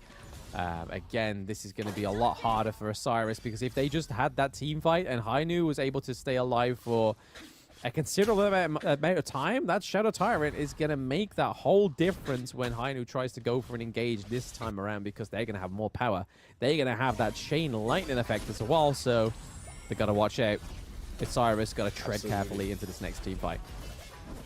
Yeah, position-wise, they are in a good position to try and hold on to this. Team Secret are a bit spread out. Lane towards the right side, trying to find an angle from behind. He finds the Charlotte. Not really be able to lock her down, but Team Secret will be able to take that tier 2 tower. And they're going to back off for now, push out the side waves, and go for another objective once they respawn. Elaine still in the fight. They've been at it for the longest of time. Elaine is at his critical mass as well. He's very tanky. He's not afraid of any sort of fight. Team Secret fishing to get a pick off here. They do knock up the Haino, but Haino is still in a good, healthy position, and he's not going to be in any danger whatsoever. Yeah, Team Secret got to be careful though. Those two side lanes looking pretty healthy in terms of those minions, whereas Elaine has gone to meet it and Muster has gone to push that farm lane one as well. So even though they have, well, they had the Tyrant, sorry, it's pretty much gone now. There is no more Tyrant buff for the side of Team Secret, but that I feel like they probably should have just like left those 4v5 to fight and then maybe trying to send Muster or Lady Sun down into one of those side lanes just to try and push it and push it a bit further to the crystal, just apply some more pressure, because now there's no pressure to be had right now because the minion waves are met 0 and 0. And the Shadow Overlord's up, so if they had a little bit more pressure on these side lanes, that Shadow Lord could have been an easy takedown for Osiris, but unfortunately, there's just been no more pressure given to the side lanes. Yeah, Osiris not really playing the map very well in this late game stage. Maybe afraid of being picked off at this point, but you know, sometimes to win, you have to make these game-winning plays, take these risks in order to be able to win. Sun in the front line, soaking a lot of damage there from Azray. TNX in the middle of everybody, but will have to be forced to back off. Again, no smite. I wonder if Osiris Gaming knows that there's no smite on this dun.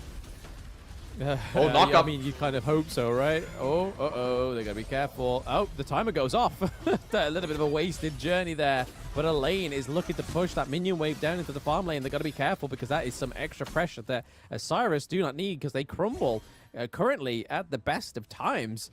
So having that pressure into the side lane is definitely something that would make, like Muster is doing right here, peel off from that whole team fight as well.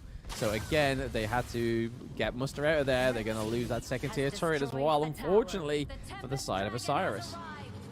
Yeah, net worth is basically even at the moment. Tempest Dragon has spawned. Team Secret is in a better position. Charlotte is not here. If they take a 4 versus 5 now and Charlotte doesn't push all the way, do they catch out the Haino? No, the silence comes through, but he's able to back away just in time.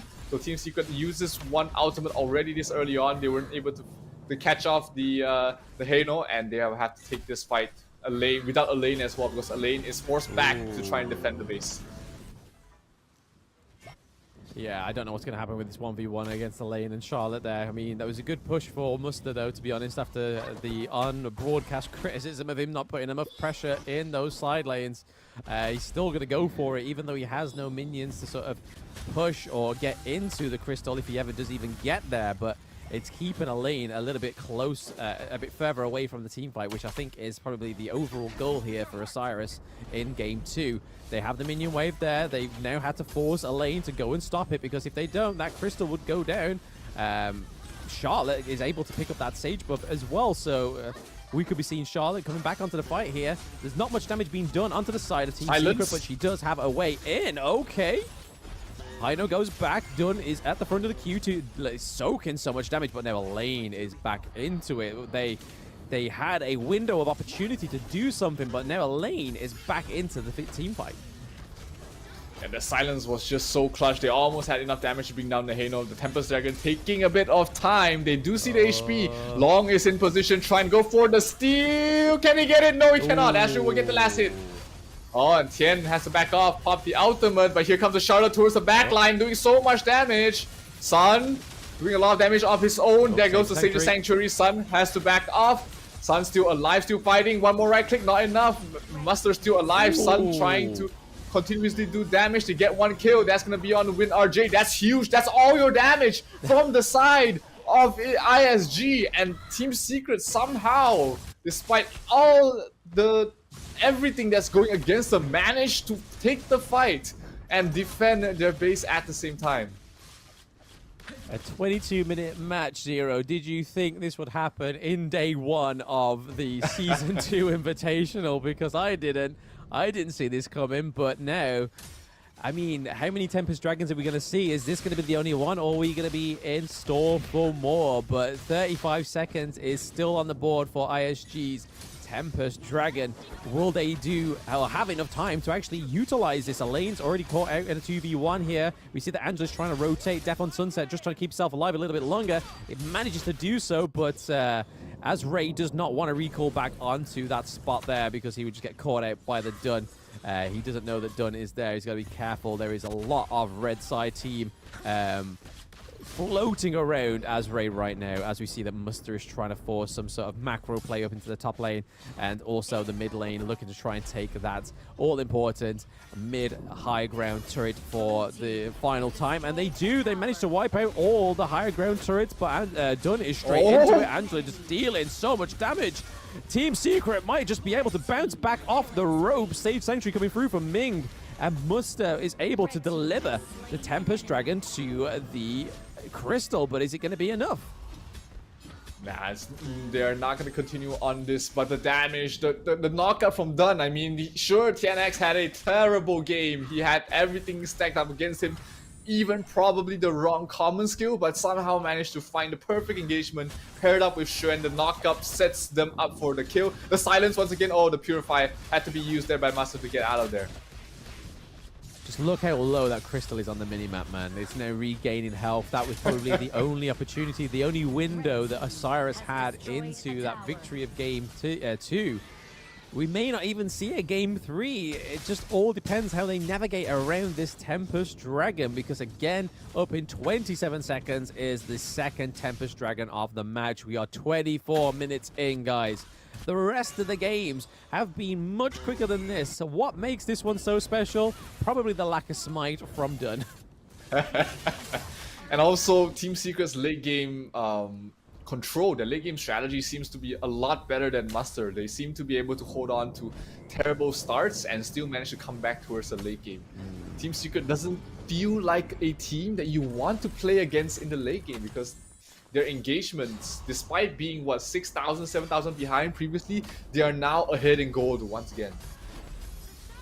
Yeah, I think this is the difference between like a lot of the Western teams and the Southeast Asian teams, is that Western teams generally crumble at the late game, whereas C teams generally thrive. And speaking of thriving, that Sunset on Death on Sunset comes through for the Elaine, but it's not going to be enough for WinRG to stay alive. Muster is going to be the last shining hope. It looks he's just trying to do his Muster MO, which is just push a lane, and hopefully they can get some sort of backdoor. We see that Mai Shirino is being caught out in the jungle there. They know that she is on the way to the Crystal. We have Mai here as well as Muster. Is it going to be enough damage? Sage Sanctuary coming through for Charlotte, and I think it's going to be enough damage. No, there's no minions. There's no minions. They're not going to be able to do it. What? Oh, Osiris with the second win, with the opportunity of a lifetime, is not going to do it. They're just not going to do it, unfortunately. There is 3 of them in the mid lane right now, and I feel like that is going to be Team Secret's ticket into a 2-0 victory, unfortunately. I mean, Long just read that so well. Before anyone even showed up in the map, he was already teleporting back to base to prepare for the defense. And my, oh my, Team Secret against all odds will take... Oh, no, not yet. Oh, a little bit too early. Sun's gonna fall. Azrael still fighting. There's no creeps. Azrael, can he survive? He does still have his Sage Sanctuary. They're going straight for the win. And again, Team Secret somehow, against all odds, will be able to take the win and take this series 2-0. Yep, after a final bastion of aggression there in the Crystal, unfortunately they weren't able just to take the win. They had so many opportunities on the side of Osiris Gaming. It just wasn't enough to take the victory in Game 2. So, unfortunately, Zero, we're not going to get that second best of 3 that we thought we were getting. Team Secret just coach battering one of their players. Like, why did it take so long? He was bashing 10x, so that is probably because of the smite. That is definitely because of the smite. Oh god. That would be funny, isn't that? Just your coach coming along and like, what are you playing at? Why did you take smite? What was that about? Oh, I'm sorry, coach. I'm sorry. But no, still, I mean, you know, Osiris definitely, the performance in Game 2 could have been so much greater than what it was. Unfortunately for them, but there we go. Team Secret taking a 2-0 victory. Thank you so much, casters, but I will let them just calming down a bit. Come here, don't be shy, guys. Come here, next to me. Yeah, there you go. Congratulations for Team Secret Malaysia. My, oh my, that's a close one. I think we definitely have to give the mic first to Tian. Tian, we need to ask, what happened with the jungler? Tian X。啊，对。你要中文还是你要国语还是你要英文？还要中文吗？对不起。你的jungler什么事情啊？我队友讲他们全部都是打野。OK。为什么你没有 smite 啊？为什么你没有 smite？对。他们讲每个人都可以是打野，然后我就给每个人刷，我刷一点点的。So basically, what 10x said, everybody is jungle. Why should we have smite? We don't need them. We play tanker as our jungle. Dun is actually known as a jungler as well these days, but not just he's not using any like normal jungler heroes. You even not using smite. So that was on purpose. 是故意的是吗？不是，真的不是，战术。真的不是 ，so it's not intentional， 是你自己的错还是你本身感觉到什么？刚才那最后一场的时候，你感觉到什么？有一点紧张。一点嘛。一点点。So definitely 10x feels a bit panic. He knows that I messed up, but at the same time he panicked, but he comes back strong. But coming out now, we have to just relive the moment when it comes to game number 1, Sun. Can we pass the mic to Sun? 你要用中文是吧？你要用国语中文还是英文？中文也是中文啊。OK， 你第一场用老夫子是吗？哇，你玩到哇！你那时候你的感情哦，感觉到好像你们赢了很大是吗？但是如果你比一比第二场，不是那么容易。你感觉第二场的打到怎么样？我家打野太给我挑战了。We all blame 10x, that's it. So basically, it's all the jungler's problem. 10x, 你有什么要回答吗？ Do you want to reply to your friend here? 我只能讲，不是我的问题。Basically, 10x said, you know, I'm not the problem. It's you guys. Everybody should be a jungler. 但是还有吗？你跟他讲什么？我讲会不会被骂？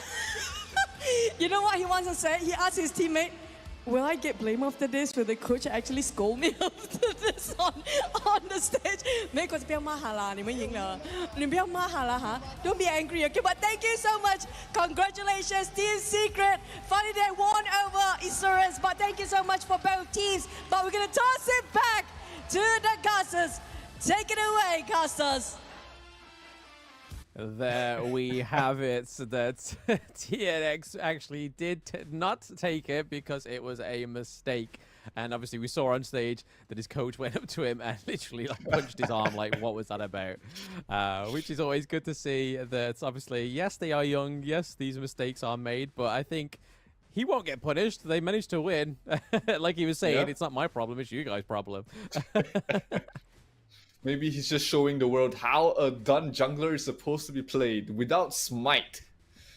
No, yeah, probably not. Instead. At least it was Intimidate. It wasn't heal or something completely useless. But still, a very close series towards the end there between Isurus and Team Secret. But Team Secret was able to close things out. Their late game is just so good from there.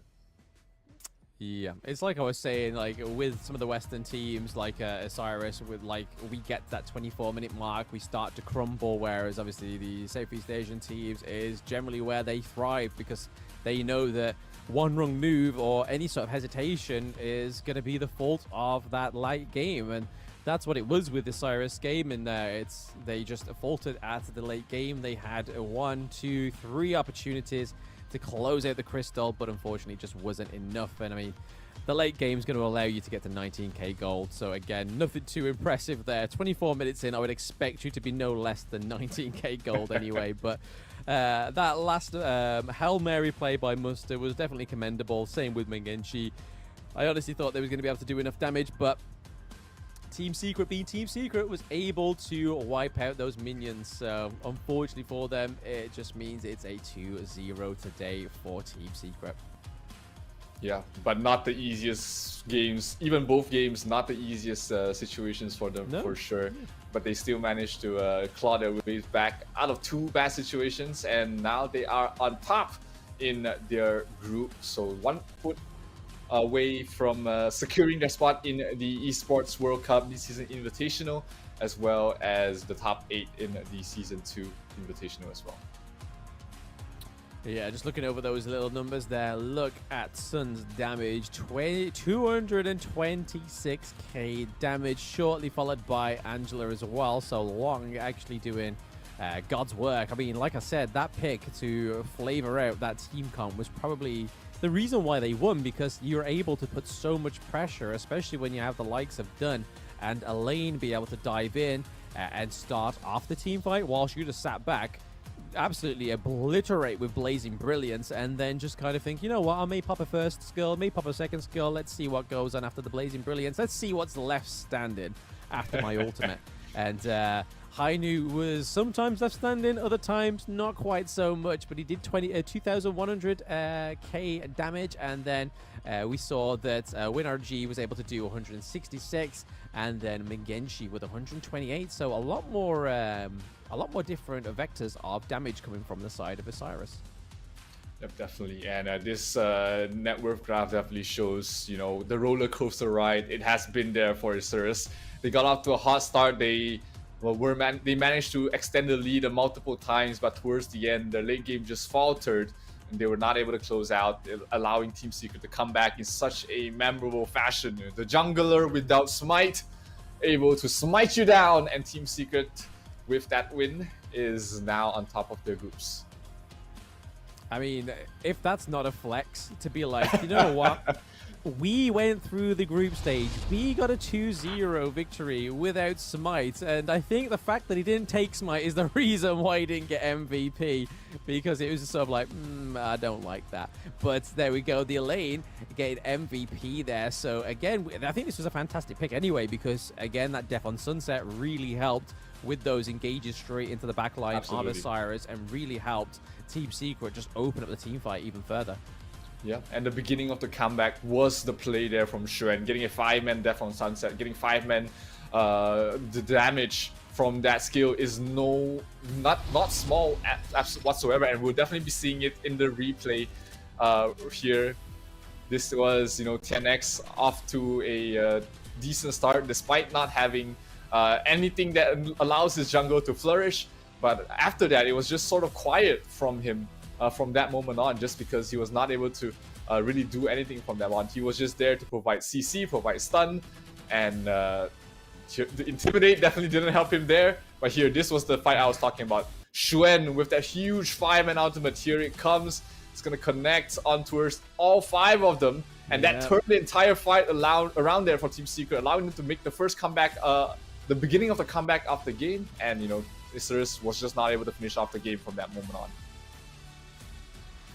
Yeah, no, it's a little bit of a. I feel like Osiris may have been very disappointed with the overall performance of that, but to go against one of the better C teams, especially one that's had to prove itself so much, not only through its qualifier, but then also through the last chance qualifier, you can kind of see why this team sort of played against a lot more stronger teams, whereas in HOK VR 2024, Osiris didn't actually get through to the group stages. So, well, they got through to the group stage, sorry, but they didn't get through to the knockout. So again, they just haven't probably been playing to their utmost potential. And then obviously they have Muster on their team. So again, it's a little bit of a different team comp, and they have a new Clash laner on their team that they probably are not used to functioning with. But there is Group D and Group C standing right now. So we have Team Secret right at the top, and then Osiris right at the bottom. Osiris not going to be able to prove themselves until day 3 when they meet against Kagendra.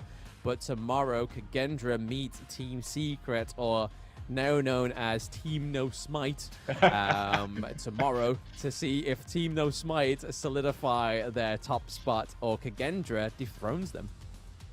Yeah, that's going to be a very interesting fight as well. Kagendra has a lot of very experienced players. I would say almost as experienced as Team Secret in the Honor of Kings scene as well. So that's going to be a good fight to find out who will move on. But again, this is one of those groups that we were talking about, Blam, that was very highly potentially a 3-way tie, because all of these 3 teams can just take games off of each other. As we did see, even here, Team Secret, they would have, they were in trouble for both games, but Osiris, their late game was just a little bit off. Yes, unfortunately. I mean, I don't think it helps set up the overall performance of the series, especially going against Futsu and Dao-chan in the the Chao in the first game of the series, and then obviously having such a close win 3 times in that game too. You're kind of going to be like, oh, so deflated that you're gonna try and push through like we saw that Muster and McGenji did, but it just wasn't enough, because at that point they were already solidified in that late game. They already knew what they needed to do to win, and they've probably been in that situation more times than Osiris. Yep, absolutely. And for the final match of the day, the highlight of the day, I would say, is one of the probably the best teams in that came into this tournament. It is the defending champions for Season 1. Vivo Heat Stars will be playing against Boom Esports as the Group A match. That is the only group that has 4 teams. So, obviously both teams would still want to start off the group stages with a win on the board, but it is less punishing to lose here, because you still have to fight against 2 other teams after that. Yeah, you've got more chances to come back in Group A, which I think is probably a blessing here. Like we saw with Vivo Keystars in Season 1, they didn't perform their best in the group stages, but again, I still think that was a whole ruse, because how they managed to dominate in that grand finals was just sort of like, nah, you were storing that, bro. You were storing that in the bag against Alpha 7 in Season 1 grand finals. But I think they'll probably bring their full force going into this one, just like the rest of the teams for the rest of the day, because like you said, you want to be top of the board towards at the end of the day.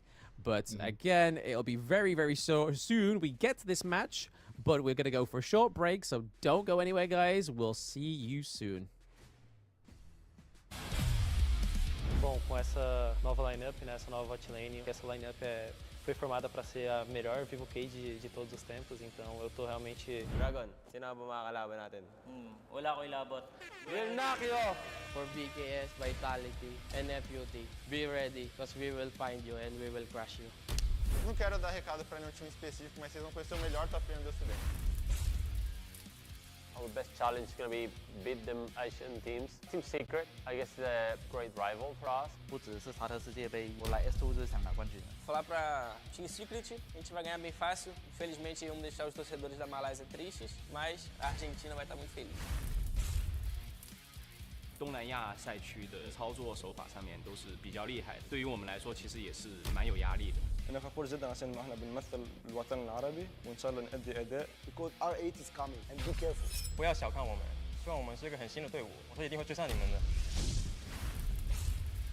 比较担心那个老对手 LGD 吧，因为我们平时训练赛跟他们打起来，感觉他们比较厉害。因为我们确实比别人厉害一点。 I just want to say, don't scare about us. We are same human being, so we are only 10 finger.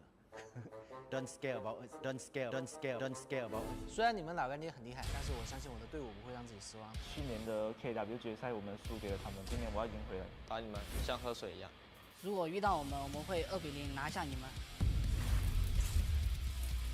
无论遇上什么队伍，我们也可以打得有来有回。晋不晋级无所谓，但是一定要打出自己平时备战的训练状态，然后不要有遗憾。 Let's just enjoy the game and give the fans a good time.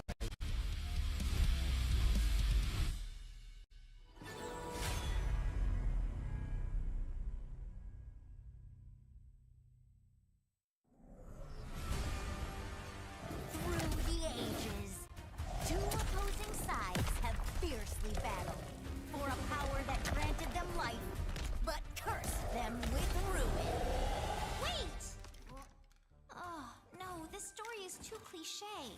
Maybe we can find inspiration from other stories. Hey, that might work. Got it. Woo!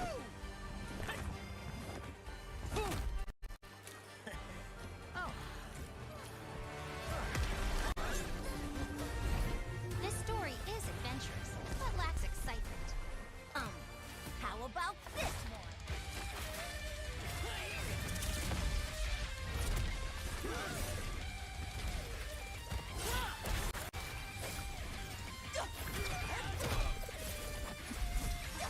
This is too much. It needs more fun. How about this?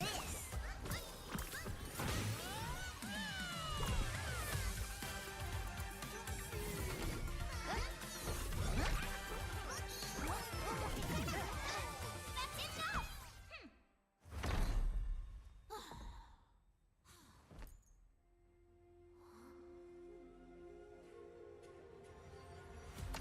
Like the thrust of a spear in battle. No one can tell my story but I'm me! born to stay, ayy. This is my chest and my bonus play. Can't be late, won't hesitate. What do you say? Grace to find my face, scars to find my skin. I can't convince them, keep please, I'm illicit. I'm the one that you hate. They should eat all day. Doing it for real, I found my door. Turn the ashes out of the game. Blow with a rumble, make them crumble, make them run. Baby, it's go time. Knock me down, how I rise. An inspiration, I know how. The one who go buzz them up, no lie, we gon' do it. Facing our fears, we don't think we just move it. No, we the best, and we don't gotta prove it. Somebody test me, I swear I'm gon' lose it. I got a trophies on this boom and illuminate. At the end of the day, another way. You got the power to turn it right.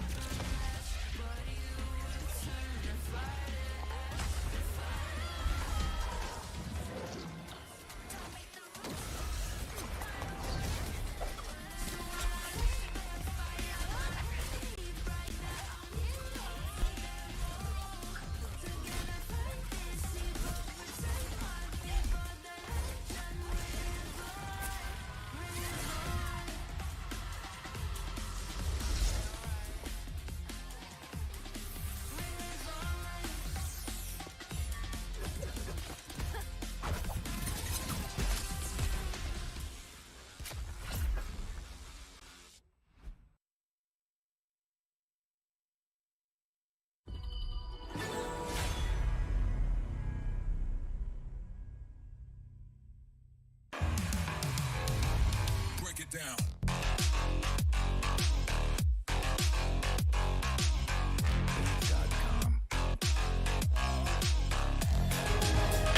wanna cause some trouble?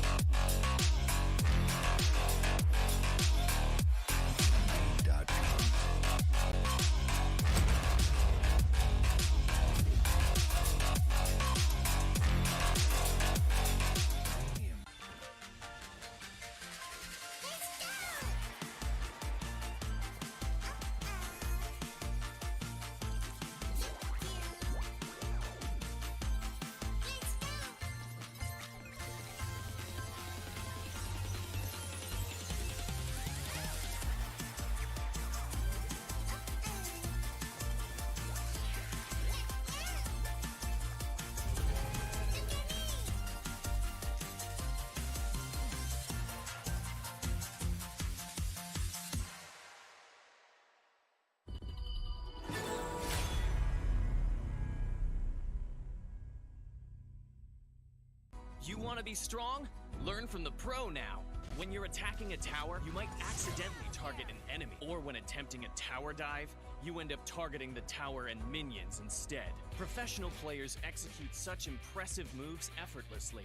While you may feel overwhelmed and get killed by the tower, your control settings might be holding you back. Change the recommended basic controls to advanced. This activates extra basic attack buttons for minions and towers. Turn on show enemy avatars to accurately select the enemy's avatar for the kill, and better assess vision exposure. Give it a try and play as smoothly as a pro, easily crushing the enemy faction. Learn from the pro. Learn more from Honor of Kings Global Esports.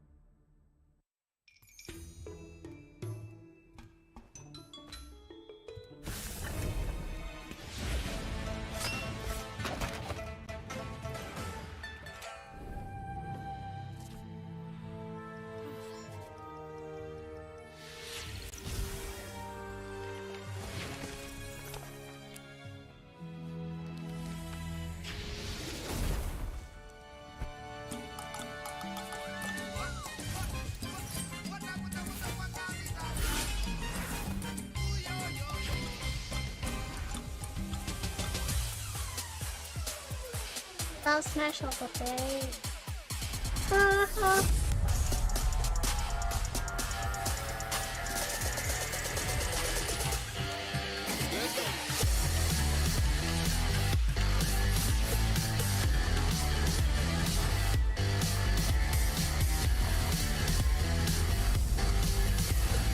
Fight, are they looking for a fight right now? Danny going in the lead.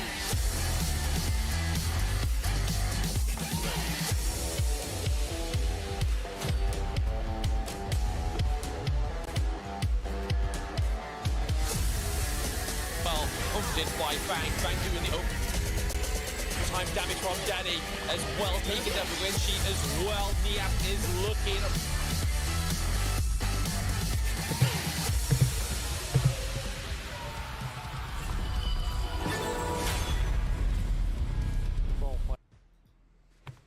Welcome back, everybody, to the Season 2 Invitational Honor of Kings. Today, you have me, Blam, for the final match of the day, and Zero, as always, with me.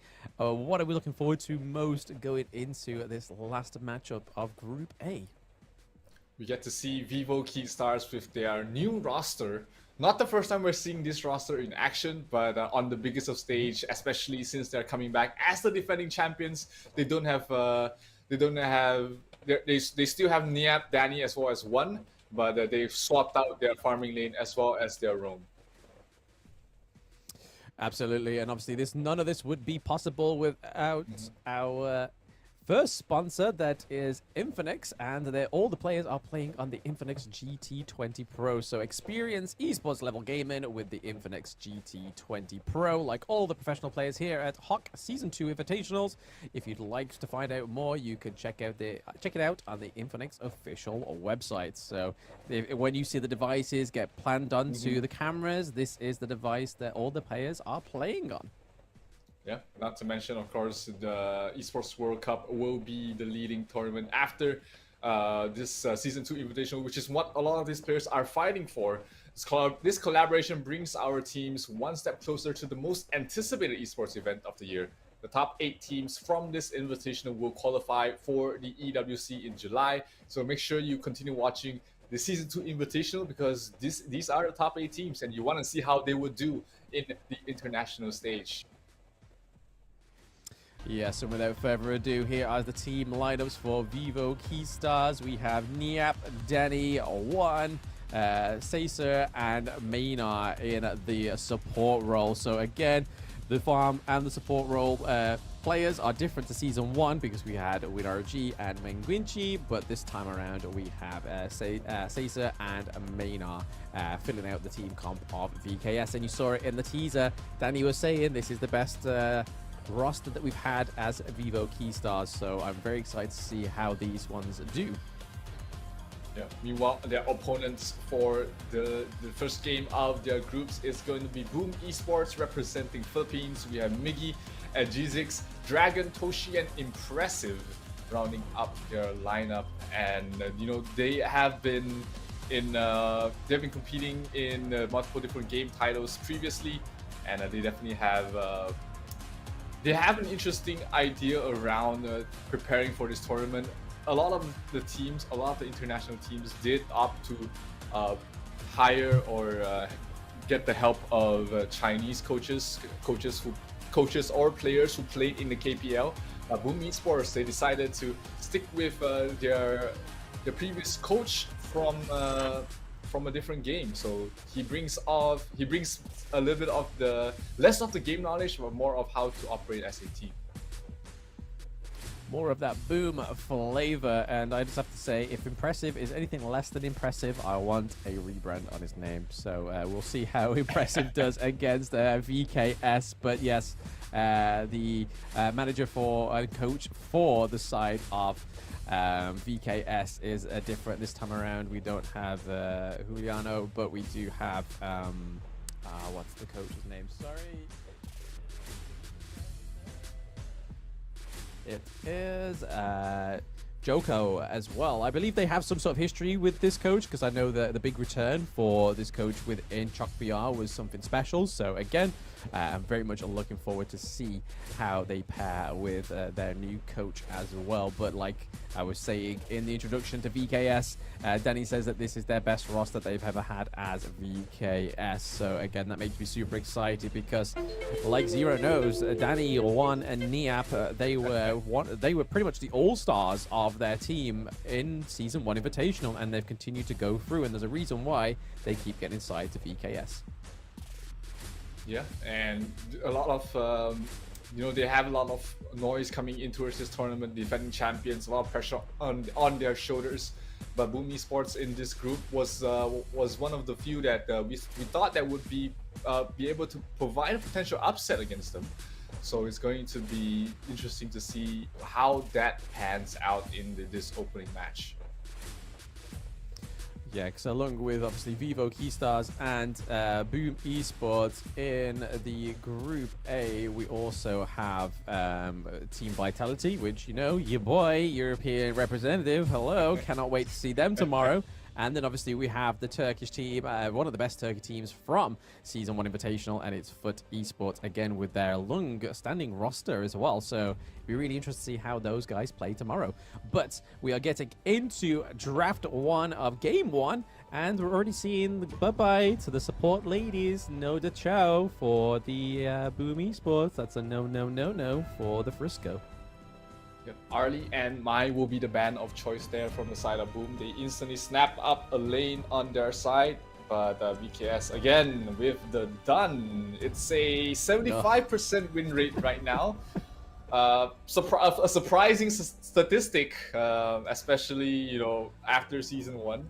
But Danny was one of the few players that actually did manage to get a few wins off of it in season 1. So he's definitely very experienced in that hero. Hopefully he's able to get that win rate up to 80%. That's an A, right? 80% is going to be an A in terms of win rate. You'd like to think so. You'd like to think so. But I mean, the done against the pay, we've seen this already. It's like the opening game to the close, one of the closing games of the day, and we're seeing the repeat happen. So hopefully, Danny, being a very capable jungler, he should be able to fix the rungs that Impunity had with when it was against LGD earlier when they picked pay as well. But the Lady Sun coming through again. We're seeing a bit of a different painting and a bit of a different team comps coming through, because the whole of the Open Series, we had a lot of Ho Yi as well, and obviously Derenji has still been a tried and tested, always coming through. Ali's been banned quite frequently. We've seen Marco Polo once today, but there's been like no Garo, there's been no Luban. We saw Fang quite frequently in Season 1 Invitational as well. But the Lady Sun is definitely coming out to play, and they want that late game lady on her team. But again, it is the dual ladies. We have Lady Chen in the mid lane on VKS1, which I can imagine is a superb pick and pairing for VKS. And then over to the side of VKS again, we have the Jung phase. So that all-important boost is getting played for the Brazilians. You have lots of team fight in those two heroes, with the support as well as the mid lane, and a lot of protection for the Lady Sun as well. So the change in terms of the marksman is definitely a very interesting note to see. Here we have the Halo picked up there by Boom, as well as the Athena again. Ooh. Where is that little lady gonna sit? Is that gonna be support Athena? Is this gonna be a feed Athena? yeah. It might just be more like a feeder. Let's see if the feeder is going to win this time, because obviously it didn't work out for the side of All Gamers Global. Sorry. So let's see how they do this time around. Boom Esports playing it into the support role, it seems.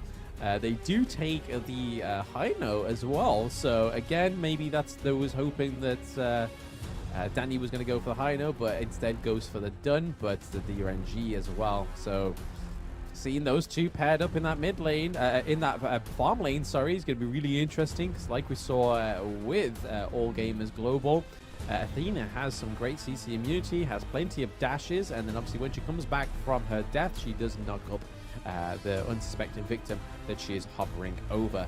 So again, that could lead into Derenji being able to pick up a kill, Lane being able to pick up a kill, or even Pei to come through. But it's going to be really interesting to see how they play Pei this time around on the side of Boom Esports. Will we get that aggressive Tiger himself, or are we going to get a little bit of a soft kitty going into the jungle? And is VKS Danny going to apply pressure to the Pei?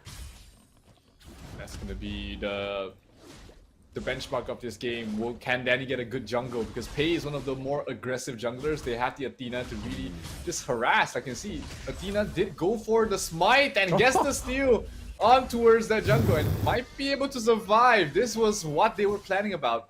Dun is terrible if you don't have a good start, and if he keeps the buff, no, they give it over to 1, which is better than giving over to Danny. So Impressive already doing his job. Great start here from the side of Boom.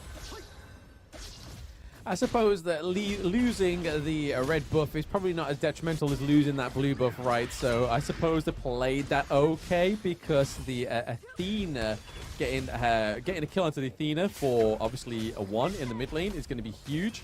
But our hero spotlight for this match is Charlotte. So Charlotte's basic combo is a first, second, ult, basic attack. Her attack speed reduction mechanic effectively counters marksmen and fighters. So if you fancy to be a little bit flashy lady in the Clash Laney, that is your hero to go to.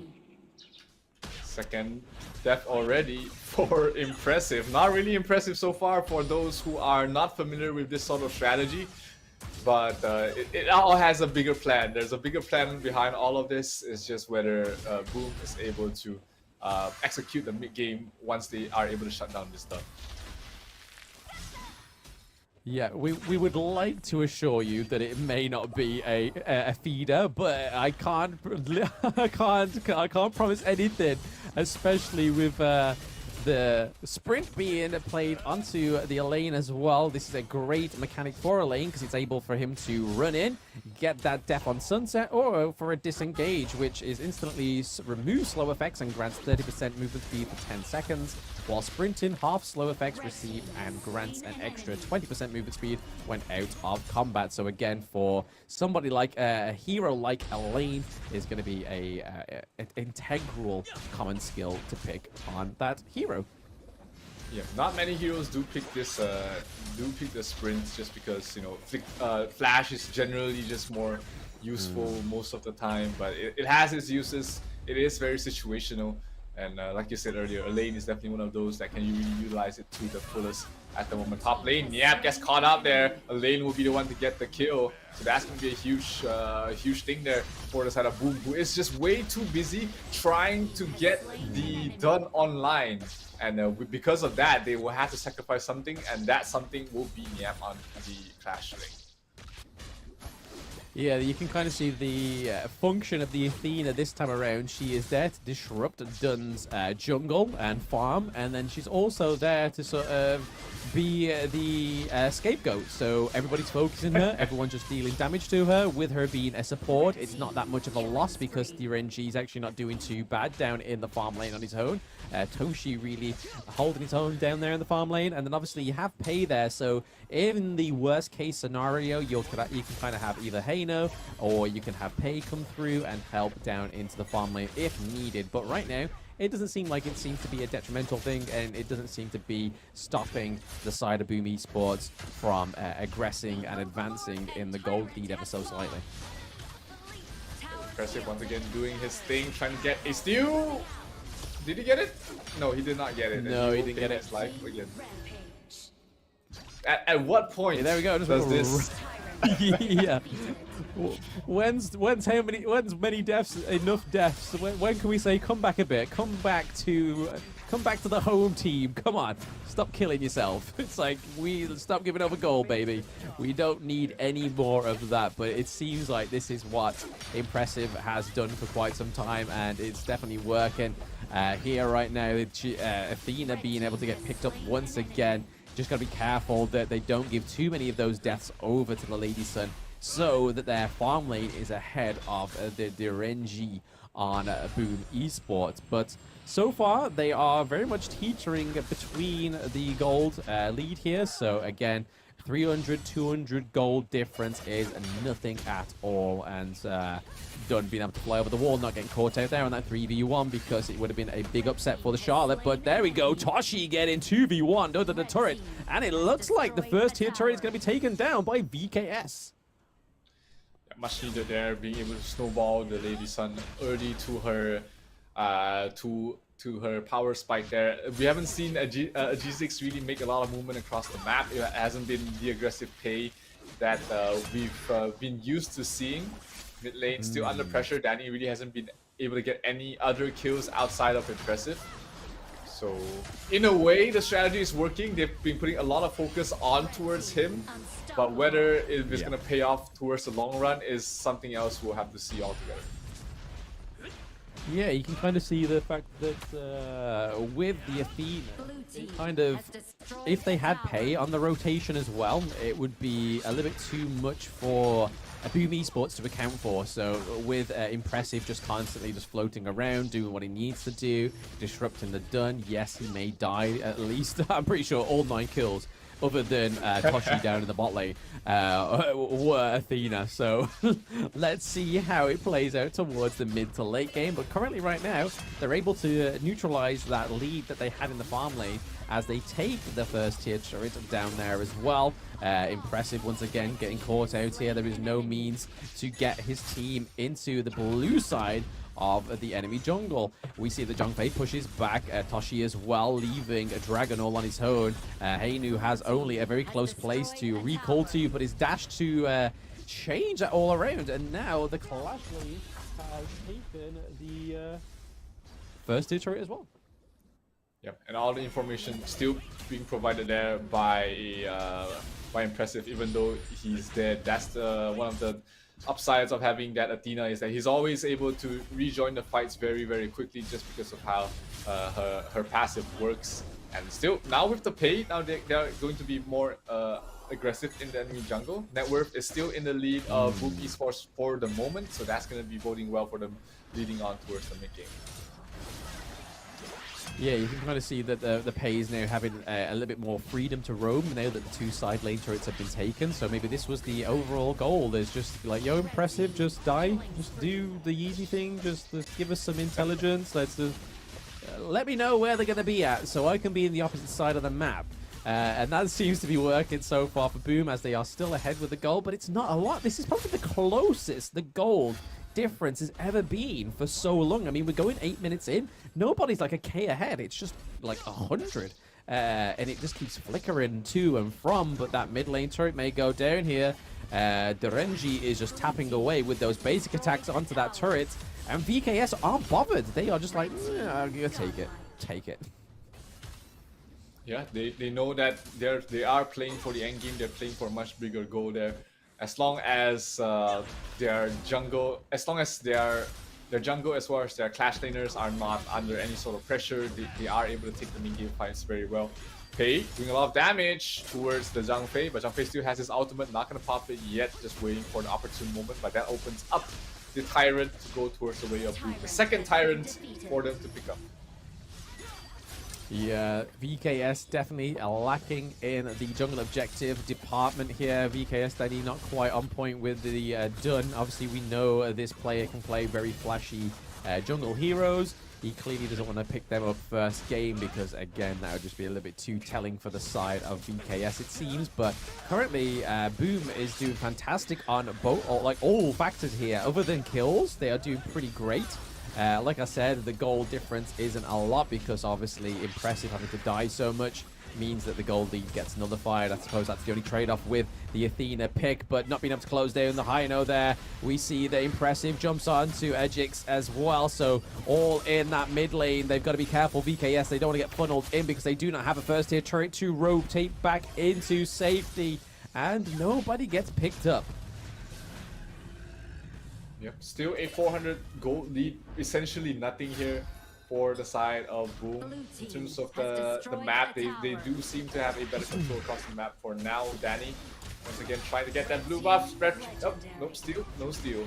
It's gonna still go towards Danny. But at this point, 10 minutes in, has Danny really done anything on the Dun? No. Not really. Yeah, just getting free kills from the Athena. It's kind of just like, yeah, well, I got 12 kills. Yeah, but she came to you. She gave you those kills. It's like nothing really impressive to be had there. But this could be the impressive part right now because they are at the Shadow Tyrant. There is a lot of team fight going on. Heino having to recall as well. Pei taking down Danny. That is not where you want to lose. Danny right now, he has no smite. There is no smite on the side of BKS. We are seeing that Caesar is pretty low as well. Lady Sun being taken down, which is just unfortunate as we see that the blue minion wave is rotating to the bot lane as well. So obviously a bit of a priority down into the bot lane, and they do take the second tier turret once again on the side lane. So holding on to that second tier turret in the mid lane is not a healthy position for VKS going into the 11th minute.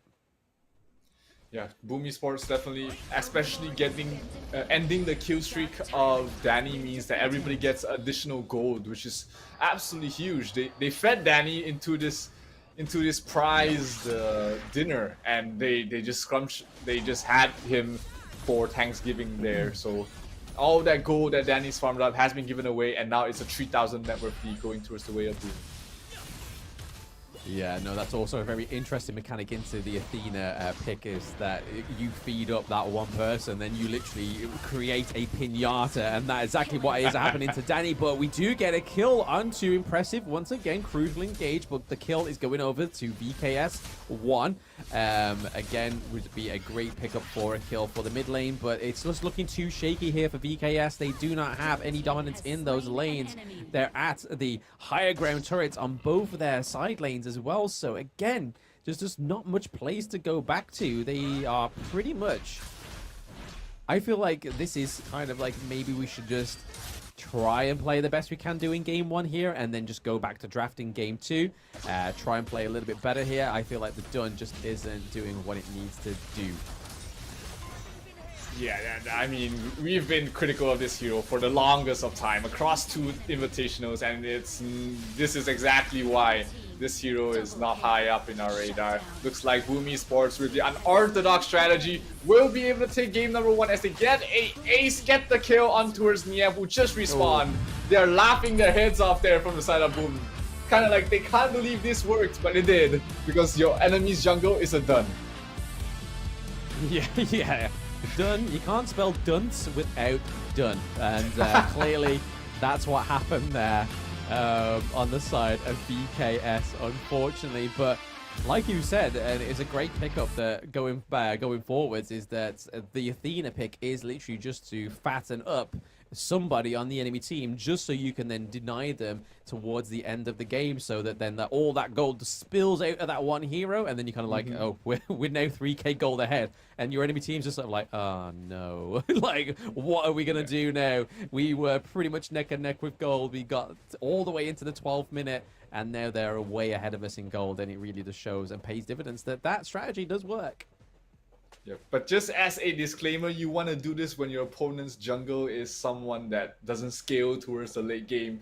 He doesn't get additional stats when he gets kills. You don't want to feed a Dian Wei 15 kills before the 5-minute mark. No, that is the worst hero to do it against. But against Dian Wei, against Dun, against maybe, I don't know, maybe against just only Dun, that you don't really want to let him snowball like that. Yeah, maybe that was the reason why Boom was just like, hey, the pick done. We know exactly what to do. AG Global may not know how to do this, but we definitely do. We've done this plenty of times, and it's definitely worked. But Boom Esports finishing that with a 12-minute game is definitely setting a good pace here. But again, I do still believe that it's All Gamers Global that have taken the fastest round yet. But just look a little bit at these stats here. So as we saw, Danny got 7-2-5. After those 7 kills, he was demolished, and then all that gold went over to the side of Boom Esports. Basically, Danny was basically turned into a crypto coin. He was just sort of like Danny coin for that entire game, and then they were just like, yep, let's get to the peak of the market and let's cash out, baby. Kill Danny, and then we're 3k gold ahead. But just looking at that, 13 kills on the side of Boom, impressive, but still taking the dub. Anybody watching this for the first time would be like, how have they managed to die 13 times but still taken the win? And that is how, my friends, it is science, it is economics, and it is Boom Esports. It's just basic math is what Blam is trying to say, but it doesn't work all the time. You gotta make sure you do it at the right time, and boy, Boom definitely found the right time to do this. Taking the first game, definitely not the situation where VKS expect themselves to be, because remember, they are the defending champions of the Honor of Kings Invitationals, and losing against basically a no-name team is not great for your morale. Yeah, I mean, this is the thing. In Season 1, they were able to make these mistakes in a group stage because they were knowing that they would go for the knockout stage anyway. Whereas this one, you can't really make that mistake. You can make it once. So if they make it once with Boom Esports, knowing they don't have to face them again, but then go through the rest of the days just completely destroying the other teams, is still yet to be seen. But here we go. Look at that. The 107k damage on the side of Boom Esports for Haino. Pei actually taking a back seat there as well, whilst Toshi under the Renji taking that 77k damage. And then obviously the only impressive stat there onto the side of Evo Keystars is that 68k damage, and then the 50k on the Lady Sun. But Again, Dunn taking that 111k. But Boom, impressive. Didn't even mean to take 102k damage. It was just sort of like, yeah, bro, don't worry about it. We will get you. We will get exactly what we've come for in this game. And the fact that you've chose Dunn is played right into our plan. I mean, you saw that Athena get picked right at the end. They knew exactly what was coming. Absolutely. It's telegraphed from that moment on. And, you know, VKS, they did try. And, I mean, you kind of have to take the kill when it comes towards you, right? But unfortunately, when you get it on the Dunn, is not the best here to get it to. If they got it on maybe the Lady Sun or even on towards the mid lane, then you know it might be completely different. But Danny got most of those kills, and even if a Dunn gets 10 kills at the start, it doesn't really do much. Yeah, I suppose the only reason Boom Esports had that privilege to do so is because of those side lanes being taken pretty easily as well. So they couldn't afford to get the Lady Sun out of the lane, or else they would lose it. And there we go, 13. Oh god! Who would have known? 13 deaths can get you MVP. So Boom, impressive, taking the MVP in game 1 against Vivo Keystars, taking that 102k damage taken, and then 5,183 gold. I mean, hey. A beggar's belief, isn't it, that you can die 13 times to get MVP. Oh god.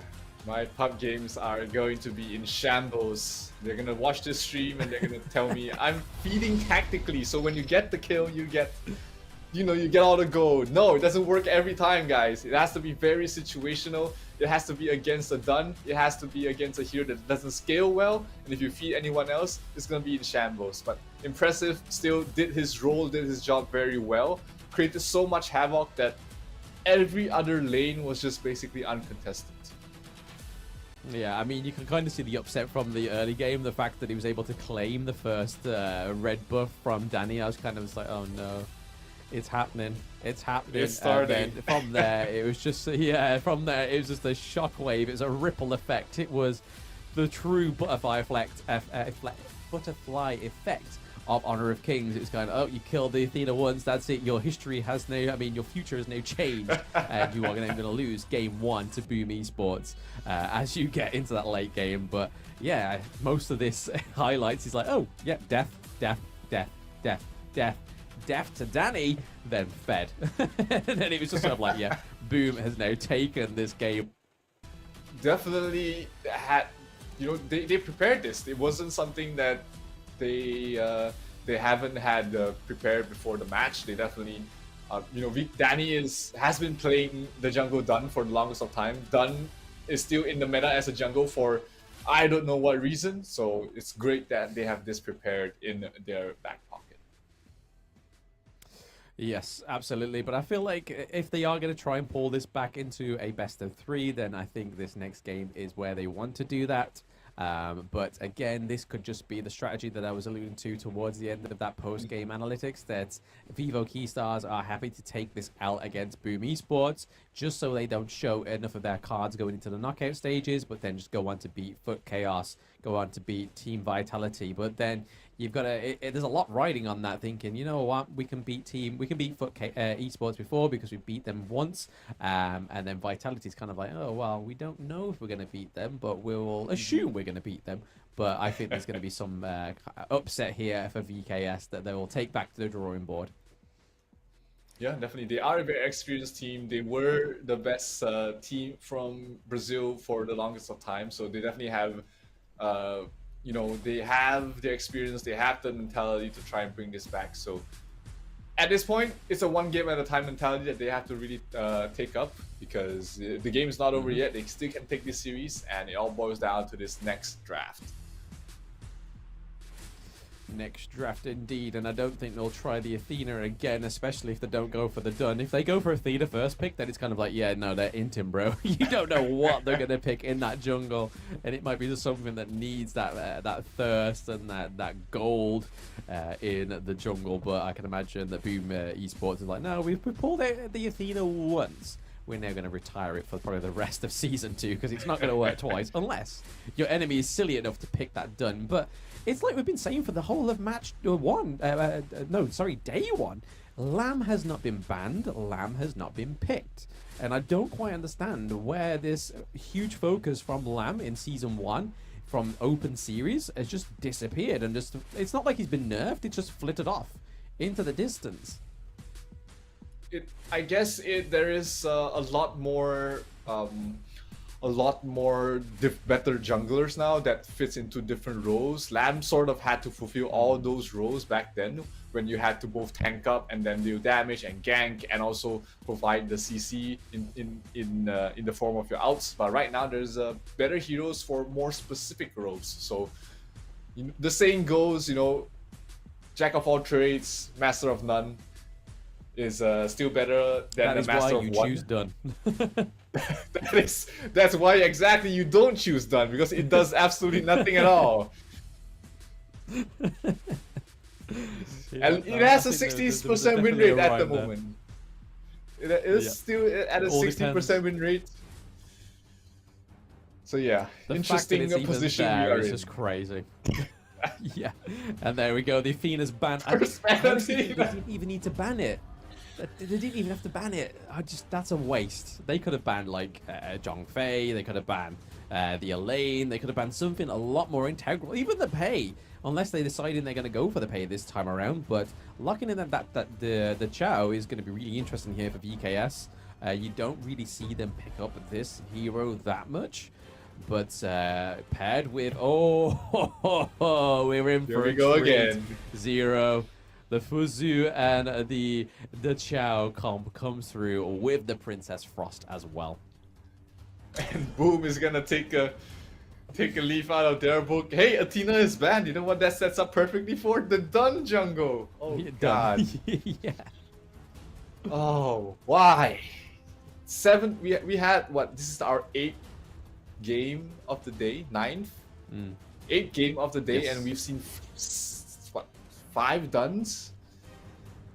I've seen too many duns to even like consider. Like if I get more duns tomorrow, I'm literally gonna be done. I'm gonna be done. I'm absolutely gonna be done. I want to see my Jing come through. I want to see the Lamb come through. I want to see more Pei. Pei's come through twice, and that's it. But there's so many more fruitful jungles that could be picked up here, and just we're not seeing them. Just stop picking the dun, please. But like, looking at the bans over to VKS. Yeah, exactly. As well. We saw him in the C qualifiers, but they're still just not picking him. They're just teasing us. It's like, nah, we'll wait till the knockout stages to bring out some big guns, which seem to be the way we've done. He's more like a group stage kind of hero, and then it gets towards the knockout. It's like, you are not getting anywhere near that gorge in the knockout stage. But the last ban on the side of VKS is that Lady Chen. They do not want the poor man's Princess Frost coming through onto the side of Boom Esports. That leaves the Angela to be picked up there by Boom. I wouldn't say a replacement, but sort of a different role, more focused on doing damage than providing the CC for your team. But I guess with the Dun as well as the Elaine as your Clash as well as jungle hero, you don't really need more CC on your team. No, definitely not. But the Angela is definitely a tried and tested. I think this hero is sitting on that 100% win rate for the majority of the day, because every time this hero comes through, it is definitely an upset for the side. Oh my days, what Flash Central? We've got Guan Yu coming through. We've got Luna. Oh, we're in for a treat. Danny on his Luna. But then again, this is... I honestly just got a flashback from Season 1. When he picked Luna in Season 1 and it did horrible. Remember that? I don't want that to be the case again. He lost the only game he picked that.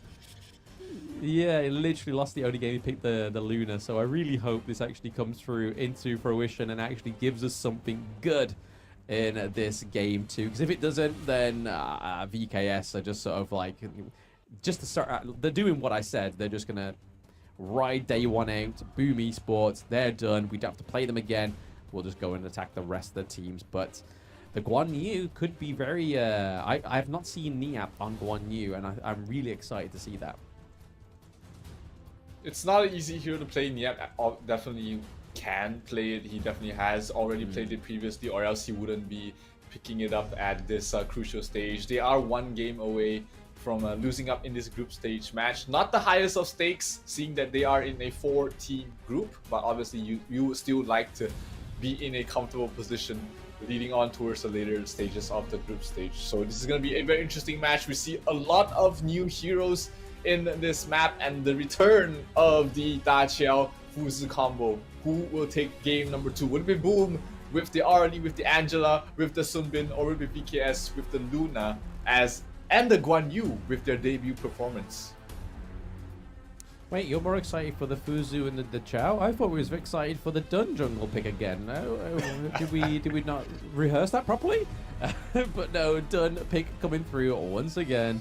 But yes, again, VKS with such a what could only be described as a Chad team comp. The Futsu, the Chao, the Guan Yu, and then obviously the Luna as well. Obviously, Princess Frost being a fantastic utility mage as well, just being able to lock down those team fights and just do so much damage in the meantime as well. Just kind of using that as a cut-off mechanic as well. But this is the fantastic thing with Guan Yu, just being able to push people in and out of turrets as well. So if you think you're safe, Guan Yu's on his horse and he's like, get out of your turret, bro. Yeah, Guan Yu, one of the more aggressive laners in the Clash lane, and most of the time he doesn't even play in the Clash. He will rotate around, causing havoc, trying to get kills for the rest of his lane. There is the rare occasions where the Guan Yu gets really fed and starts to kill everybody, but usually he's more of the utility role from the Clash lane.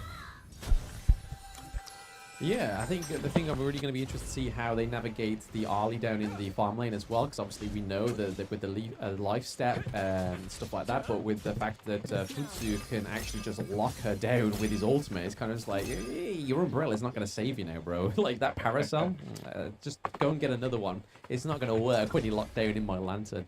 So it's going to be really interesting to see how Sasia plays against Tashi in the farm lane, because last match we saw that VKS's farm lane was actually doing pretty well against Tashi. I believe that the not first blood, but first kill was over to Tashi between the two ADCs, but this time around, obviously, very much close quarter combat, high attack speed. It's going to be really interesting to see if we see more of a tanky Futsu, or they're just going to go full out sort of attack speed, attack items, unlike what we saw on the side of All Gamers Global. Yeah, and it's getting to the level 4 mark. The Lunas haven't really been able to get any kills, just picked up the blue buff. Oh, not yet actually picked up the blue buff. Which is, he's going to go back for that. Who's trying to find someone off the...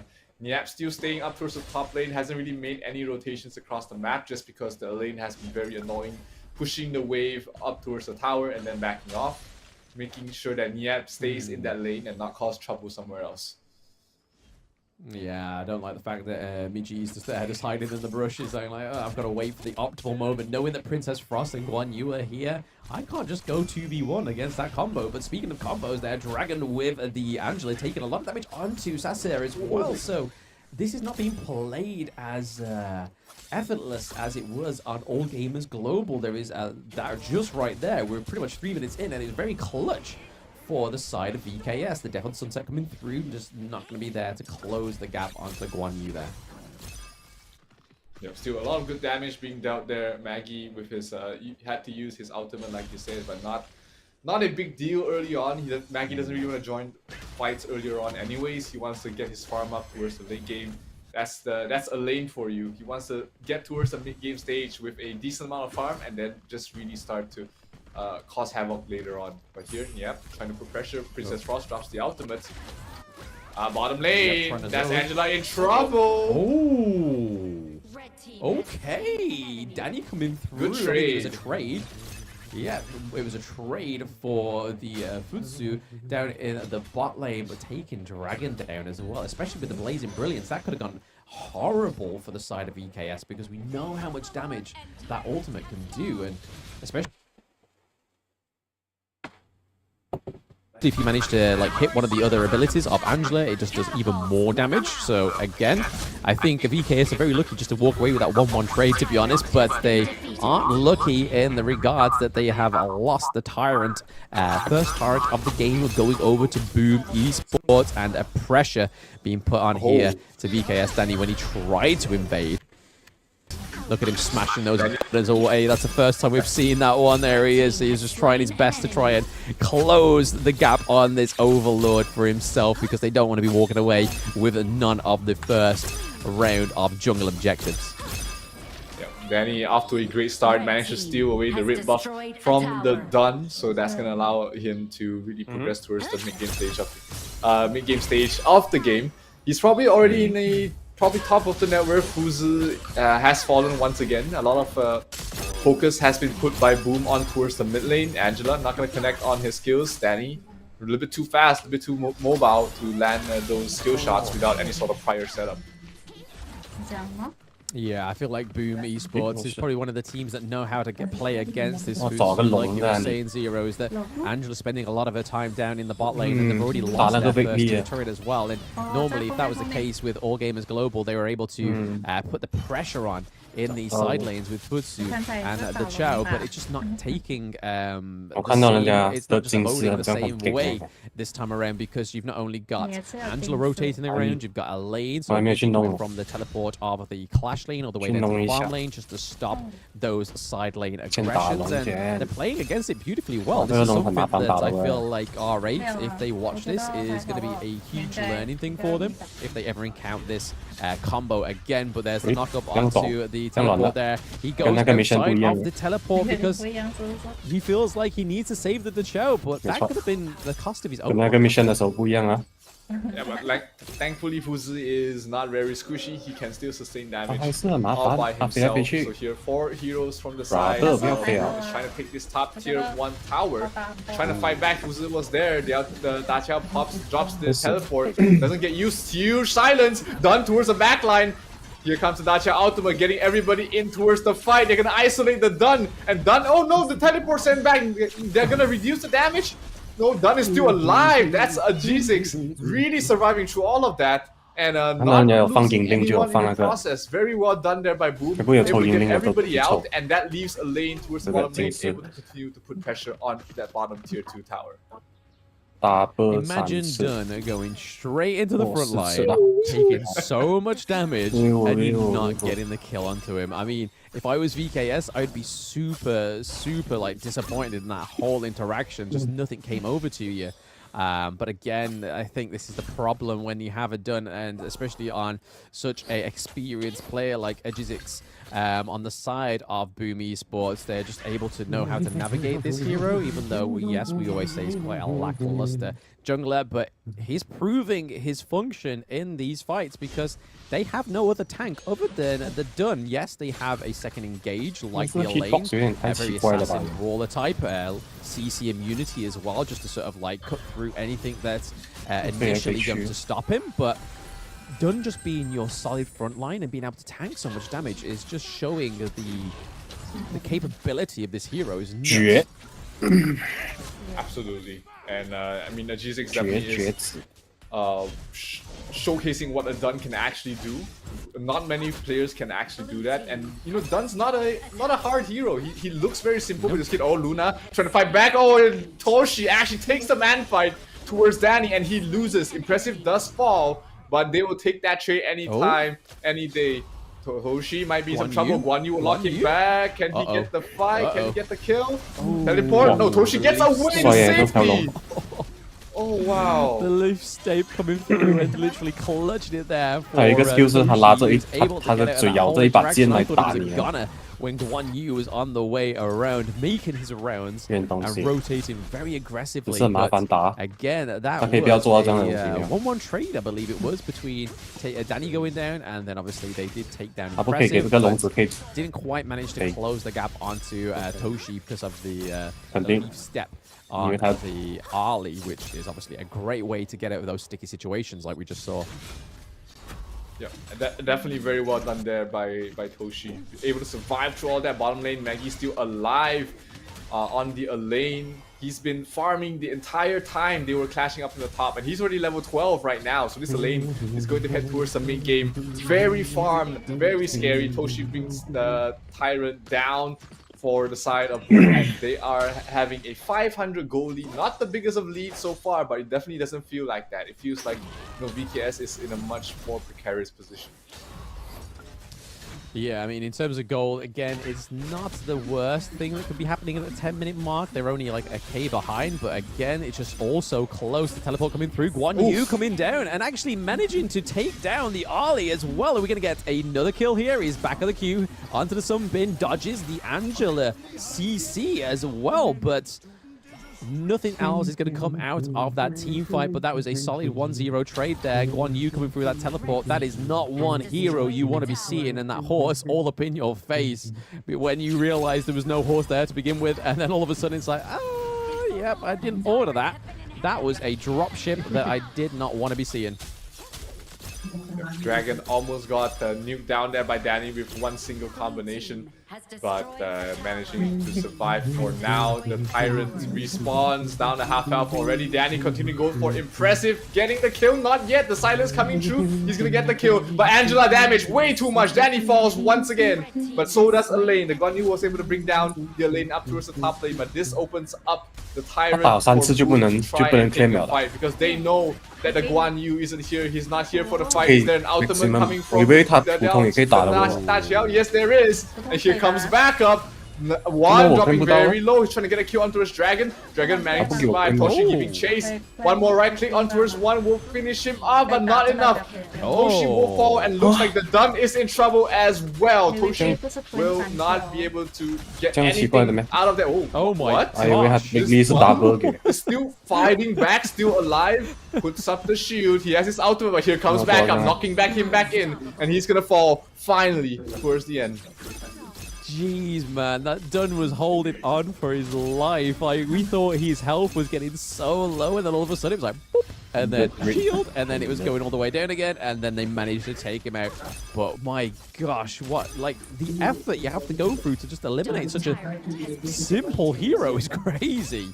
But I think that's going to put VKS into a better spot than they were literally a minute ago. Now that they're ahead of the gold as well, not by a country mile, but it's still a little bit, which is always better to be ahead than behind. Obviously, within this game, they are able to take some of the side turrets as well. That mid turret, however, is still up and looking very healthy right now. They're able to take the Shadow Tyrant as well. Not sure they're going to go and get the Shadow Overlord just yet because of that Primal Bond. Silence does this from impressive, so that means that Boom has to back off. They can't really take the fight for now. Guan Yu still pushing up towards the top lane. They will rotate a lane over there.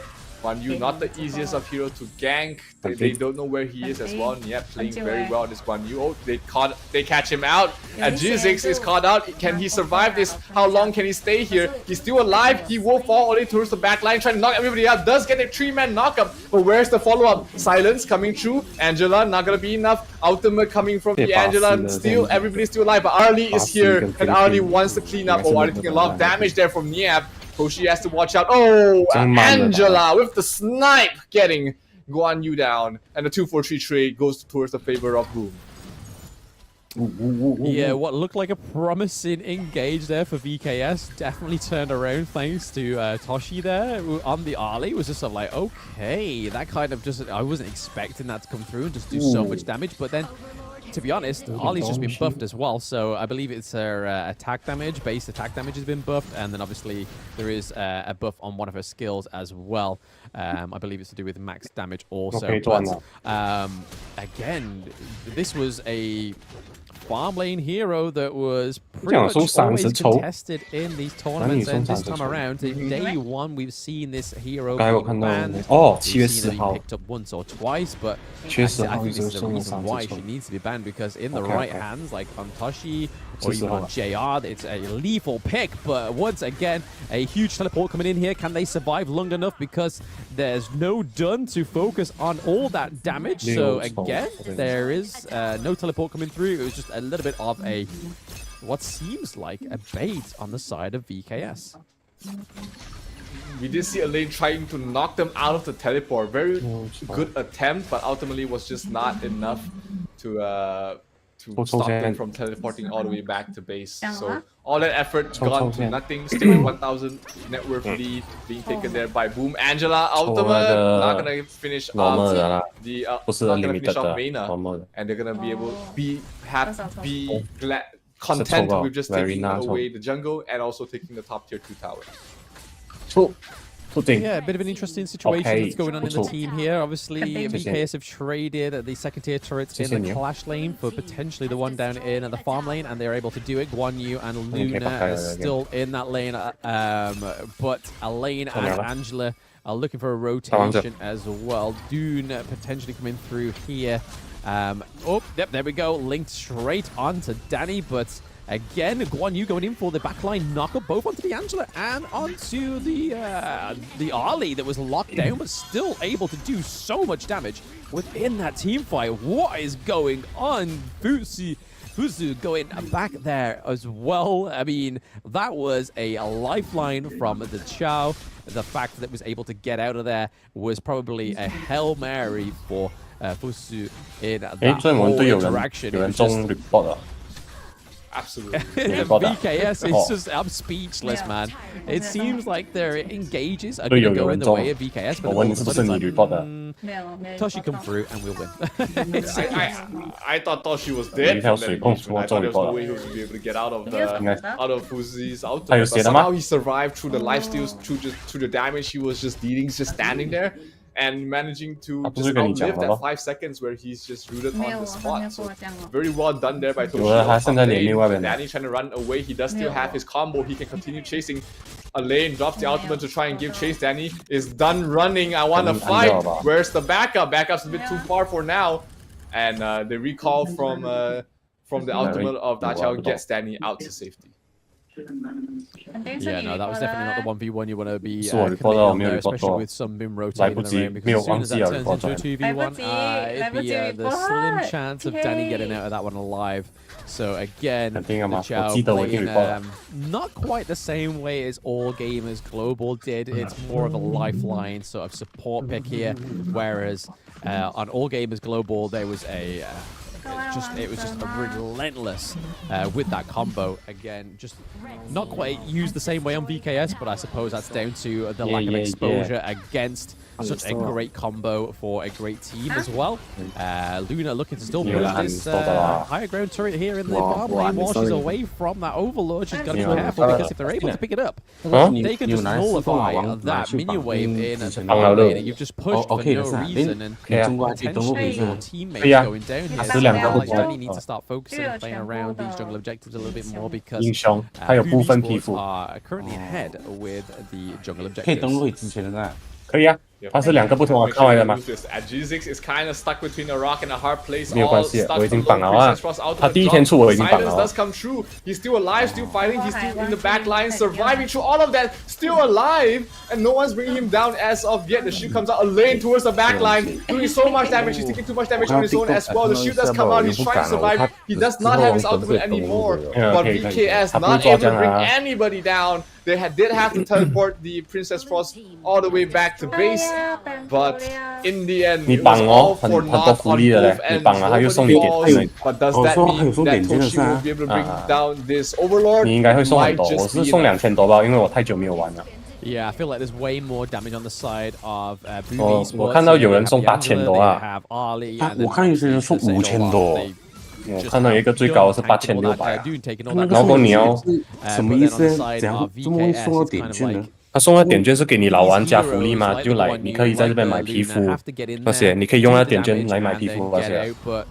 为什么你只是拿到2000呢？因为我很久没有玩了，它是根据你活跃度啊，你越久没有玩，它就越少。你一直玩，你 rank 越高，它就给你越多。有一个我看那个人好像是荣耀50星啊。It's gonna be a lot harder. 然后他就拿到，要不然抢先。I'm impressed by G6 so far, making Don look like a tier 1 hero. Just being able to soak up all that damage. Sure, he's not doing a lot of damage on his own, but the focus that he's been able to attract to himself has definitely allow the Boom 会玩的 Esports 话 to play a lot more aggressively, how they want, whenever they want, and they get the bottom tier. 大乔 差一点点就翻波。 Yeah, I mean, this could be again another curtain call here for VKS. 大乔这个 They 东西 are 哦 ahead，of 基 the 本上 kills, 是 so they were last game, 要 but 跟朋友玩的 that's 啦。 without the feeder on the enemy team. 你要跟朋友一起玩。 I just feel like this is just a even though 还 we 有 don't 朋友 actually 的 picks on VKS. It 你们双排不是？ served much 你 in 双排不是？ terms of when we have these huge 你 fights. 双排不是？ Dune is able to just soak up so much 这样子他们就应该是有 and 双 then 排了。 once he's done soaking all that up, you've then got the Death on Sunset come through, and then by the time that comes around, Toshi's there just wiping out these 没有 Q low Q 不 Q health 没有关系的， heroes 是 outside of VKS. 他要 It's 放 happened skill 给 multiple 他的 times, but teammate past 要 two 沟通啊，这 interactions 个 have been really rare that nobody's 没有沟通很 done. 难啊。 So again, you've been going full bashing your basic attack buttons, spamming your spells, but then nobody dying. Just seems like one of those sort of like mental booms that you go through. So, come on, man. Surely we could have got somebody in that 应该很难 whole ease fight, 吧？ but 你 the 给大 fact 乔 that we ace got 了， the 你不如 Chow, 不要玩。 they're able to send people back and then people are back in. But again, I don't think it's been as effortless as all gamers' global rendition on this duo. Absolutely. I mean, Danny 如果可以给一个辅助 ace 的话，应该是可以直接投了吧？讲真。 It feels like he's not had a great game, but despite all of that, you know, it's just Boom really itemizing very well. They're all bringing the magic resistance cloak, reducing the damage that Danny can really bring to the table, and making them a little bit more survivable, which makes Danny's life very, very interesting because he cannot stay in these fights for too long. Luna's not a tanky jungler. He wants to go in, get a kill, get out, and with those proper items, 我圣宇打人这样痛了喂。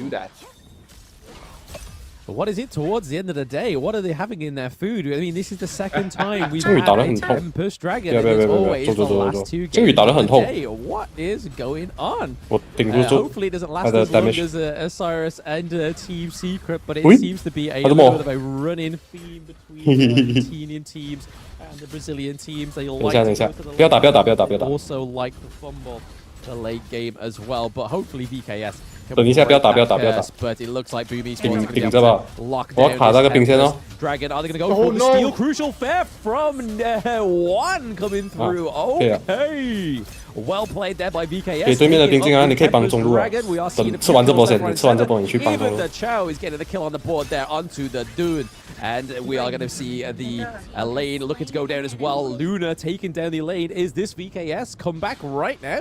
喂，很痛 ！What the fuck？ 怎么还可以打人家痛啊？ That allowed them to, you know, really turn the fight around, not giving any single 很痛， kill. 打不过， The huge 真的很痛。 steal coming from Princess Frost as well definitely gives them an out for the moment. And if you look at the net worth, it's basically even right now, but VKS does have the dragons to push out the side lanes for them so that they can just focus on towards the mid. Yeah, I think that's all they really 我有 need to damage， do. 可是他打得很痛。 If anything, they want to try and take these high ground turrets whilst the likes of the Elaine and the Dune are down and currently on their death spawner. But again, that's just something that they either can do or can't do. But it looks like they're able to take the high ground turret in the clash lane. Whether they can do exactly the same thing in the farm lane is yet to be seen. But still, that mid lane still looking pretty healthy. Hopefully, they can still try and secure one of these second tier turrets just so they can get a little bit closer to the crystal. And I think that's why Boom Esports allowed them, if they did allow them to have that interaction go their way, the last one we just saw. But it doesn't look like it. It looks like they're here to clean the house here with all the higher ground turrets almost being down the mid. 哦，我懂为什么这样多人玩大乔，因为他们拿到那个龙年的皮肤啊。 in the mid lane as well, and they're here to clean up shop. 今天刚刚拿到嘛。 Just have a team fight where they can wipe or at least take down 3 of Boom Esports. 如果你每一天你没有做完哦 ，baby。 如果是每一天做完的话，今天会刚刚拿到。 But Dachau puts down the teleport as well. 我只能讲好彩我拿这个亚瑟，不然的话那也顶得住哦，那个圣女这样打我。Vanguard is taking the crystal as well. We saw some damage going up to the crystal, but they have decided to focus the team fight as well. Danny taking down Toshi. They are looking to give some revenge to Boom Esports. VKS are not going down without a fight. Dodging out Angela's abilities there, but they're still not closing the game. They have to wait. What is going on, Zero? Are they going to be able to close this now? Danny is looking to focus the crystal, and they get a Game 1 win from Boom Esports. VKS are not down yet. That was way too close for comfort there for the side of VKS. I mean, their early game, they had a good start in the early game. They lost, they fumbled in the mid game, but somehow after the Tempest Dragon steal, they were able to claw their way back in the game. So they have to, clean their mid game up because Luna was definitely nearly at 20,000 net worth towards the end of the game, but it was it didn't look like you had a very farmed Luna in that jungle. Yeah, no, it's kind of put VKS into a weird position because, again, I wouldn't waste a ban on Dune, but at the same time, I wouldn't pick it because then they'd go for the Athena again, unless you're planning to ban the Athena. So there's a little bit of a mind game going on here with Boom Esports, but like we were saying, in the whole of that game there, it was just seemed like even though Danny was ahead in terms of the economics of the jungle, it just didn't seem like it. There just wasn't enough damage coming through. I'm just not too sure what happened other than obviously Dune being able to do so much damage. It's like, what do we do? It's just that when you have two of your heroes focusing on magic damage, then it makes the itemization for your opponent much easier, right? We can just when we buy a single magic, it reduces damage from 2 of your cores. That's huge. And if you look at the item builds from the side of Boom, nearly all of them have some form of magic reduction or another, which really makes the life of both. 他这样子给人家强调龙，他屌队友。 Of course, 他明明就有 smite 啊，他抢输是他的问题的，不是？ Basically provides almost no damage. So it's all that you have 2 magic damage dealers. You got the Fuzi, which kind of deals a mix of both with the lightning, and of course the Guan Yu, not the best damage dealers towards the end. Yeah, no, at least VKS was able to break that curse between Osiris and VKS, where it seemed like the end game just wasn't quite their end game, but towards the end, that upset over the Tempest Dragon, we saw that Boom Esports really focusing it, but then VKS won with those Season 1 Invitational steals. If there's any crucial kill thefts that you need, it's definitely that Tempest Dragon. All you need is just one. I mean, this is a game of objectives, not about kills. It all boils down to one team fight, one push, one mistake, and VKS definitely managed to capitalize on the opportunity that opened up for them. They got the steal, they got the win, and now they're gonna be ready to prepare for game number 3. Yep, and as we can see, a lot of damage on the board because it was a post 20-minute game again. So 2 20-minute games in a match in day 1 as well, which is generally not always on the cards. They don't surface till around about the knockout stage, but this just shows those watching at home that these 13 teams are something to be trifled with. But again, there is just so much on the line. There's not only the top 8 teams going to EWC next month, but there is also that $100,000 as your top prize. So again, everybody wants to get that foot in. Everybody wants to be in the top 2 of their groups respectively. But there we go. We can see the jungle graphed here as well. So no tyrants other than the Shadow and the Tempest Dragon going over to the side of VKS. But then obviously Shadow Overlord, Shadow Tyrant, and then Tyrant going over to Boom Esports. So a lot more jungle objectives going over to Boom Esports. And the MVP of the match will be going towards one that theft, the steal on towards the Tempest Dragon, definitely the turning point for the game. And he's had a fantastic game, wasn't caught out a lot of times, only died the one time, and was able to to just stop the aggression that that the side of Boom was trying to do, and that was really well done there by one. And it's gonna be all on his backs in the next game because Danny, as flashy as that was, didn't really seem to get a lot of things done. Yeah, no, in terms of Dune was there, definitely soaking up the damage and clearly putting a lot of pressure onto the side of VKS. Oh shit! I mean, if they went for the jungle, obviously Dune is not the kind of pick you really want to be banning. I feel like it is a waste of a ban, kind of like the Athena ban, because obviously unless VKS ban the Athena and then go for the Dune themselves, it's going to be really interesting in Game 3. But here we can see that it wasn't an easy game. It's not like VKS when they turned up at Season 1 Invitational were just having easy games left, right, and center until they met their Brazilian counterpart, L7. This was a hard game for the team, and I feel like this is really kind of VKS in the group stage. Seeing how they reacted to that Game 2 win really shows that they worked for it, and all because of VKS1's crucial kill theft. I feel like if that did not happen, we would have been seeing a 2-0 here for Boom Esports. 其实我真的不懂拿什么路可以稳 mid lane VKS won for picking up the MVP. I feel like 也很难嘛，你看他们2条线崩到这样 ，mid 跟那个射手 lane 可以崩到这样，那个打野很难玩，不是？其实他也，虽然他也没有什么做事啊，喂，走。 Really, take this opportunity. These opportunities don't come a lot. VKS, I mean, it's not often we say that the defending champions need to step up their game, but they definitely do need to play a little bit better in the next game if they want to defeat Boom Esports.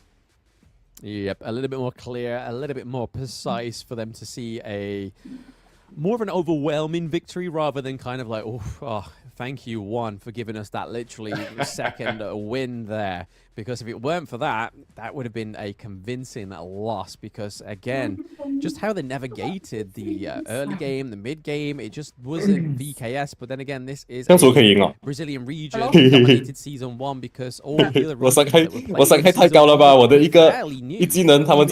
Season 1 What the fuck? Brazil as a whole is generally a more solid region. Obviously, there's no European region yet, but hey, well, let's see and wait what goes on there. Let's see if European representatives can bring a bit of 1 or 2. But again, going against a Southeast Asian team and going 1-1, I feel like that's a really good victory so far for VKS in the group stages, considering they don't normally perform that well in the group stages, whether that's due to personal decision or they just wanted to sort of not feeling it today sort of thing, or something just didn't quite go well in Game 1. And it definitely was that Athena that really threw them off, I feel like, in Game 1. And then Game 2, again, like I said, it wasn't a convincing win, but it was a win. A win is a win, and that win gives them one more chance in this first game of the group stages. The win here would put them in a good spot to at least finish second in their group. But they're gonna need to bring up more of what we know that they can become, because VKS often is not that great in the group stages. But as the tournament progresses, that's when they're the scariest. And again, with the Athena first ban. Oh, so maybe they are going to go for the Doom then. Maybe they are going to go for that Doom pick if Boom don't pick it up first. And they go for the Pei and Byron, though. What an aggressive combo. But I suppose if Danny goes for the Doom, then maybe we could be seeing some like, we aren't killing him as the way that we're meant to be. But seeing that Ali has been locked down for their farm lane is going to be really well. I feel like that will do really good for the side of VKS. We've already seen the last game we saw Futsu, but this time around we're going to see Ali. Oh, Heino, going to be in the jungle there. Hey now, Heino. Are we going to get VKS Danny on the Heino, which is the first time I ever saw him play in the jungle was on VKS Danny, so really interesting to see this hero being played by Danny again. And we know that this hero can soak the damage, maybe not as well as Dune, but still very good. Yep, definitely. I mean, when you play in the jungle, you never play it as a DPS, you never play it as a damage. You always bring it up as tanky as possible, just to keep it, just to utilize the potential of So, I mean, Danny, he's no stranger to tanky junglers. He plays the Kaiser, he plays the Dun, So, you know, this Haynor is just another arsenal that he can really utilize. Yep, and looking at those bans as well, they take the Princess Frost and the Angela off the table for the mid lane. So again, we may get a new mid lane, we may get Gang Mo, but Princess Frost, Angela, and Lady Shen has already been picked. So it looks like we may actually get a new mid lane to come through at this time around on the side of Boom Esports, but they do locking the Zhong Fei. So again, massive tank, especially we saw this combo before. I don't remember if it was paired with the Pei, but we did get it with the Byron, and it worked for the recent teams as well. But it's going to be really interesting to see who Boom Esports picks up. Yeah, it's there's not many options left if you want a utility mage. You know, Princess Frost is out. Zhou is not great in this matchup. It's hard to stun the RD as well as the Haynor. So just go for the Angela again would be the best option. Or if you want something more aggressive, then the Maestro Nui would fit perfectly in this lineup. Yeah, I mean, both of those have been banned, though. That's the only problem. So, again, I think this is why they're taking so long to pick the ban, is pick the pick, is because Ganamo is literally the only one on the table, unless they decide to go for something a little bit different. Maybe like a Shangguan or something like that, something that doesn't particularly get picked up. But we know that some of these players play those heroes. But it's, come on, show us. This temptation is killing me. Are we going to just get a standard Gammo, or are we going to get something flashy like the Shangguan in the mid lane? No, they go for the show you. The poor man's Lady Zen is on the field.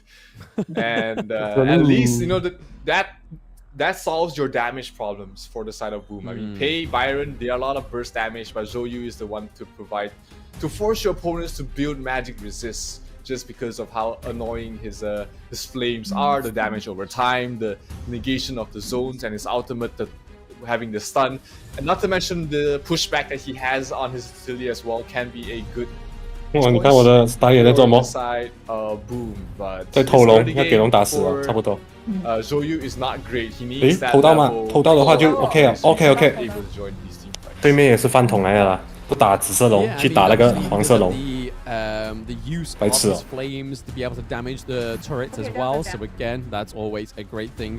More so towards the mid to late game, because obviously early game when they have the shields up, it doesn't do much anyway. But when you're just trying to close down one of those turrets that have just been pesky for the first 4 minutes or going into the 7-minute mark, I think Zhou Yu will be a good pickup here for them. And then when it comes to the likes of the Charlotte, well with the wind, it's probably going to be a good thing for the side of Boom Esports, because nobody wants a mid laner that's sitting duck.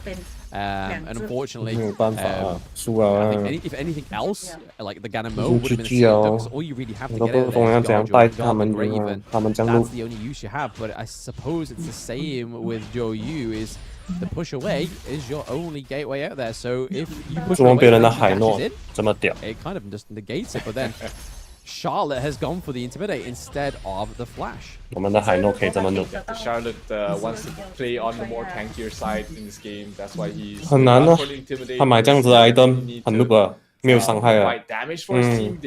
他买 half tank 那个 Haynor, so he can fill in more 很难，他顶不到啊。等下他不等20分钟的时候，他就打不动那个饼啊。Boom can bring on towards the table, and that might be good for them. Holy shit, 我要死了。 Yep, it's nice to see that some of these picks are coming through. Once again, obviously, Zhou Yu is the first time around, putting some aggression here onto Niap in the Clash lane, as his lane is pretty much been wiped out. But I suppose that's the good thing about Lady Chen and the Zhou Yu. They are fast clearing mages in those mid lanes. So again, even though you may leave the lane if your minions have been pushed further ahead, but it's not going to be long before either the Zhou Yu or the Lady Chen actually just pushes them, completely negates it, so there's nothing to be pushed or to be claimed in the mid lane. So I feel like we're going to see quite heavy rotations from both these mid laners. 全部都很 low， 他们就是不敢上哎 ，What the heck？ It looks like the clash lane 哇， needs it 我已经把他 more tank 了 than 这样 that farm lane because both of the supports are down in the farm lane as well. Mozu going against the Zhongfei is going to be really interesting because obviously Unbridled Rage, being able to push back, being able to leap in onto these jungle objectives. Mozu is going to be more than likely just used for that long range stun onto the likes of the Pei to kind of just like just hold back those engages. And speaking of engages, Pei here doing a lot of damage onto Mozu. There is that stun again, the leaf step coming through for Seiza there and getting the first blood for VKS on the Ali as well. So nicely well played on VKS getting first blood in game 3. Yeah, Pei doesn't want to die early on. Every single death is more time. He's not farming, he's not snowballing. And, you know, that was just, boom, just a little bit too aggressive, knowing that the Lady Zen was rotating over. And the CCs in that tight area, one ultimate from the Lady Zen means that you are stuck. You either stand and fight or you just die. Yep, funneling his function, being able to just like try and bait them into a small area and then be like, ah, crap, they've got Lady Shen, we didn't realize. And then that ultimate comes through and just starts freezing everybody. It's like, oh no. But again, showing the function of this mid lane hero, and probably one of my favorites, to be honest. We do say it is the poor man's Princess Frost, but I say it's the aggressive man's Princess Frost.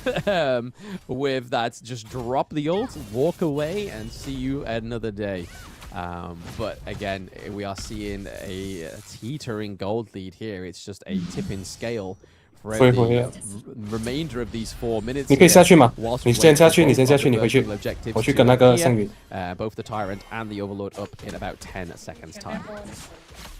Yep, Caesar having a much better game compared to what he had in the previous first game, so that's gonna bode well. Arlie, another one of those heroes that can really benefit from snowballing. So if the Arlie is able to get to a great start, they might just be able to run away with this game. Danny playing very aggressively, the knockback. Can he get a stun follow up before Danny pops the ultimate? No, Danny's still alive, still healing.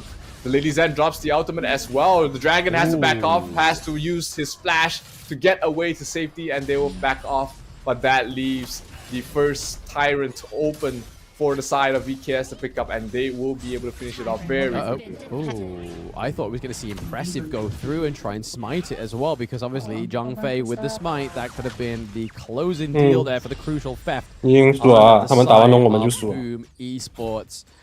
Probably the only support that can use the smite and should use the smite because he's tanky. He has a jump in. It enables him to steal these crucial jungle objectives as well. But I feel that was really well played by the side of VKS this time around, getting that Tyrant for themselves. Obviously going to boost the damage of the Arlie. We already know she hits pretty hard in the early game, and it just gets even worse and worse throughout the game. As we saw there, what a nice little gank under the safety of his turret. We thought that Durenji was safe, but not the case. VKS dominating this early game. Yeah, but kill on towards Toshi. Toshi on Didier and Jay wasn't able to back away from that despite having the Purify mid lane. At G6 man fighting against Danny. Danny does have to heal. He's in melee form, so he's gonna be constantly healing up. G6, can he really do anything about this? He's trying to use his life and defend the best he can, but Peynor is just gonna get the hell out of dodge once he's done with the tower. Yep, so that's the first side lane turret taken by the side of VKS, which again is going to put them in a great position going into this early game. Have VKS got Boom Esports number here? So far, it's looking like they have. I mean, the stun going on to Arlie, very close. The life step keeping herself alive. She manages to dash out as well. But we see Byron coming through. Oh, being able to teleport back. Is she going to finish off the Zhou Yu? Oh, what a play! 你直接上那个射手身吧，射手 damage there on the side of VKS. 保护射手吧。 Beautiful outplay by Arlie.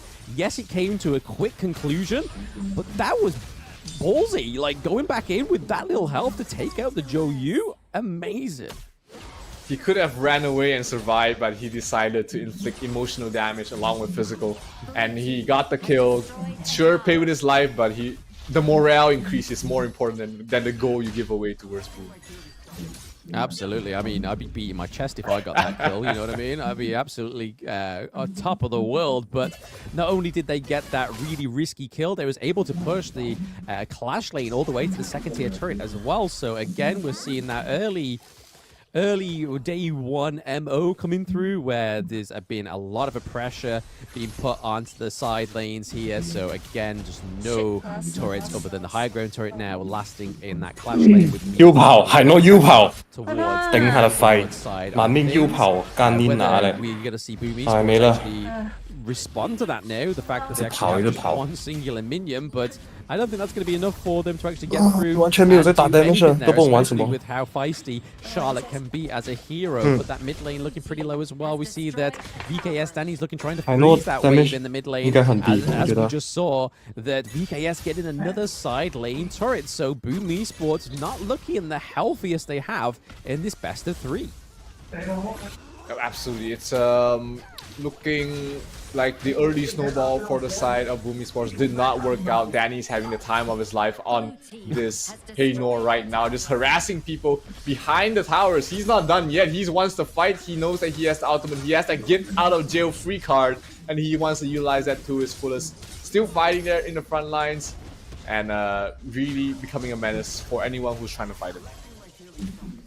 Yep, so second tier turret goes down in the farm lane as well, and it looks like the next victim is that mid lane turret. So again, everything is opening up for Boom Esports in not a good way. There is less opportunity for them to escape to a safe place now, and we're seeing an attack on that higher ground turret. Even though Joe Yu has his flames there, we were looking at a potential takedown of that high ground turret, but this could have been a little bit too overzealous here for the side of VKS. But we see that Haino is able to recall with the ultimate and stay alive. So again, only losing Mina in the whole of that interaction. It turns out to actually be a very positive outcome for VKS as they take a lot of damage onto the higher ground turret. Yeah, 3,000, almost 3,000 net worth lead here being taken there by Boom. They haven't really been able to close out any of the jungle objectives so far, but here they're trying to get the Shadow Tyrant. Oh, the steal! Perfectly done by Caesar. Without smite, without anything needed, goes in, gets the kill, get out. Yep, he is definitely living up to this pick. It seems like that this has been a pick that's a long time coming for VKS, but mostly getting that stun onto Pei. Unbridled Rage coming from the Zhongfei into the backline of VKS, but is that going to be enough to sort of throw them off to this barrage of attack under the high ground turret? They have no minions, however, they do have to go back because they cannot push without those minions. I mean, they could, but the turret would probably have their way with and probably clear them away if they did decide to stay in the turret range, but 打龍可以給射手搶龍哦，給對面射手搶龍，沒有 smite 的咩？有點搞笑誒。 We're seeing a beast from the Brazilian team. Yeah, but late game has not been the forte as Niap does fall. Is this the beginning of the end? No, Caesar gets to kill the dragon. The rock onto the back. Oh, but look at this. The Byron goes towards Caesar. Maybe we get a kill. No! Mina was just at the right place at the right time, being able to stop the aggression, and Caesar survives through all of that. Opens up the Shadow Tyrant for surprise motherfucker. And that's going to enable them to really control the game from this point on. They lose Niap, but they get 2 in the Yep, getting 2 kills and the Shadow Tyrant. I would take that any day, to be honest. I mean, now that the Arlie's got even more of a damage buff there for another 80 seconds, it's just going to make her a little bit more troublesome onto the side of Boom Esports. And here we go. And again, just so much aggression here from VKS. Beautifully played. And we're going to see the instant replay now for one of the plays going on. Here we go. There it is. That 2v1. Yeah, beautiful. Right to the back of the queue there. Mosu getting that kill. Well, no, sorry, it wasn't Mosu. It was Ali getting that double kill thanks to the Mosu there, which was beautifully played by VKS. Absolutely, and they will be able to get the the 我帮他选，我帮他 Overlord 选 as 掉 well, which is going to help them 你选 push 你的斗利亚 out 先。 the 诶，没有了，我 the 斗利亚。 lanes, 你 especially 选你要 Siege 先。 Tower. The bottom lane is already almost 你 down. 选大乔 They 也 just 好， need 什 a 么 little 都 bit 好。 of a push to finish off the mid lane and the top lane. And this Shadow Overlord is just at the right place at the 你们 right 总 time. 是会玩赛诺真强。 Yep, again, another aggression rocking around now. The fact that VKS is able to get that Shadow Overlord. We see that Maina going in with the ultimate onto Byron, but it's just not going to be enough. Are they going to be able to close the kill? No, Danny goes down. Again, I think that may be the first time for Danny to actually die in the match there because there's not many kills on the board. Let's see there. Yep, so that was his first death.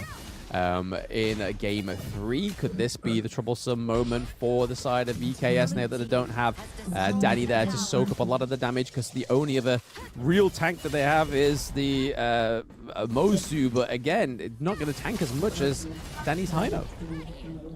Absolutely. I mean, Hino has been coming to this tournament. We've been talking about Hino getting banned every single game, and you know this is one of the showcases of why this hero needs to be dealt with in the draft, either banned out or have some sort of counter against it, because of how annoying it can be. It's tanky, it deals damage, it's always in the front line, it comes back to full health every time it drops low, as long as it's not bursted down. So if you have no answer to that, you are better off just taking that off the board.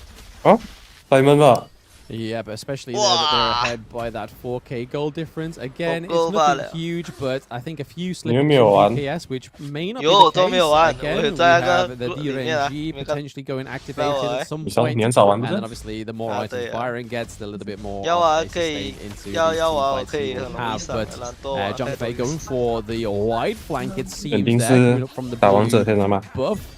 But he was hoping to predict the Hino's recall there, but he's already placed it somewhere else. So whether John Fei's but no, he was just waiting for the embroidered wrench come through there. Is that triple crucial crowd control, but nothing comes of it. There is no kills being picked up here for Boom Esports. Again, the minions are coming around. They just need to focus that high ground turret so they can get those empowered minions in the bot lane, and they are going to get that now. Farm lane means that it is all completely wiped out. There's turret standing between VKS and the Crystal in the farm lane.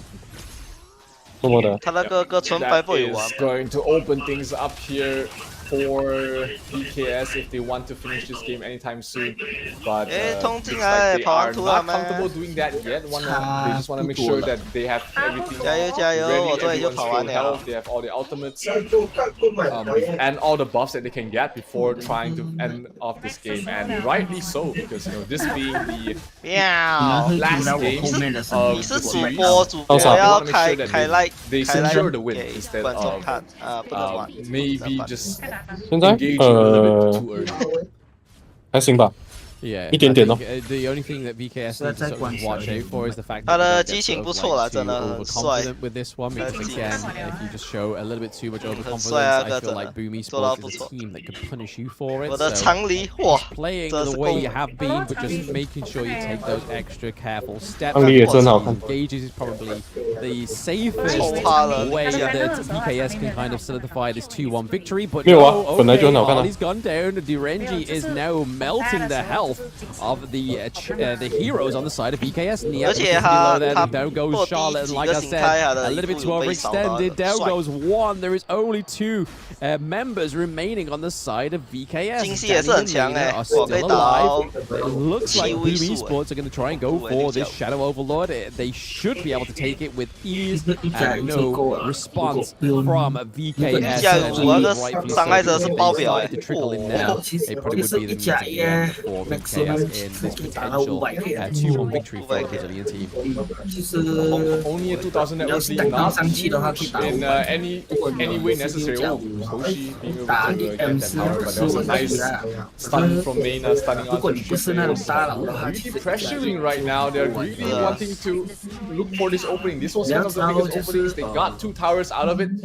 And managed to stabilize the game as well, but can they finish it off? It went from VKS having a being in a fantastic spot to finish off the game to the game is even once 长 again. 离的招很顺哦，用了。 Yeah, it's that all-important part where those minor mistakes can turn it into a major issue. And currently, right now, for the side of VKS, that RNG is the major issue, it seems, as well as Byron now hitting harder than ever in this 16-minute match going into the 17th minute. But again, all of Boom Esports onto the bot side of the map, looking to take that second tier turret in the farm lane, looking to get ever so closer to that higher ground because they want those enhanced minions. They have them on the side of EKS and Boom Esports want them themselves. But I feel like VKS is only one team fight away to clear this and win this. However, Boom Esports have taken the gold lead as well.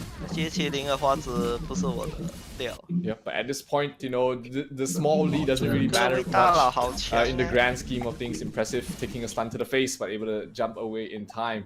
Bottom lane, Pace do a little macro play, put some pressure on. 你看我的 Clash Land was in a 03 dangerous position, was forced to pop the flash to get 怎 away 样做到的 safely, playing the front line. 3分钟03 what the heck Everybody back, yep, we'll teleport back to base to 我不 push 知 out the 道啊 bottom lane. And 天生崩体质啊我队友全部一定崩啊 and prepare for 都还没有开始就已经结束了对呀对呀，我讨厌这种队友哎，妈还没有几分就死了多次那种恐怖哎。 just to sort of recuperate and then go back at it again, but 都还没开始已经结束了，这个游戏讲完了。 It's not only the damage dealers that are 直接 doing surrender work on the side of Boom Esports. 基本上是可以这样讲了吧？这 That intense 打3排是最好的， engages 打 from 5 this 排 hero. 会 The 遇到 fact 真 that 的 he 很 gets 强那 so 种。 much health, so much shield as well, and not only that, just try and get those 3-man knockups, those 4-man knockups, that crucial crowd control that we know that his hero 没有啊， has 好 the 啊 ability to do so. 我不想玩了 But。then not only that, you've also got to watch out in this side of the game that he's got so much 哦 health that he could die. 你看我们在打 objectives, 在打团，我的射手我的法师还在 mid 用 normal attack 在清线，这样玩打一场啊，不可能赢啊！这种队友是你们出来给我讲，给你们打一场。真的是不可能赢啊！然后另外一个妈还0-5，这样玩哦。打一个 Clash Land 可以0-5哦，5分钟罢了哦，What the fuck？ 操哎，妈 AI 哦，还水过 AI 啊 ！AI 都没有他这样过 fit 啊。 Impressive, we don't get the last hit, but towards the back lines, the Charlotte killing off 2. That's huge for the side of VKS. They're almost wiping out everybody. Impressive is still alive, trying to fight back. Jizix will fall. That just leaves Toshi. Can Toshi clean up all by himself? No, he cannot. He has to back off. Oh, Hello Impressive Kitty still alive. Toshi is 免 still 费 pretty 打， healthy, so this probably should not end the game here for the side of VKS, but they are for sure gonna get some real estate here in this game. Yeah, as long as they can get that high ground trade here on the side in the mid lane here, I feel like this could be crucial for them. But then again, we have Harley looking to aggress the RNG. This could be the curtain call here, the 2-1 victory that VKS were heavy much so hoping for. The Sage Sentry come through, but it's not enough. The Crystal goes down, and the Brazilian team do it. They take a 2-1 victory from Boom Esports. Day 1, they are top of Group A. It's VKS. Not an easy victory by any means. That was a tough-fought battle. Boom definitely brought the intensity. They definitely brought the pressure on towards the defending champions. But VKS manages to hold on and take the series 2-1.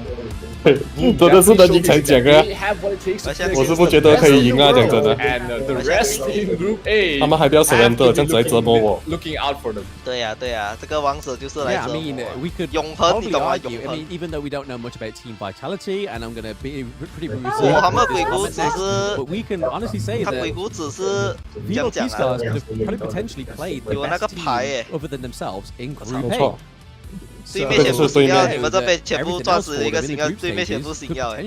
一漏的问题哦。好了。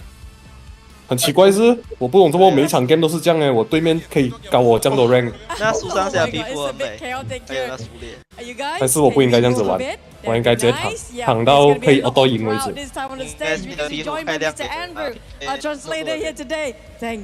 真的没？你这皮肤是抽啊，还是买啊？你很卡。 Congratulations to Vivo Kid Stars. You guys okay? Ready for the interview? You 塞 guys 诺哎 winning?，这个塞诺应该 It 不会 was 玩。 a hard win, by the way. Okay, I think you can put up the mic as well. So, okay, congratulations for Vivo K Stars.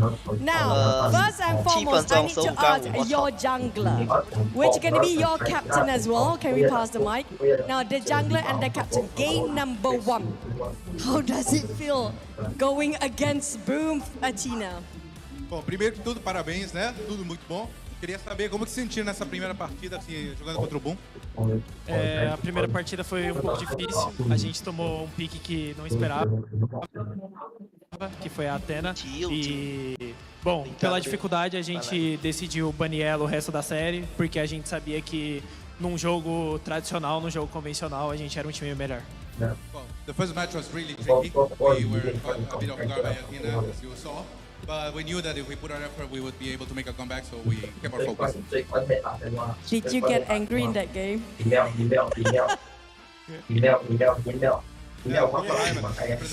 Sim, com certeza. É um pique muito estressante de jogar contra, principalmente quando se é jungle, porque ela basicamente não deixa eu jogar o jogo inteiro e também atrapalha meu time com isso.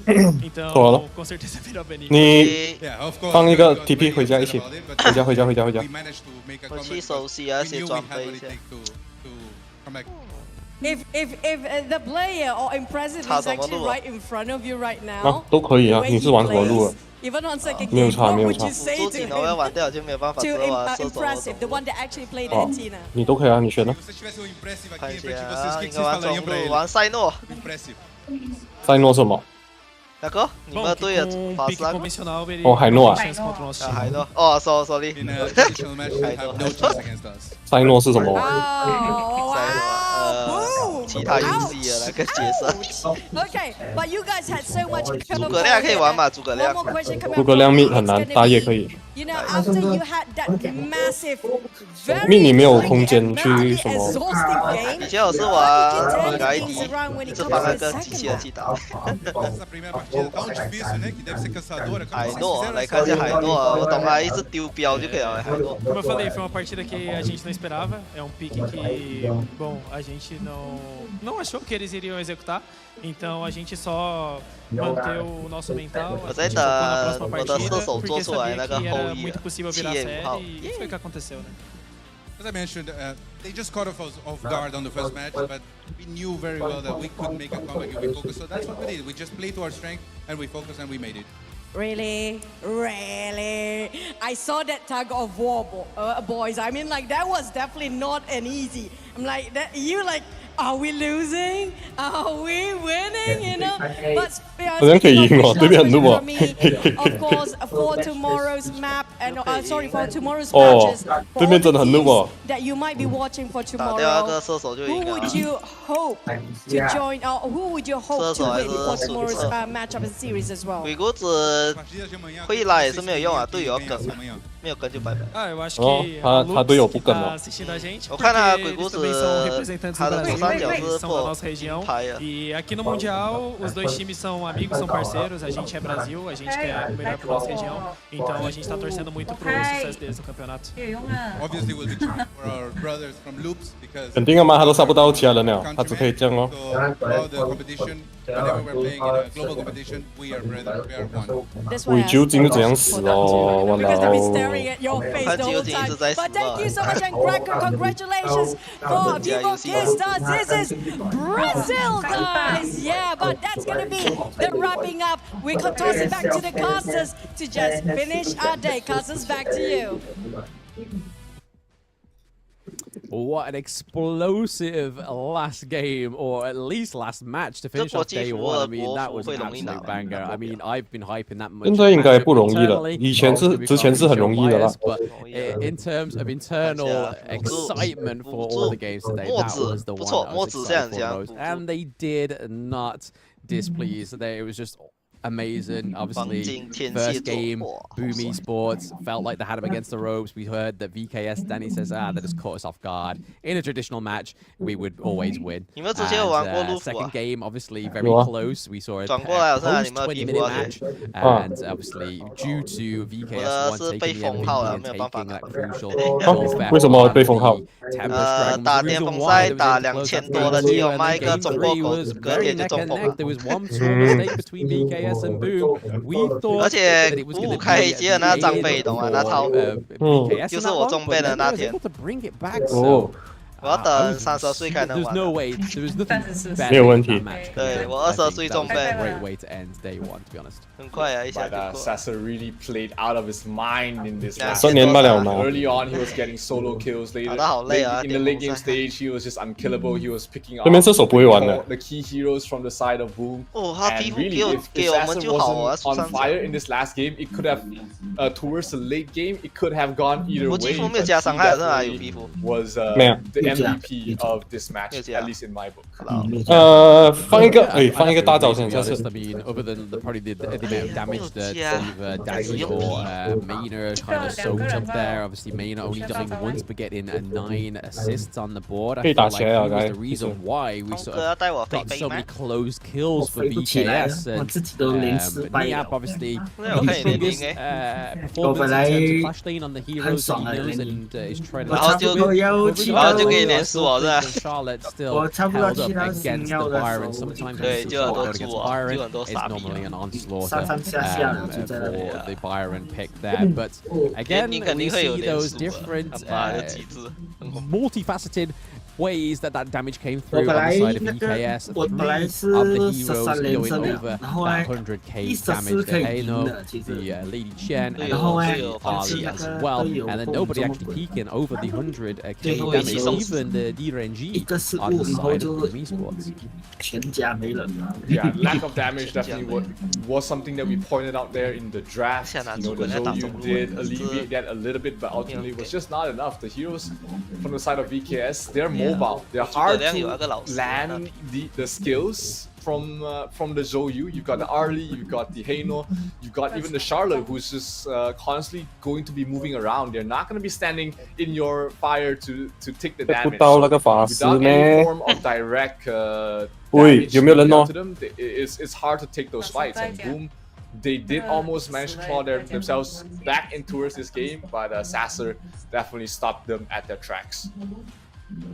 Yeah, I mean, even if you didn't even watch that game, you can tell by that gold graph where you could say there's one point in that game where esports almost had them dead to rights. And you could point it out on that graph, especially right towards the end.